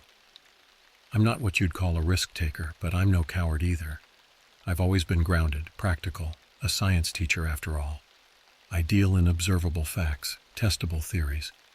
But that evening, as darkness swallowed my vehicle, something primal stirred in me. A visceral knowledge that I had crossed some invisible boundary. The road curved sharply, then opened into a small clearing. My headlights swept across a weather-beaten sign. Rosedale, founded 1843. The letters were hand-carved, the edges softened by decades of rain and wind. Beyond it, there was nothing but more forest. I continued driving, gripping the steering wheel tighter as the road narrowed again. The branches above seemed to intertwine, creating a canopy so dense that it felt like driving through a tunnel. My headlights barely penetrated the darkness ahead, and the engine's growl echoed unnaturally, as if the sound couldn't escape the confines of the vegetation surrounding me. 7 miles, I muttered to myself. Should have reached it by now. But there was no town, no buildings, no signs of human habitation. Just endless forest and that oppressive silence. I glanced at my watch again. 8:24 p.m. I'd been driving for almost 2 hours since seeing the first sign. 7 miles should have taken 15 minutes, even on this rough road. I was considering turning back when my headlights finally caught something ahead, a break in the endless wall of trees. The road opened into a small, overgrown clearing. In the center stood a cabin, its dark silhouette barely visible against the night sky. A faint light flickered behind one of its windows. Relief washed over me. Civilization, however modest, meant directions. It meant not spending the night lost in this increasingly unsettling forest. I had no idea then that finding that cabin would be my third and most terrible mistake. I parked my truck in what appeared to be a small, weed-choked parking area. Tall grass and saplings had reclaimed most of the gravel, suggesting that visitors were rare. As I killed the engine, the abrupt silence was disorienting. No crickets chirped, no owls hooted, not even the whisper of wind through the trees. The stillness felt deliberate, as if the forest itself were holding its breath, waiting. I grabbed my flashlight from the glove compartment and stepped out. The air was thick, almost gelatinous, carrying a faint metallic scent beneath the expected pine and earth. My boots crunched on the gravel, the sound obscenely loud in the unnatural quiet. The cabin stood about 50 yards away, a dark, hulking shape against the night sky. A single window glowed with weak yellow light, as if from a candle or oil lamp, rather than electricity. The structure seemed to hunch into itself, the roofline sagging in the middle like a spine deformed by age and gravity. As I approached, details emerged under my flashlight beam. Warped clapboards, a porch listing dangerously to one side, windows filmed with decades of grime except for strange, clean streaks that looked like someone had dragged their fingers through the dirt. The front door hung slightly ajar, swaying almost imperceptibly, though there was no breeze. I hesitated at the bottom of the porch steps, suddenly reluctant. Something felt profoundly wrong about this place. The darkness surrounding the cabin seemed denser than natural night, as if the structure existed in its own pocket of shadow. "Hello?" I called out, my voice sounding thin and insubstantial. "Anyone home? I'm lost and could use some directions." No response came from within, just that flickering light, steady and unaffected by my presence. I climbed the steps, wincing at their protesting creaks. Each board seemed to groan with an almost human quality, like I was treading on something alive. The porch planks felt soft underfoot, rotted through in places. Standing before the door, I noticed strange markings carved into the weathered wood, symbols I didn't recognize, geometrical patterns that hurt my eyes when I tried to follow their logic.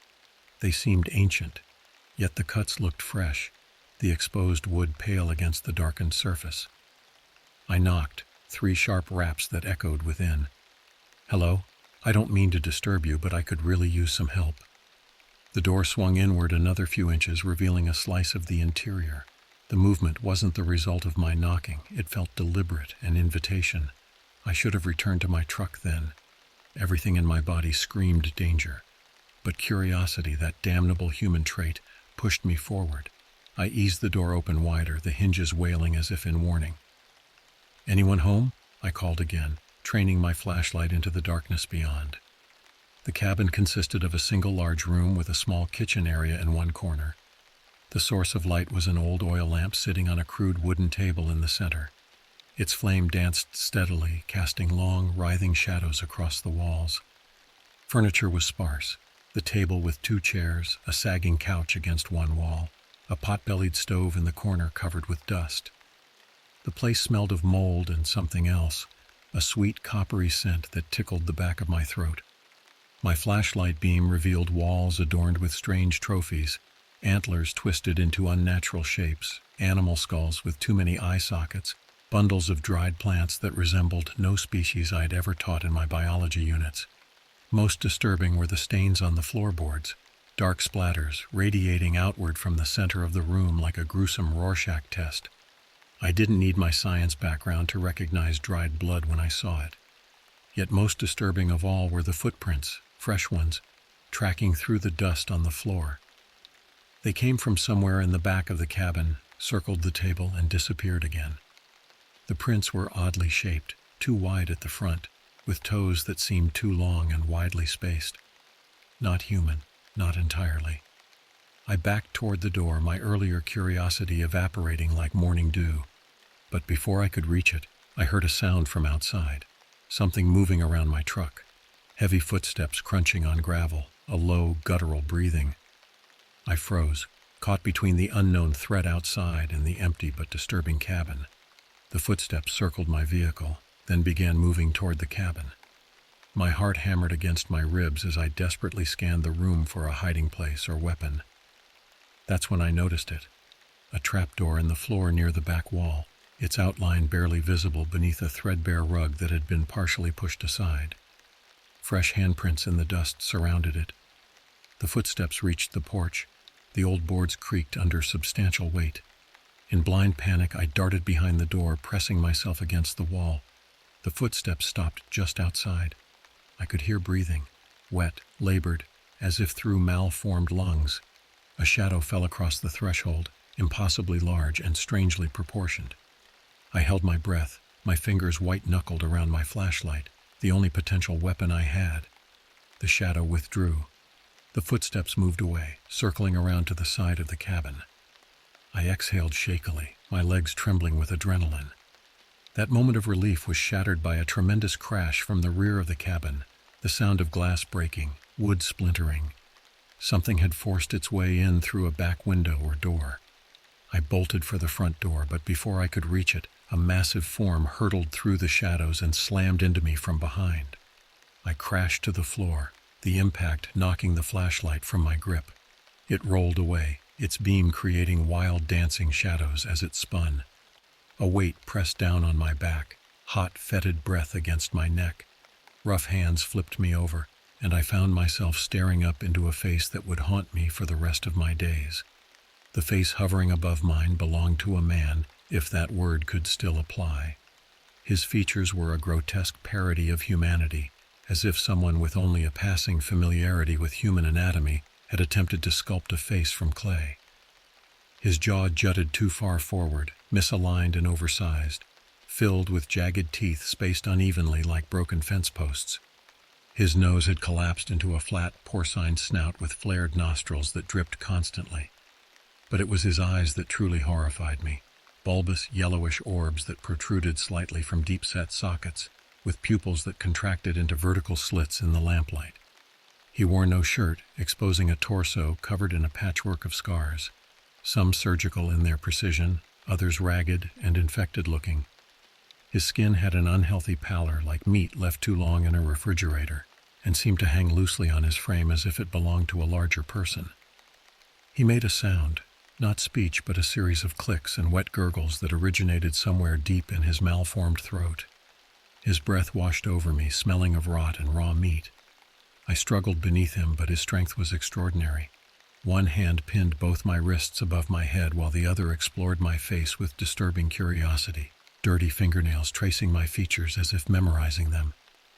"Let me go," I shouted, my voice cracking with terror. "Please, I'm just lost. I didn't mean to trespass." The creature, I couldn't think of him as a man anymore, tilted his head at the sound of my voice, eyes widening with what might have been delight. He mimicked my mouth movements silently, then leaned closer, inhaling deeply as if savoring my scent.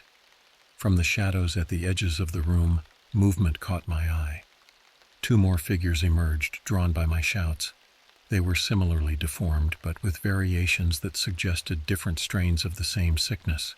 One was rail-thin, limbs elongated to impossible proportions, joints bulging like tumorous growths. The other was squat and powerful, with a torso too broad for its stunted legs, forcing it to waddle rather than walk.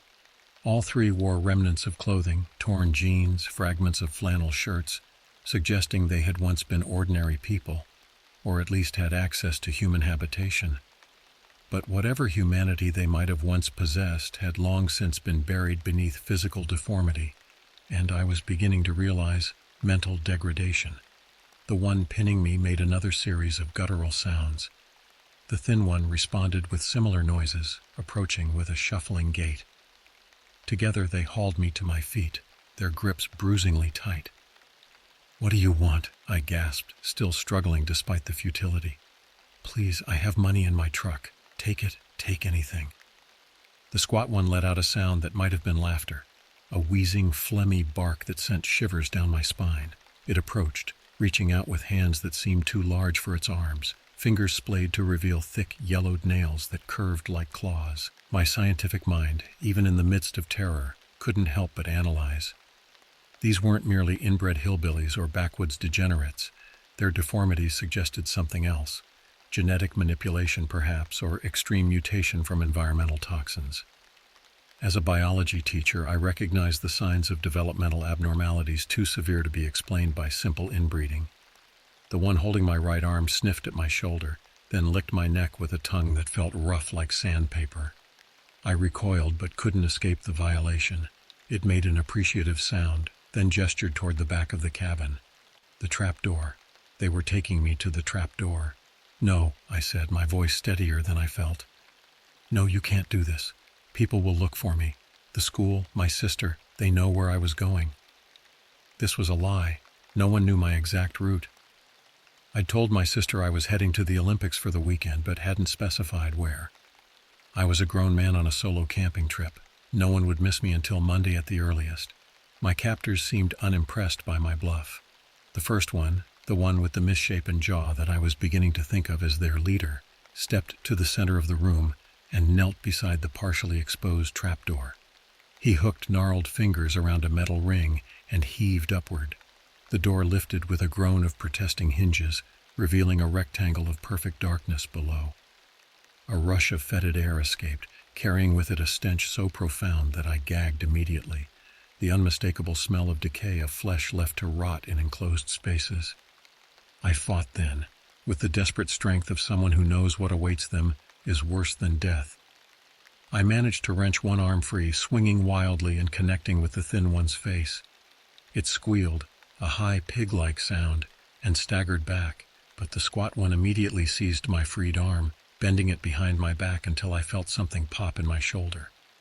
White-hot pain lanced through me, momentarily blinding. When my vision cleared, they were dragging me toward the open trap door. I could see nothing below, just an impenetrable darkness that promised horrors beyond imagination. "Help!" I screamed, knowing it was useless but unable to stop myself. "Somebody help me!" My voice echoed in the cabin, mocking me with its futility. There was no one for miles who could hear, no one except these things that had once been human. The leader descended first, climbing down what appeared to be a crude ladder. The other two maneuvered me to the edge, forcing me to look down into that lightless pit. The leader had disappeared completely, but I heard him moving below, and then a faint light bloomed, another oil lamp being lit. What it revealed turned my blood to ice. The basement stretched beneath the entire cabin, a cavernous space with a packed earth floor and rough stone walls that glistened with moisture. But it wasn't the structure itself that horrified me, it was what they'd done with it. The chamber was a charnel house, a museum of human suffering curated by minds that had slipped far beyond sanity. Bones were everywhere, not scattered haphazardly but arranged with perverse artistic intent. Femurs and tibias had been lashed together to form lattice-like structures against the walls. Rib cages hung from the ceiling like macabre chandeliers. Skulls had been stacked into precarious towers in the corners, their empty eye sockets seeming to watch my descent with hollow sympathy. At the center of this ossuary stood a metal table, an operating table, I realized with mounting horror. Its surface was stained dark with substances I refused to name, and leather restraints hung from each corner. Surrounding it were crude surgical instruments arranged on a smaller table. Rusted saws, hammers, chisels, a collection of knives ranging from hunting blades to what looked like a butcher's cleaver.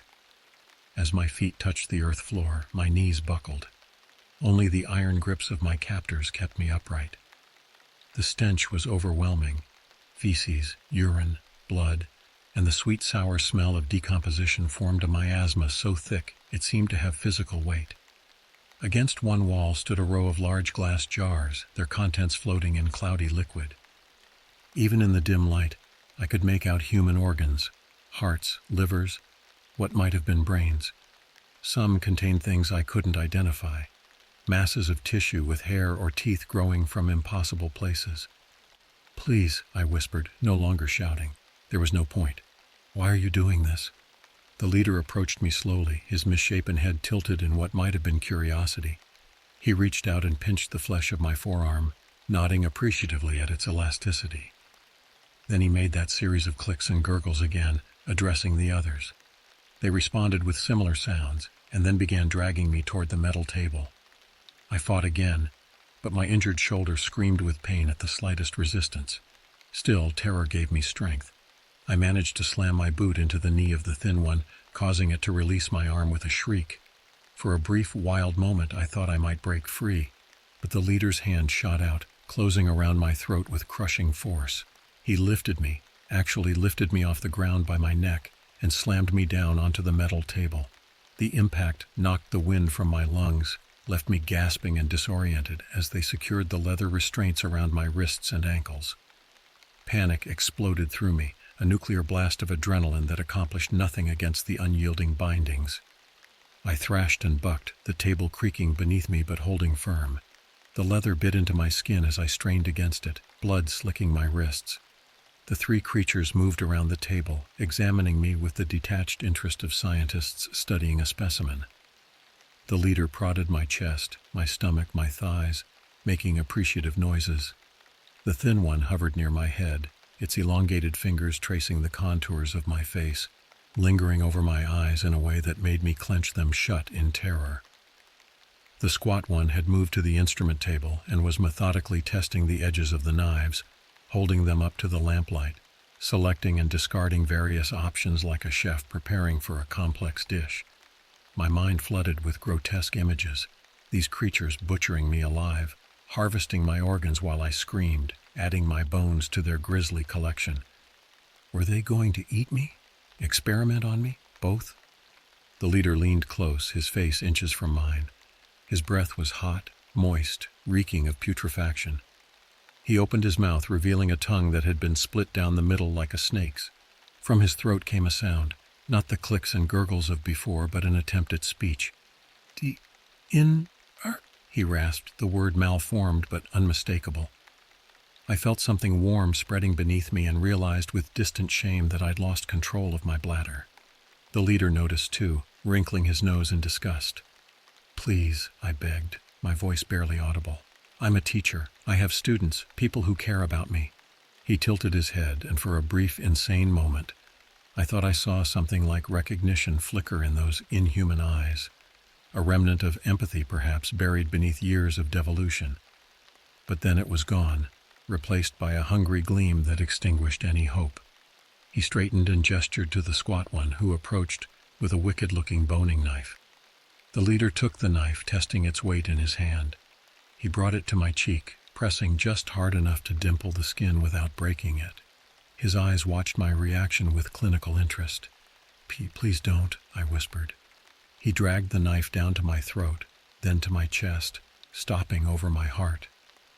I could feel its point through my shirt, a single sharp pressure that threatened to become the first of many mortal wounds. I closed my eyes, certain these would be my final moments. 28 years old, a middle school science teacher who'd taken a wrong turn and ended up as dinner for whatever these things were. I thought of my classroom, my students, my small apartment with its dying houseplants. I thought of all the places I'd never see, the life I'd never live. Then came a sound that didn't belong, a tremendous crash from upstairs, like something heavy being thrown against a wall. All three creatures froze, their heads swiveling toward the ceiling in perfect unison. Another crash followed by heavy footsteps moving across the cabin floor above us. Then a voice, human, male, commanding, Get the hell out here! The creatures exchanged glances, their expressions shifting from confusion to something that looked remarkably like fear. The leader barked a series of sounds that could only be orders. The thin one immediately scrambled up the ladder, while the squat one retreated into the shadows of the basement, disappearing behind what looked like a crude door set into the stone wall. The leader hesitated, looking down at me with what might have been regret. The knife hovered over my chest for a moment longer. Then, with a frustrated growl, he dropped it onto the floor and followed the thin one up the ladder. I lay there, still bound to the table, heart hammering so violently I thought it might burst. Above me I could hear movement, heavy thuds, a crash of breaking glass, guttural cries that didn't sound entirely human. Then silence, complete, terrifying silence. I strained against my bonds again, the adrenaline giving me renewed strength, but the leather held fast. Blood trickled down my hands where the restraints had rubbed my skin raw. "Hello?" I called, my voice hoarse. "Is anyone there? Please help me." For a long moment, nothing. Then footsteps moving deliberately across the floor above. They stopped at the trap door. I held my breath, unsure whether to expect rescue or the return of my tormentors. A beam of light cut through the darkness, a powerful flashlight, not the weak glow of the oil lamps. It swept across the basement, illuminating the horrors in stark detail before finding my face. "Jesus Christ," a voice muttered.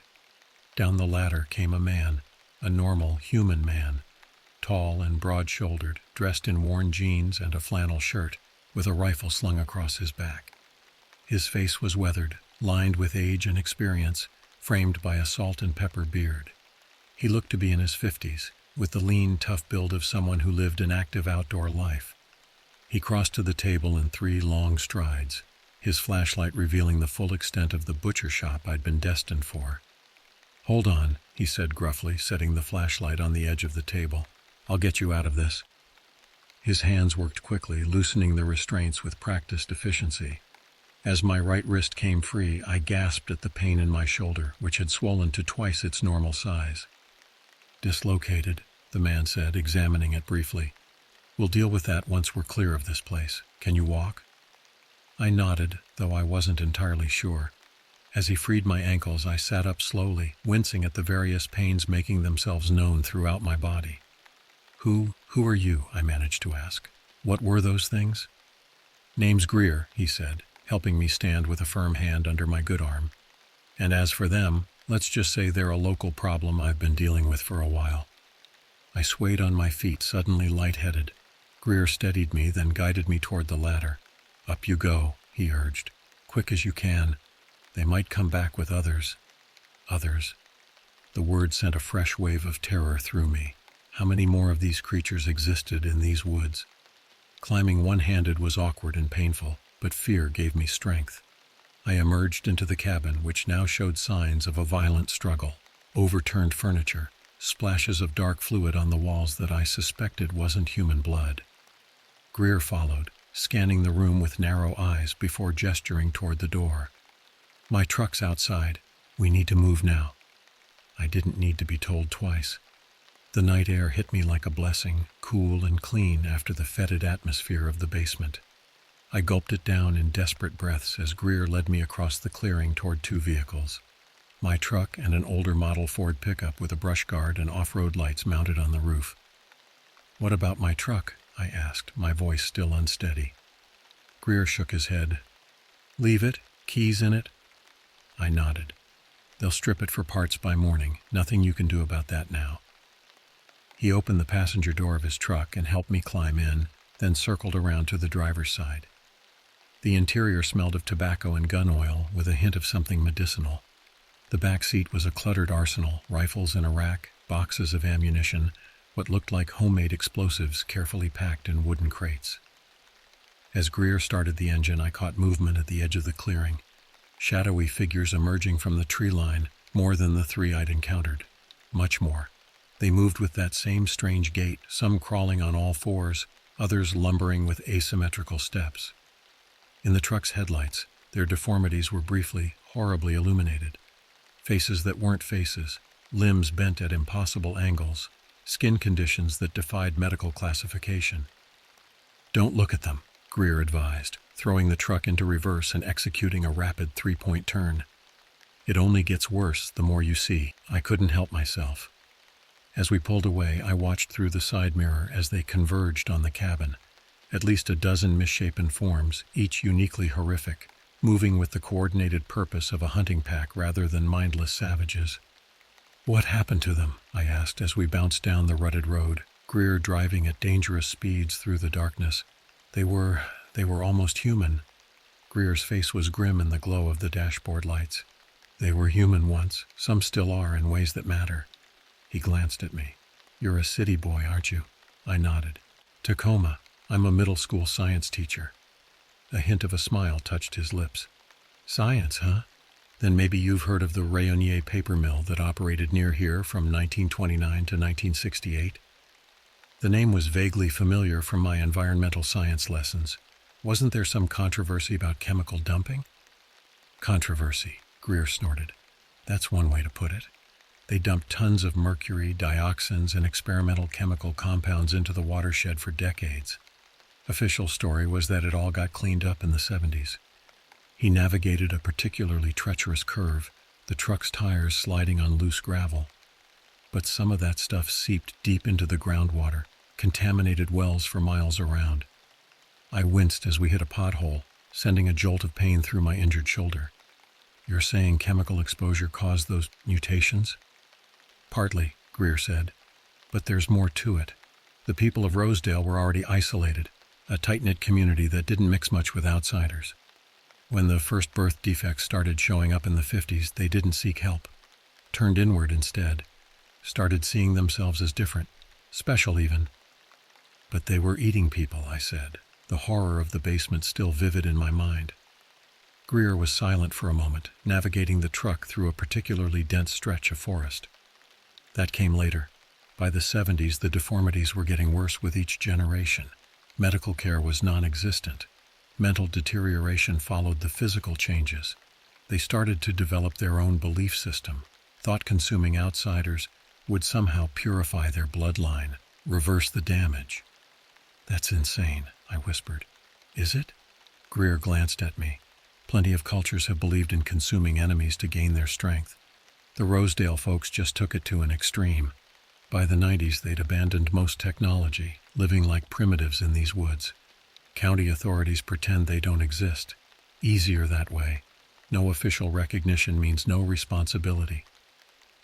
We had been driving for nearly an hour, the forest gradually thinning, the road improving. My shoulder throbbed in time with my heartbeat, but the pain was almost welcome, a reminder that I was alive, that I had escaped. How did you know? I asked. How did you know I was there? Greer's expression darkened. Been tracking them for years. My daughter disappeared hiking through here in 1991. Police said she probably got lost, died of exposure, but I knew better. His knuckles whitened on the steering wheel. Found evidence of her in their camp 6 months later. Since then, I've been monitoring their movements, trying to prevent others from suffering the same fate. The implication was clear. He hadn't saved everyone. I wondered how many travelers like me had ended up as bones in that basement, as organs floating in murky jars. You live out here? I asked. He nodded. Cabin about 20 miles east, close enough to keep an eye on them, far enough to stay safe. He glanced at me. We'll fix that shoulder there, then I'll drive you to Aberdeen in the morning. I swallowed hard, suddenly overwhelmed by the realization of how close I'd come to death. Thank you. I don't know how to... Don't, he interrupted. Just be more careful next time. Stick to marked trails. Carry a good map. Tell someone exactly where you're going. We drove in silence for a while, the truck's headlights cutting through the darkness, revealing glimpses of normal forest now, healthy trees, occasional wildlife startled by our passing. My mind kept returning to the basement, to the fate I'd narrowly avoided. What will happen to them? I finally asked. To the people of Rosedale? Greer's face was impassive, but something cold flickered in his eyes. They won't be bothering anyone else for a while. The certainty in his voice raised questions I wasn't sure I wanted answered.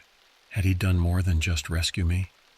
What had happened in those moments I'd been alone in the basement? We emerged from the forest onto a proper gravel road. In the distance, I could see the glow of Aberdeen's lights against the night sky. Civilization, normality, the promise of safety. But I knew something had fundamentally changed within me. The world I'd returned to would look the same. My classroom, my students, my mundane daily routines. But I would never again feel the same security in the established order of things. I had glimpsed something that existed at the edges of society, in the shadows we pretend don't exist. "Will you report this?" Greer asked, breaking the silence. "To the authorities?" I considered the question. Who would believe me?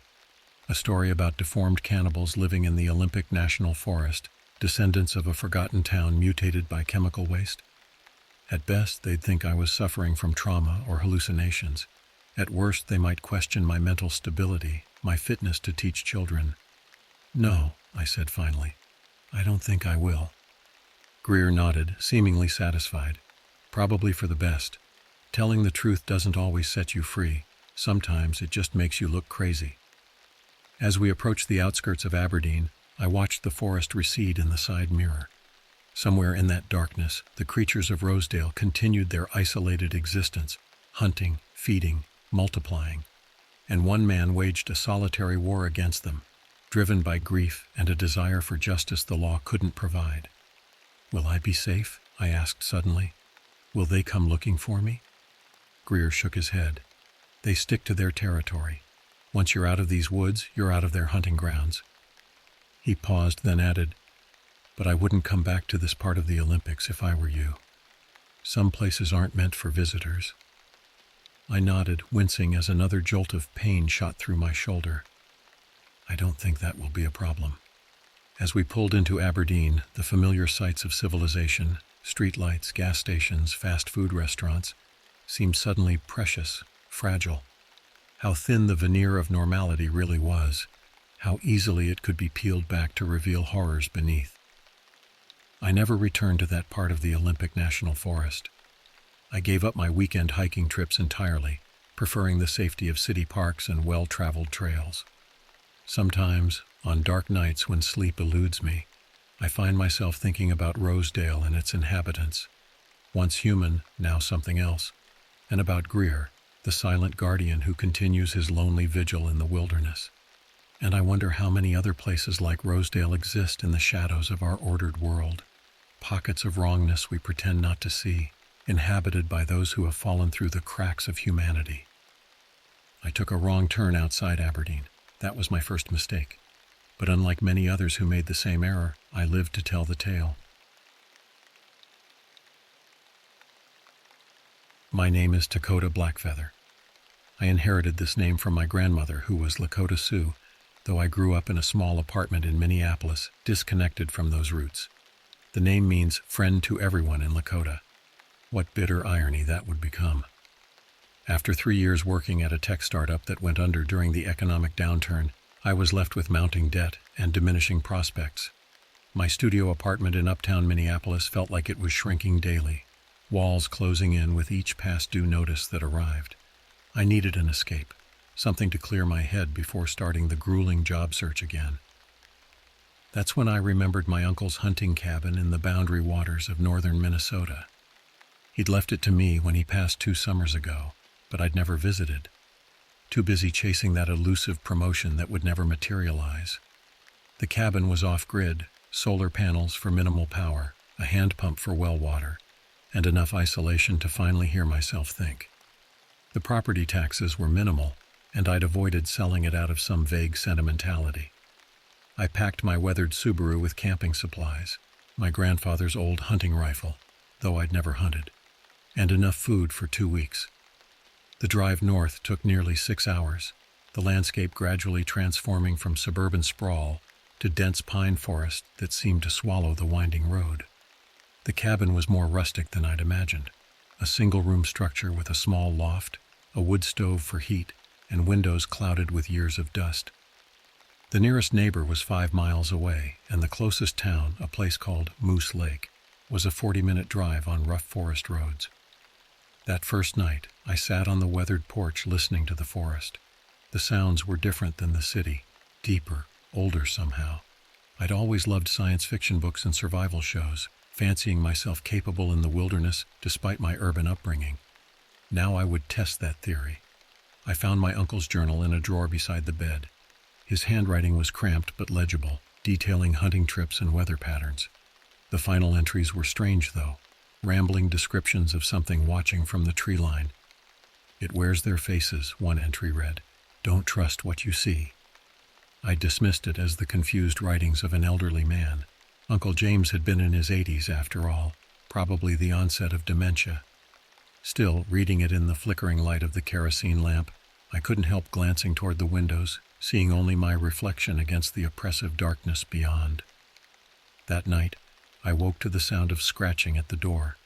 Probably raccoons or a curious deer, I told myself. But when I checked the porch in the morning, I found strange markings carved into the wooden railing, symbols I didn't recognize, curved lines and angular shapes that seemed deliberate. A joke from local teens, maybe? But who knew I was here? I hadn't told anyone where I was going, hadn't had anyone to tell. I tried to laugh it off, but the symbols nagged at me, familiar somehow, like something I'd seen in one of my grandmother's old books. I decided to hike to the nearby lake that day. The forest was thick with ancient pines and paper birch, their trunks like pale ghosts among the shadows. The path was barely visible, more suggestion than trail. I found myself checking over my shoulder repeatedly, unable to shake the feeling of being observed. The lake, when I reached it, was breathtaking, crystal clear water reflecting the cloudless sky. But something about the stillness unsettled me. No birds called, no fish jumped. The silence was absolute, pressing against my ears like cotton wool. That's when I saw the tracks along the muddy shore, not animal, not human, but something in between. Too large for a wolf, too narrow for a bear, with strange elongated digits that dug deep into the soft earth. They led into the water and didn't emerge on the other side. As the sun began to sink, I hurried back to the cabin, unable to escape the weight of unseen eyes following my retreat.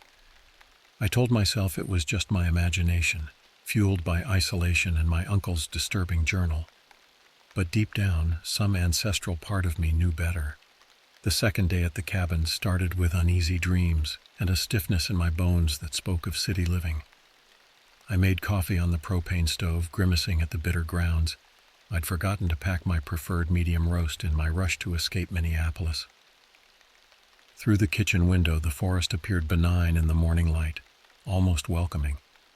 I spent the morning cleaning the cabin, discovering layers of dust covering my uncle's possessions. A collection of dried herbs hung from ceiling rafters, sage, sweetgrass, and others I couldn't identify. Grandmother would have known. She'd tried teaching me about medicines and protection rituals when I was young, but I'd been more interested in video games and science fiction. In a trunk beneath the bed, I found an old leather pouch containing what looked like a medicine bundle, feathers, small stones, and a piece of antler wrapped in red cloth. A chill ran through me as I recognized the symbols on the cloth, the same ones carved into the porch railing. I replaced everything exactly as I'd found it, some instinct warning against disturbing these items further. After lunch, I decided to gather firewood. The temperature was dropping, and the forecast I'd checked before losing cell service predicted rain. The forest floor was carpeted with pine needles that muffled my footsteps as I collected fallen branches. The trees grew denser the further I ventured from the cabin, their canopy blocking most of the sunlight. That's when I first noticed the silence. The forest had gone completely still. No birdsong, no rustling leaves, nothing but my own breathing. I straightened, arms full of firewood, and scanned my surroundings. Nothing moved, yet the sensation of being watched intensified. A branch snapped somewhere behind me. I whirled around, dropping several sticks. Nothing visible, just more trees and shadows. But the air had changed, become heavier somehow, charged with anticipation. "Hello?" My voice sounded thin and artificial. "Someone there?" Nothing answered except a distant raven's call that somehow made the silence afterward more profound. I gathered what wood I could carry and hurried back to the cabin, unable to shake the crawling sensation between my shoulder blades. As I stacked the wood beside the stove, I noticed mud on the cabin floor. Footprints that weren't mine, leading from the door to the kitchen and then vanishing. I checked every corner of the cabin, even the small storage crawlspace finding nothing. The door had been locked from the inside. The windows were intact, yet someone or something had been here while I was gathering wood. That evening, as dusk gathered, I sat with my grandfather's rifle across my lap, watching the tree line through the window. The wind had picked up, bending the pines and carrying what sounded like whispers, my name perhaps, or just the random noise of branches scraping together. Rain began to fall around midnight, drumming against the roof. I must have dozed off because I jerked awake suddenly, disoriented. The cabin was dark. The solar-powered lights had failed. Outside, the rain had stopped, but water still dripped from the eaves, creating a syncopated rhythm against the porch. Tap, tap, tap, tap, tap. No, not water. Knocking. I fumbled for my flashlight, pointing it toward the door. The knocking stopped immediately. Heart pounding, I approached the window, keeping to the side to avoid being silhouetted. The porch appeared empty, but something moved at the edge of the woods. A figure, tall and unnaturally thin, standing perfectly still among the trees. I raised the flashlight, but by the time the beam reached the spot, nothing was there. Sleep was impossible after that. I built up the fire in the stove and sat with my back to the wall, jumping at every creak and groan of the old cabin. I found myself wishing I'd paid more attention to my grandmother's stories, especially the ones about the wilderness and its dangers. Near dawn, exhaustion finally claimed me. I dreamed of running through endless forest, pursued by something that wore a parade of familiar faces, my boss, my ex-girlfriend, my late uncle, all with eyes too dark and smiles too wide. I woke to find fresh symbols carved into the inside of the cabin door, from the inside. The morning of the third day brought heavy fog that clung to the treetops and filtered through the forest like ghostly fingers. I examined the new symbols on the cabin door in the gray daylight. They formed a crude circle with lines radiating outward like a child's drawing of the sun. But something about them raised the hair on my arms. They weren't carved with a knife but appeared burned into the wood, the edges blackened and curled. After a nearly sleepless night, my nerves were frayed. I needed to go into town for supplies and maybe ask locals about the symbols. The drive to Moose Lake was tense, the fog limiting visibility to mere yards ahead. Twice I thought I saw someone standing along the roadside, but when I slowed, there was nothing but twisted stumps or shadow-draped boulders. Moose Lake was barely a town, a gas station with a small grocery section, a diner, and a handful of houses clustered around a crossroads. At the diner, I ordered coffee and eggs, desperate for human contact. The waitress, a woman in her 60s with leathery skin and sharp eyes, studied me as she poured the coffee.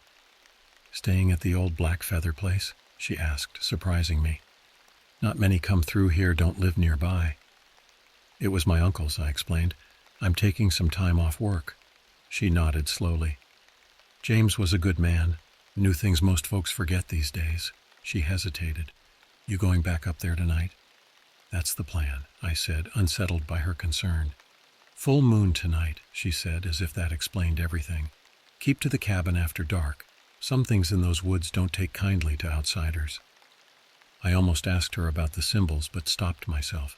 Something about her expression warned against further questions. Instead, I finished my meal in silence, paid, and headed to the small grocery section of the gas station. The teenage clerk barely looked up from his phone as I gathered supplies. On impulse, I picked up a local newspaper. The headline caught my eye: "Third hiker missing in Boundary Waters area." According to the article, 3 solo hikers had disappeared in the last month, all within 20 miles of where my cabin stood. Search parties had found nothing except one abandoned campsite with, as the paper described it, unusual markings on surrounding trees. The drive back to the cabin seemed longer, the forest pressing closer. I kept the radio on, tuned to the only station that came through clearly, some religious programming that faded in and out with bursts of static. Ancient evil that walks between static. Wears the skin of those it, more static. Pray for protection from the... I switched it off, preferring silence to the unsettling fragments. The fog had lifted somewhat by the time I reached the cabin, but darkness was falling quickly. I hurried inside with my supplies, securing the door with a chair propped under the handle. Around midnight, the full moon broke through the clouds, casting silver-blue light through the windows. I sat at the small table reading through more of my uncle's journal, looking for clues about the symbols. The final pages were increasingly paranoid, describing a thin one that watched from the trees and spoke with the voices of the dead. Uncle James wrote about hearing his late wife calling to him from the forest, begging him to come outside. A sharp crack from outside interrupted my reading, the sound of a large branch breaking under weight. Then another. Something heavy was moving through the undergrowth toward the cabin. I grabbed my rifle, checking that it was loaded. The footsteps, if that's what they were, circled the cabin slowly. Then silence. "Dakota?" My blood froze. It was my grandmother's voice, exactly as I remembered from childhood, the slight accent, the way she softened certain consonants. "Dakota, please help me. I'm hurt out here." I knew it was impossible. My grandmother had died 5 years ago. I'd attended her funeral, seen her buried. This was some cruel trick, yet the voice continued, growing more desperate. "Please, grandson, something's following me. Let me in." I remained motionless, rifle aimed at the door, sweat beading on my forehead despite the chill. "Dakota, why won't you help me? Don't you love your grandmother?" The voice changed then, transforming mid-sentence from my grandmother's gentle tones to something else. Multiple voices layered together, some high and childlike, others deep and guttural, all speaking in unison. "We see you, Dakota Blackfeather. We wear your blood. We know your fear." Something heavy slammed against the door, rattling it in its frame. The chair holding it shut jumped but held. 3 more impacts followed, each stronger than the last. On the 4th, the chair splintered. I fired a warning shot through the window into the air. The assault stopped immediately. For long minutes, nothing moved. Then came a scraping sound from the roof, slow, deliberate movements of something large crossing overhead. Dust and debris rained down as the old timber creaked under the weight. I didn't sleep that night. When dawn finally came, I found deep gouges in the porch and door, marks made by claws or tools I couldn't identify. And hanging from the porch railing was a small, freshly made medicine bundle, identical to the one in my uncle's trunk. Someone was trying to tell me something, or warn me. By the 4th day, exhaustion had become my constant companion. I moved through the cabin in a haze, jumping at shadows and the normal creaks of the aging structure. The medicine bundle left on the porch troubled me most, a perfect replica of my uncle's, down to the red cloth with mysterious symbols. I spent the morning comparing the 2 bundles side by side on the kitchen table. The new one contained a hawk feather, a smooth river stone, and a small piece of what appeared to be dried meat wrapped in the symbol-covered cloth. My hands trembled as I examined it, some deep instinct warning against touching the contents directly.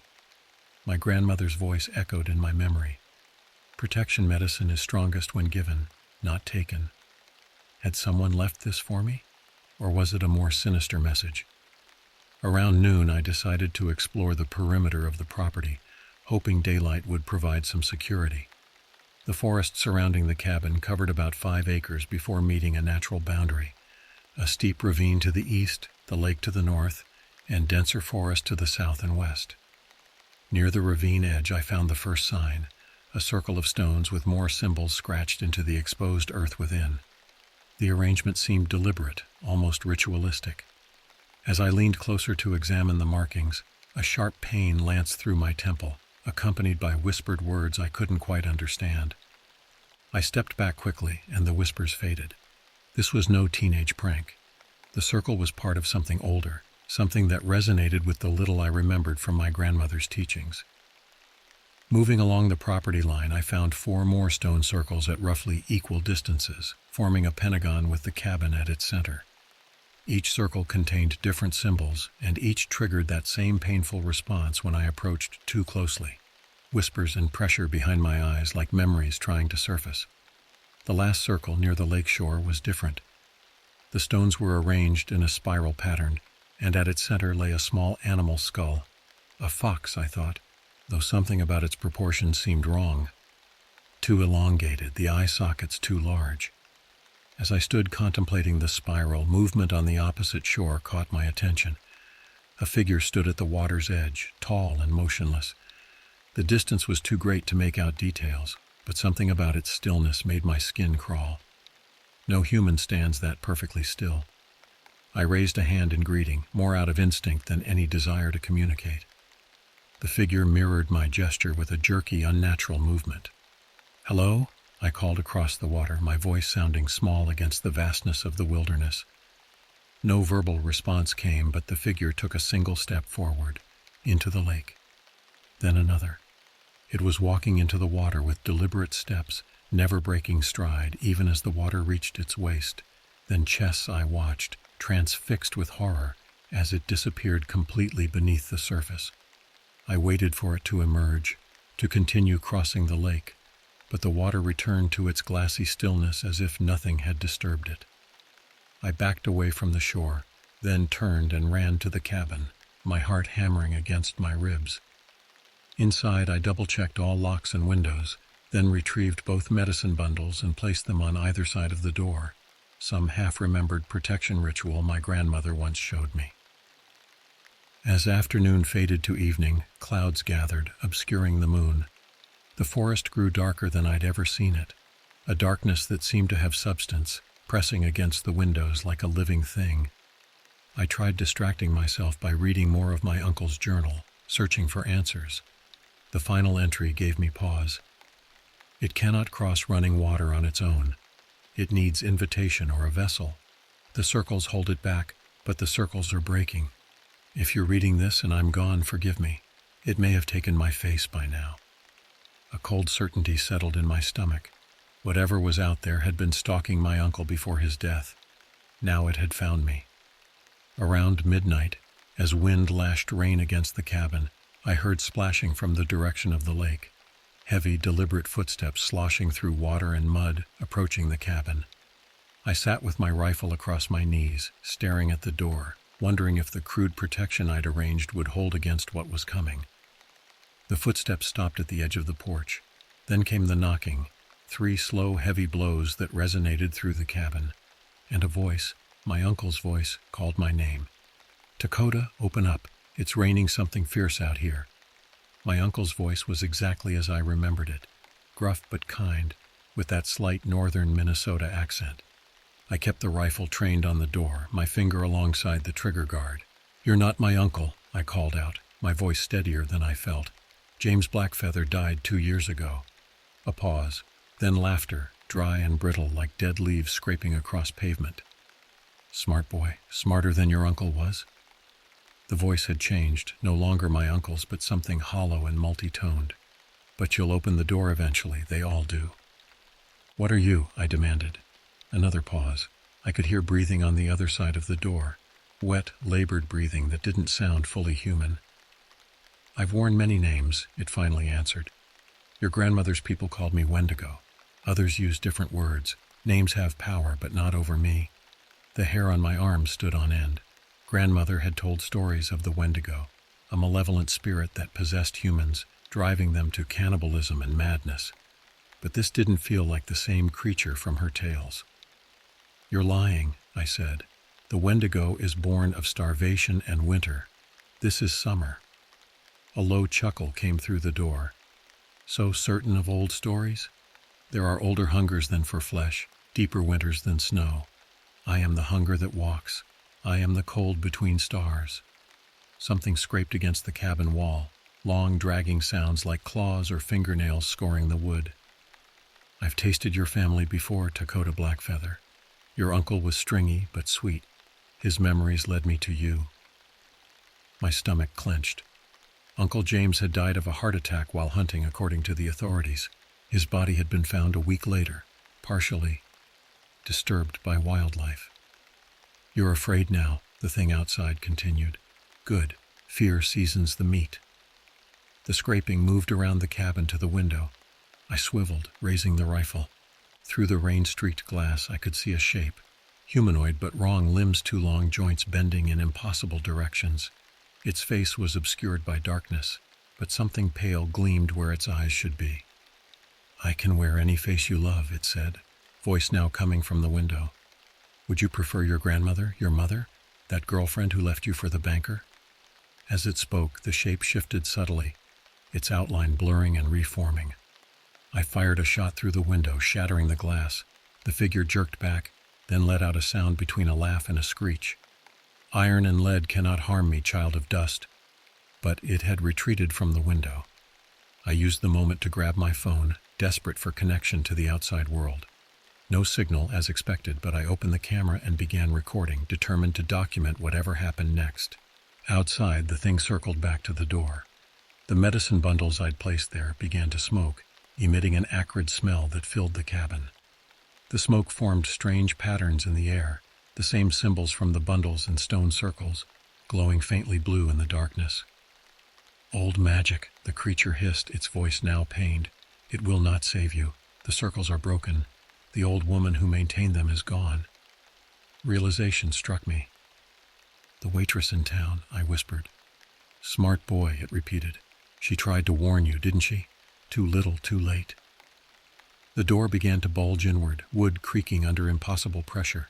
The smoking bundles flared brighter, and the thing outside screeched in what sounded like pain. The pressure on the door ceased. For hours it circled the cabin, testing boundaries, sometimes speaking with familiar voices, sometimes making sounds no human throat could produce. The medicine bundles continued burning, never quite consuming their contents, filling the cabin with protective smoke. Near dawn, the assault stopped abruptly. Through the broken window came the sound of multiple voices chanting in a language I didn't recognize. The creature outside let out a furious howl that faded into the distance, as if it were being driven away. Cautiously, I approached the window and peered out. The rain had stopped, and in the gray pre-dawn light, I could see 5 figures standing in a circle around the cabin. Men and women wearing ordinary clothes, but holding what appeared to be similar medicine bundles. The waitress from the diner stood among them, her eyes meeting mine through the shattered glass. "Dawn comes, but it will return tonight," she called to me. "We cannot hold it back again. You need to leave this place, Dakota Blackfeather. Today." Before I could respond, they turned and walked into the forest, disappearing among the trees as silently as they had come.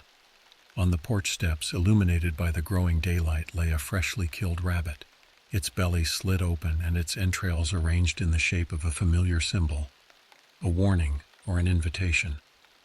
The morning after the attack brought eerie calm. Birdsong returned to the forest, and sunlight filtered through the trees as if nothing had happened. I spent the first hours of daylight boarding up the broken window and examining the damage to the cabin. Deep grooves scored the exterior walls, 4 parallel lines repeating in patterns that no animal I knew could make. The dead rabbit remained on the porch steps, its arranged entrails now crawling with ants. I used a shovel to dispose of it in the woods, noting with unease how the forest floor seemed disturbed in a wide circle around the cabin. Undergrowth trampled in spiral patterns mirroring the stone circles I'd found. I should have left immediately, as the waitress advised. But something kept me there, a stubborn curiosity perhaps, or some deeper instinct I couldn't name. This thing had hunted my uncle, now it was hunting me. Running felt like abandoning some unfinished family business. Instead, I spent the day preparing.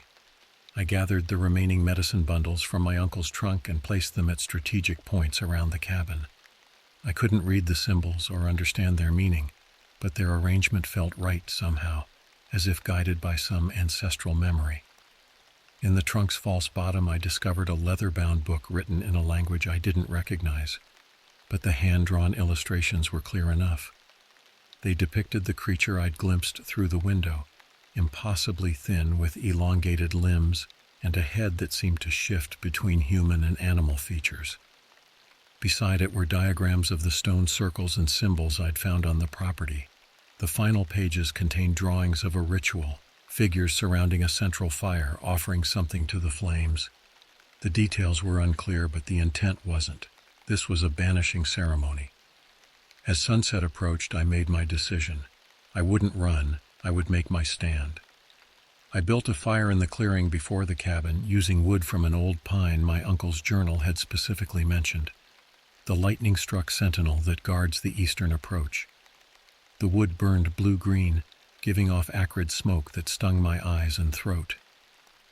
Around the fire, I arranged items from the medicine bundles in patterns copied from the book, hawk feathers, river stones, and strips of red cloth bearing hand-drawn symbols.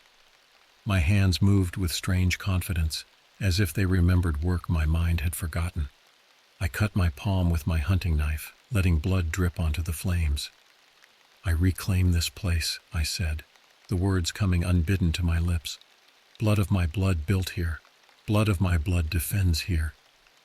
The fire flared higher, smoke twisting into familiar symbols before dispersing into the darkening sky. Night fell like a heavy curtain, stars obscured by gathering clouds. In the distance, thunder rumbled, a summer storm approaching. I waited by the fire, rifle across my knees, more for comfort than protection. If the previous night had taught me anything, it was that conventional weapons wouldn't help against what was coming. The attack began differently this time.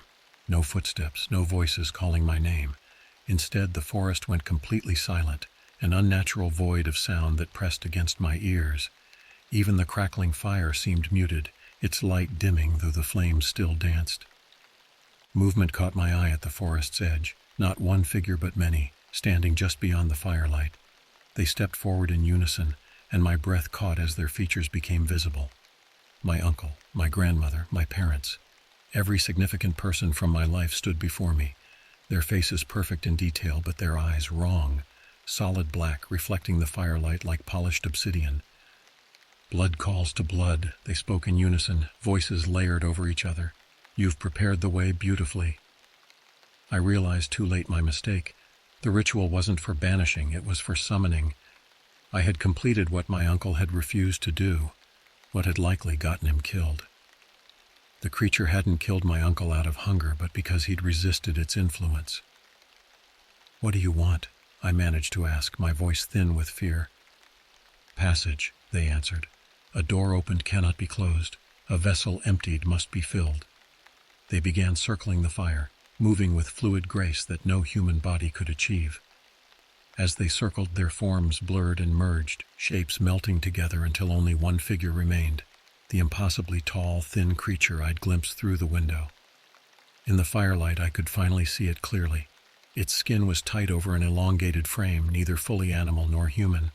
Its face shifted continuously, features flowing like wax, sometimes resembling my uncle, sometimes my grandmother, sometimes creatures I couldn't name. "The old protections are gone," it said, its voice now a chorus contained in one throat. "The circles are broken, the boundary thins. I am hunger given form, and you have invited me across." It was right. I had unwittingly completed a ritual begun by others, perhaps generations ago. The stone circles, the symbols, they weren't to keep something out, but to keep something in. And I had disrupted them. As it spoke, the fire between us began to change, flames elongating into tendril-like shapes that reached toward me.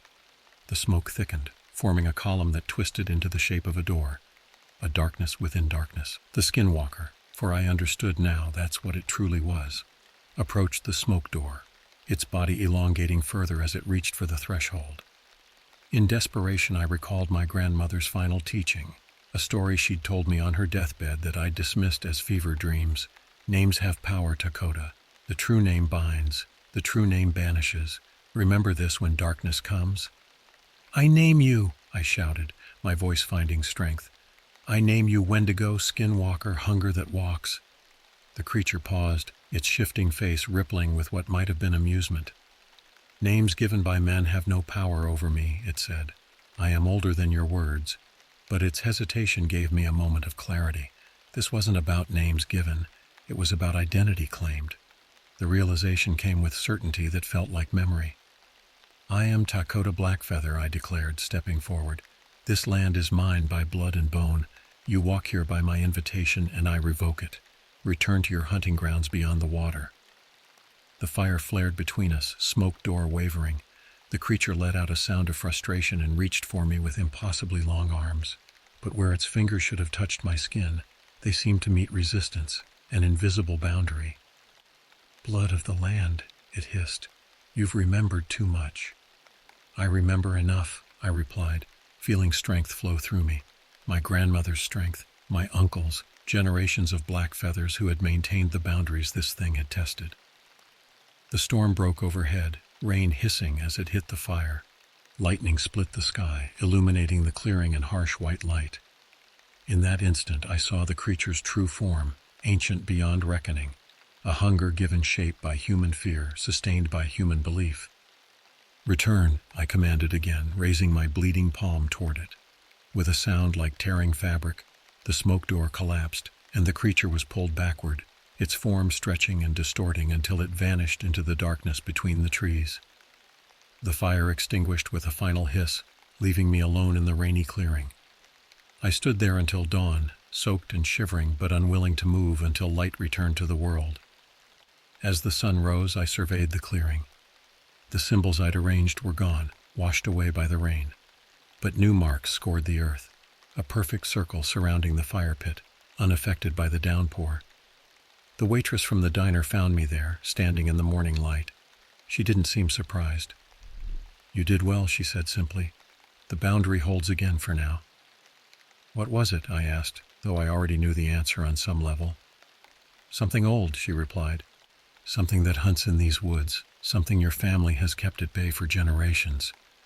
She studied my face. "Will you stay, Dakota Blackfeather? These boundaries need tending." I looked at the cabin, my cabin now, truly claimed. Financial problems and job searches seemed distant concerns compared to what I'd experienced, what I now understood about my heritage. "I'll stay," I said, the words feeling right in my mouth. "I'll learn what I need to know." She nodded, satisfied. "Good. The hunger always returns, but so do the guardians." As she turned to leave, I caught a glimpse of something familiar in her features, a resemblance to the old photographs of my grandmother's sisters, women I'd never met but whose blood ran in my veins. Family, it seemed, extended further than I'd known, and so did responsibility. That night I began rebuilding the stone circles, guided by instinct and fragmented memories. The forest watched in silence, but it was a different silence now, respectful rather than threatening. Something waited beyond the boundaries, wearing familiar faces and speaking with stolen voices. But the land was mine, claimed in blood and defended in name. For now, that was enough. The hunger would return, but I would be ready. The radio crackled to life, breaking the comfortable silence of the ranger station. "Base to Ranger 47. We've got a report of hikers missing near Blackwater Ridge. Family of 3. Last check-in was yesterday at noon. Over." I grabbed the handset, feeling the familiar weight of responsibility settle onto my shoulders. "Copy that, Base. I'll head out immediately. Any coordinate info? Over." Last known position was near Twin Pines Shelter. Storms knocked out the emergency relay last night. Weather's clearing now, but we've got fog rolling in this evening. Over. "Copy. I'm on my way. Over and out." This was my 10th year as a ranger at Blackwater National Forest. Some called it remote. I called it home. The endless expanse of pine and spruce became my sanctuary after leaving the chaos of city life behind. The cabin I'd built with my own hands was simple but sturdy, a physical metaphor for the life I'd chosen. I gathered my gear methodically, each item essential for wilderness search and rescue. The weight of my pack was comforting, like an old friend. I thought briefly of the dog-eared copy of The Wendigo by Algernon Blackwood sitting on my nightstand, a horror novel I'd been reading during evening storms. The old tale of wilderness madness seemed particularly ill-timed now, as I prepared to head into the deepest part of the forest. The drive to the trailhead took 40 minutes, the service road narrowing until it was barely distinguishable from the surrounding wilderness. I parked, shouldered my pack, and checked my GPS. Twin Pines was 8 miles in. A family with a 10-year-old would take it slow, especially if they were inexperienced. As I hiked, the forest embraced me in its familiar silence. Only it wasn't quite silent. The birds had gone quiet, something I'd noticed happening more frequently these past months. The locals had their theories, of course. The old-timers at the general store spoke in hushed tones about the tall one who walked these woods. I'd dismissed their stories as backwoods folklore. Until that day 3 months ago. I'd been marking trail boundaries when I found the footprints. Not deer, not bear. Something bipedal with a stride length that defied human proportions. I'd laughed it off then, blaming deformed tracks from overlapping prints. The scientific explanation felt hollow, but I clung to it anyway. The fog began rolling in earlier than forecast, transforming familiar landmarks into ghostly silhouettes. I quickened my pace, wanting to reach the shelter before visibility dropped further. The silence intensified, broken only by my breathing and the occasional snap of twigs beneath my boots. Then I heard it, wood knocking against wood. 3 distinct impacts from somewhere to my right. The hairs on my neck stood at attention. "Hello?" I called out, hoping for a human response. "Forest Service, anyone there?" Nothing. I pushed forward, telling myself it was just a falling branch or perhaps the missing hikers trying to signal. But a deeper part of me, the part that remembered every unexplained incident I'd encountered in these woods over the years, whispered otherwise. The shelter appeared through the fog like a mirage, a simple 3-sided wooden structure offering minimal protection from the elements.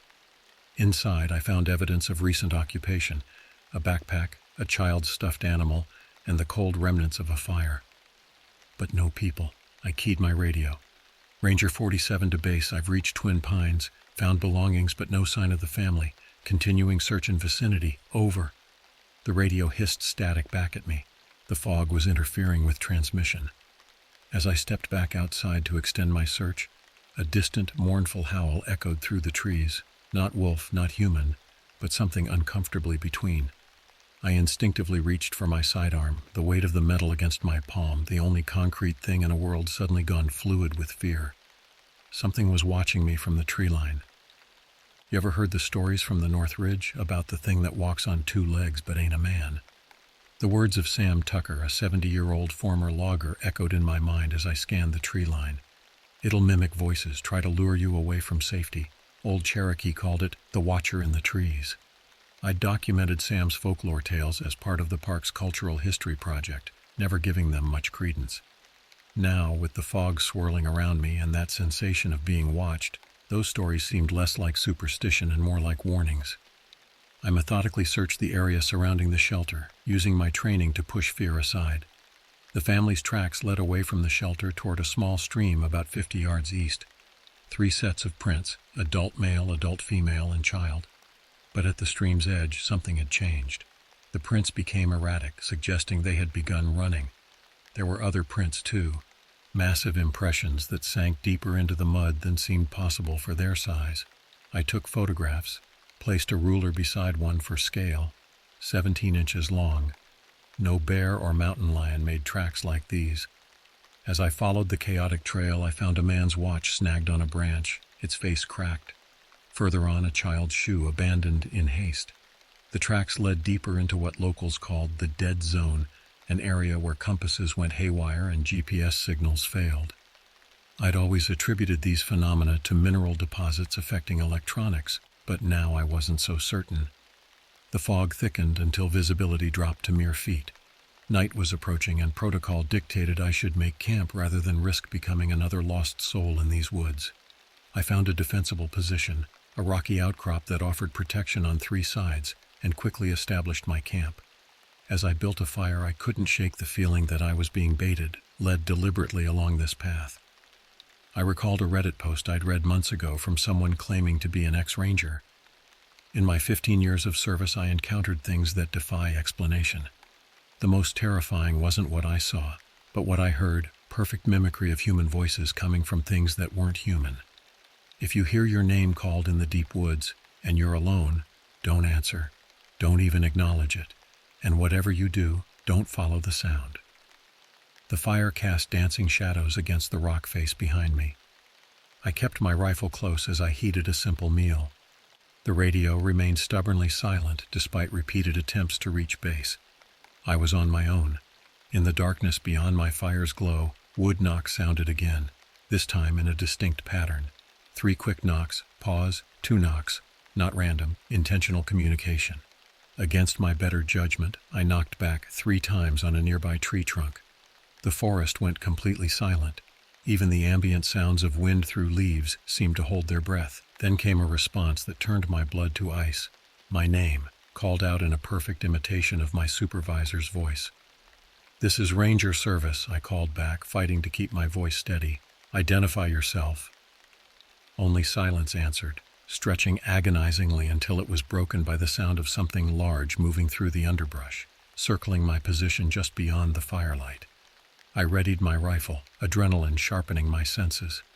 "I am armed," I announced to the darkness. "Show yourself slowly or move on." The movement stopped directly in front of my camp, just outside the fire's illumination. I could sense a presence, tall and still, watching, waiting. A child's voice emerged from the darkness, the missing 10-year-old. "Can you help me? I'm lost." Everything in my training told me to respond, to move toward the voice.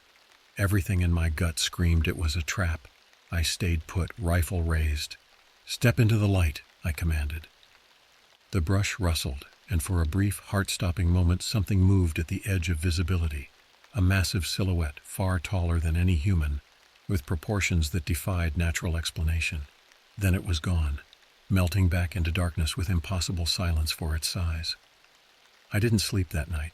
I fed the fire until dawn, the flames my only ally against whatever prowled beyond. When first light finally pierced the fog, I found new tracks surrounding my camp. A complete circle of those same 17-inch footprints. Whatever had made them had stood watching me just yards away for hours. And scattered among those tracks were smaller impressions, human prints belonging to the missing family, moving alongside the creature as if being herded.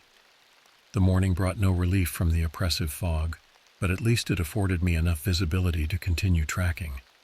The family's trail intermingled with the massive footprints, heading deeper into uncharted territory. My GPS was useless now, the screen showing impossible coordinates that jumped erratically. I relied on old-school orienteering and my knowledge of the land. Around midday I discovered something that shouldn't exist, a cabin, weathered and ancient, standing in a clearing I'd never encountered despite my decade patrolling these woods. It wasn't on any Forest Service maps. It had no business being here.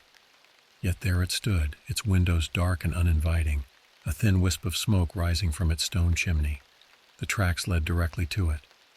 I approached cautiously, rifle ready. The wooden door hung slightly ajar, creaking softly in the light breeze. "Forest Service?" I called out. "Anyone inside?" No response. I pushed the door open with the barrel of my rifle and was hit by the musty smell of decay and something else, an animal scent, musky and primal. The interior was dimly lit by a dying fire in the hearth. What struck me immediately was the bizarre collection of items hung from the ceiling. Watches, cameras, shoes, backpacks, decades worth of lost hikers' belongings. Among them, fresh additions, a child's jacket, a woman's scarf, a man's hiking boot. The missing family had been here. On a crude table lay an open journal, its pages yellowed with age.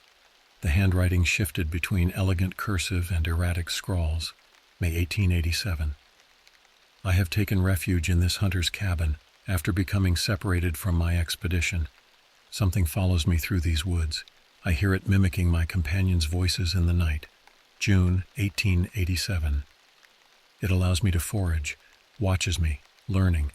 I've barricaded the doors and windows, but I know it could break through if it wished. I believe it is studying me. The entries continued, spanning decades, each in different handwriting. 1932. The locals call it Sasquatch. The natives have better names, older names. They understand it's not an animal, it's something else. 1978.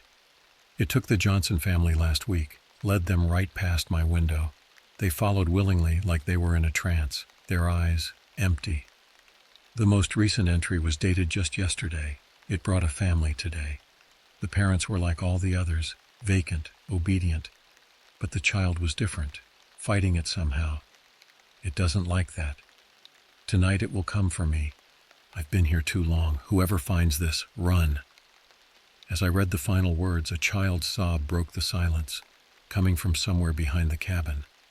I moved quickly to the back door, my training overriding caution. Outside, at the forest's edge, stood the missing 10-year-old boy, alone and trembling. "Hey there," I said gently, lowering my weapon. "I'm with the Forest Service. I've been looking for you and your parents." The boy's eyes widened. "Don't talk to me," he whispered. "It hears through me." Before I could process his warning, I noticed his parents emerging from the tree line behind him. Their movements were stiff, mechanical, their eyes vacant, just as the journal had described. "We got lost," the father said flatly, "but we're fine now. You should join us." Every instinct screamed danger.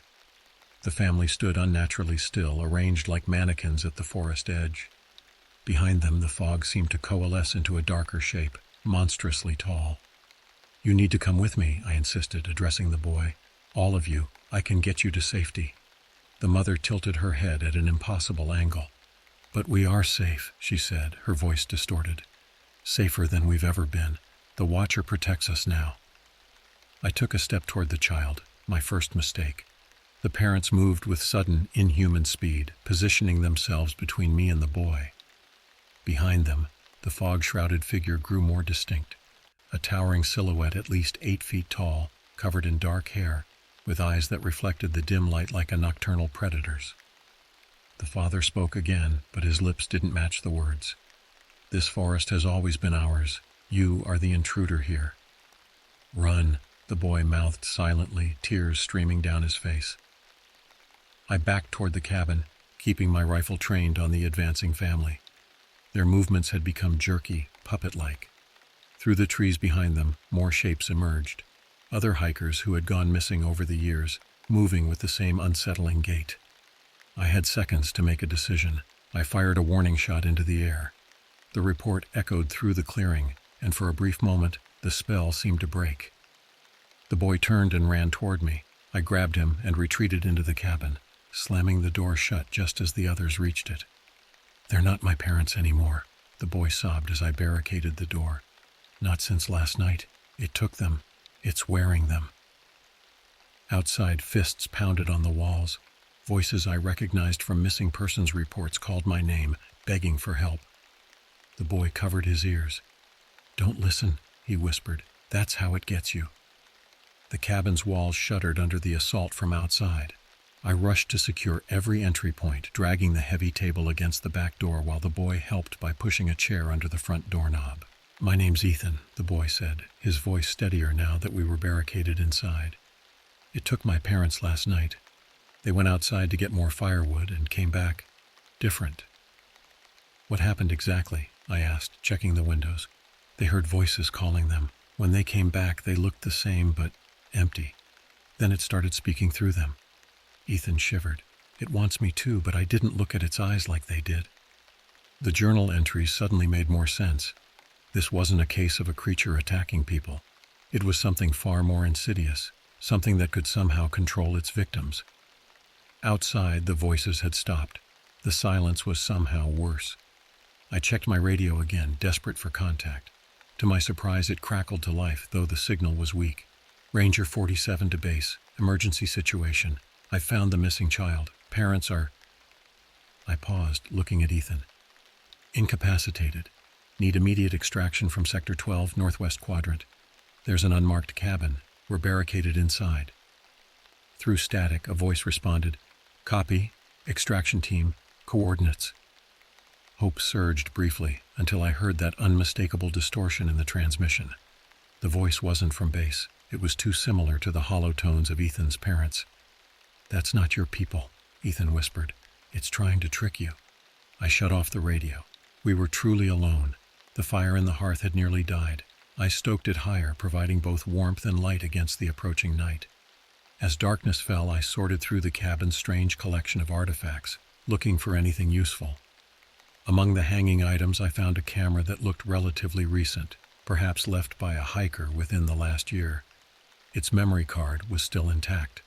I powered it on, and Ethan and I huddled together to view the images. Most were typical vacation photos, scenic vistas, smiling selfies against mountain backdrops. But the final images sent chills down my spine. They showed the same cabin we were in now, then blurry shots of something tall moving between trees. The final image was a close-up of what appeared to be a face, not quite human, not quite animal, with eyes that seemed to glow from within. There's more than one, Ethan said suddenly. I heard them talking through my parents. They've been here forever. This is their territory. A heavy thud on the roof interrupted us. Something large was moving above. Dust and debris rained down from the ceiling beams. They're trying to get in, I said, gripping my rifle tighter. Ethan shook his head. No, they're trying to keep us in until morning. His voice dropped to a whisper. That's when the others come, the taken ones.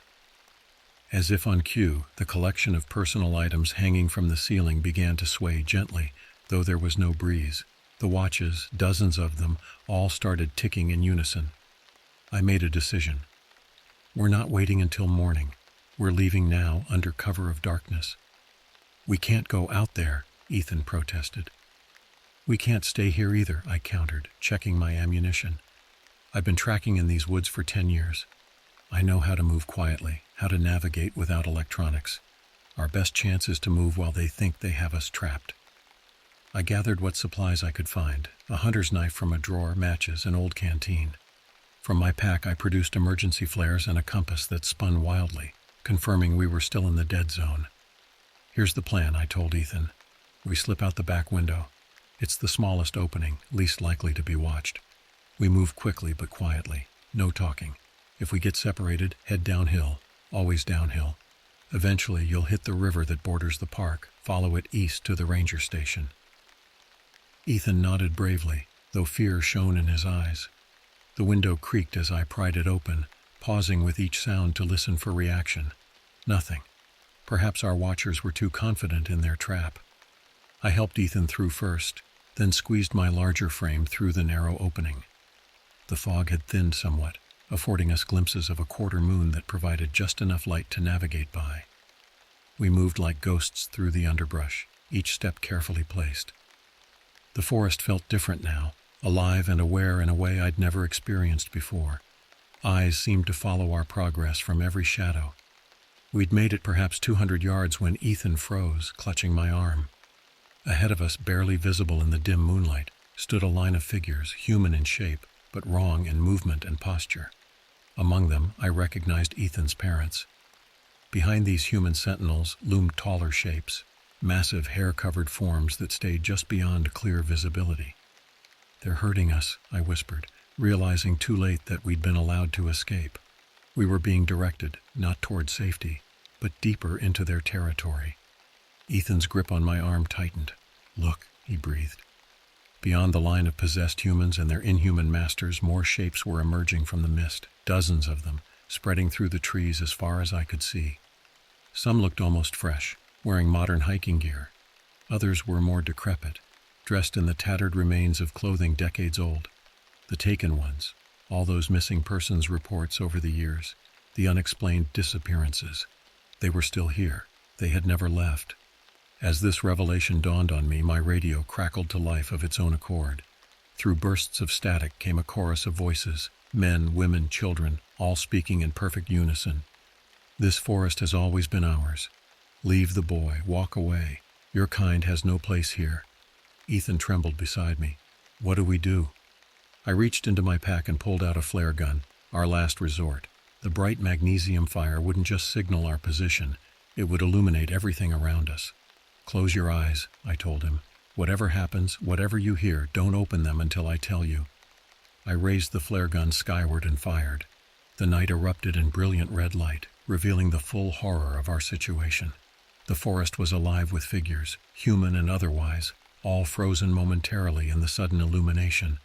The taller beings were now clearly visible, massive primate-like creatures with intelligent eyes that reflected the flare's light.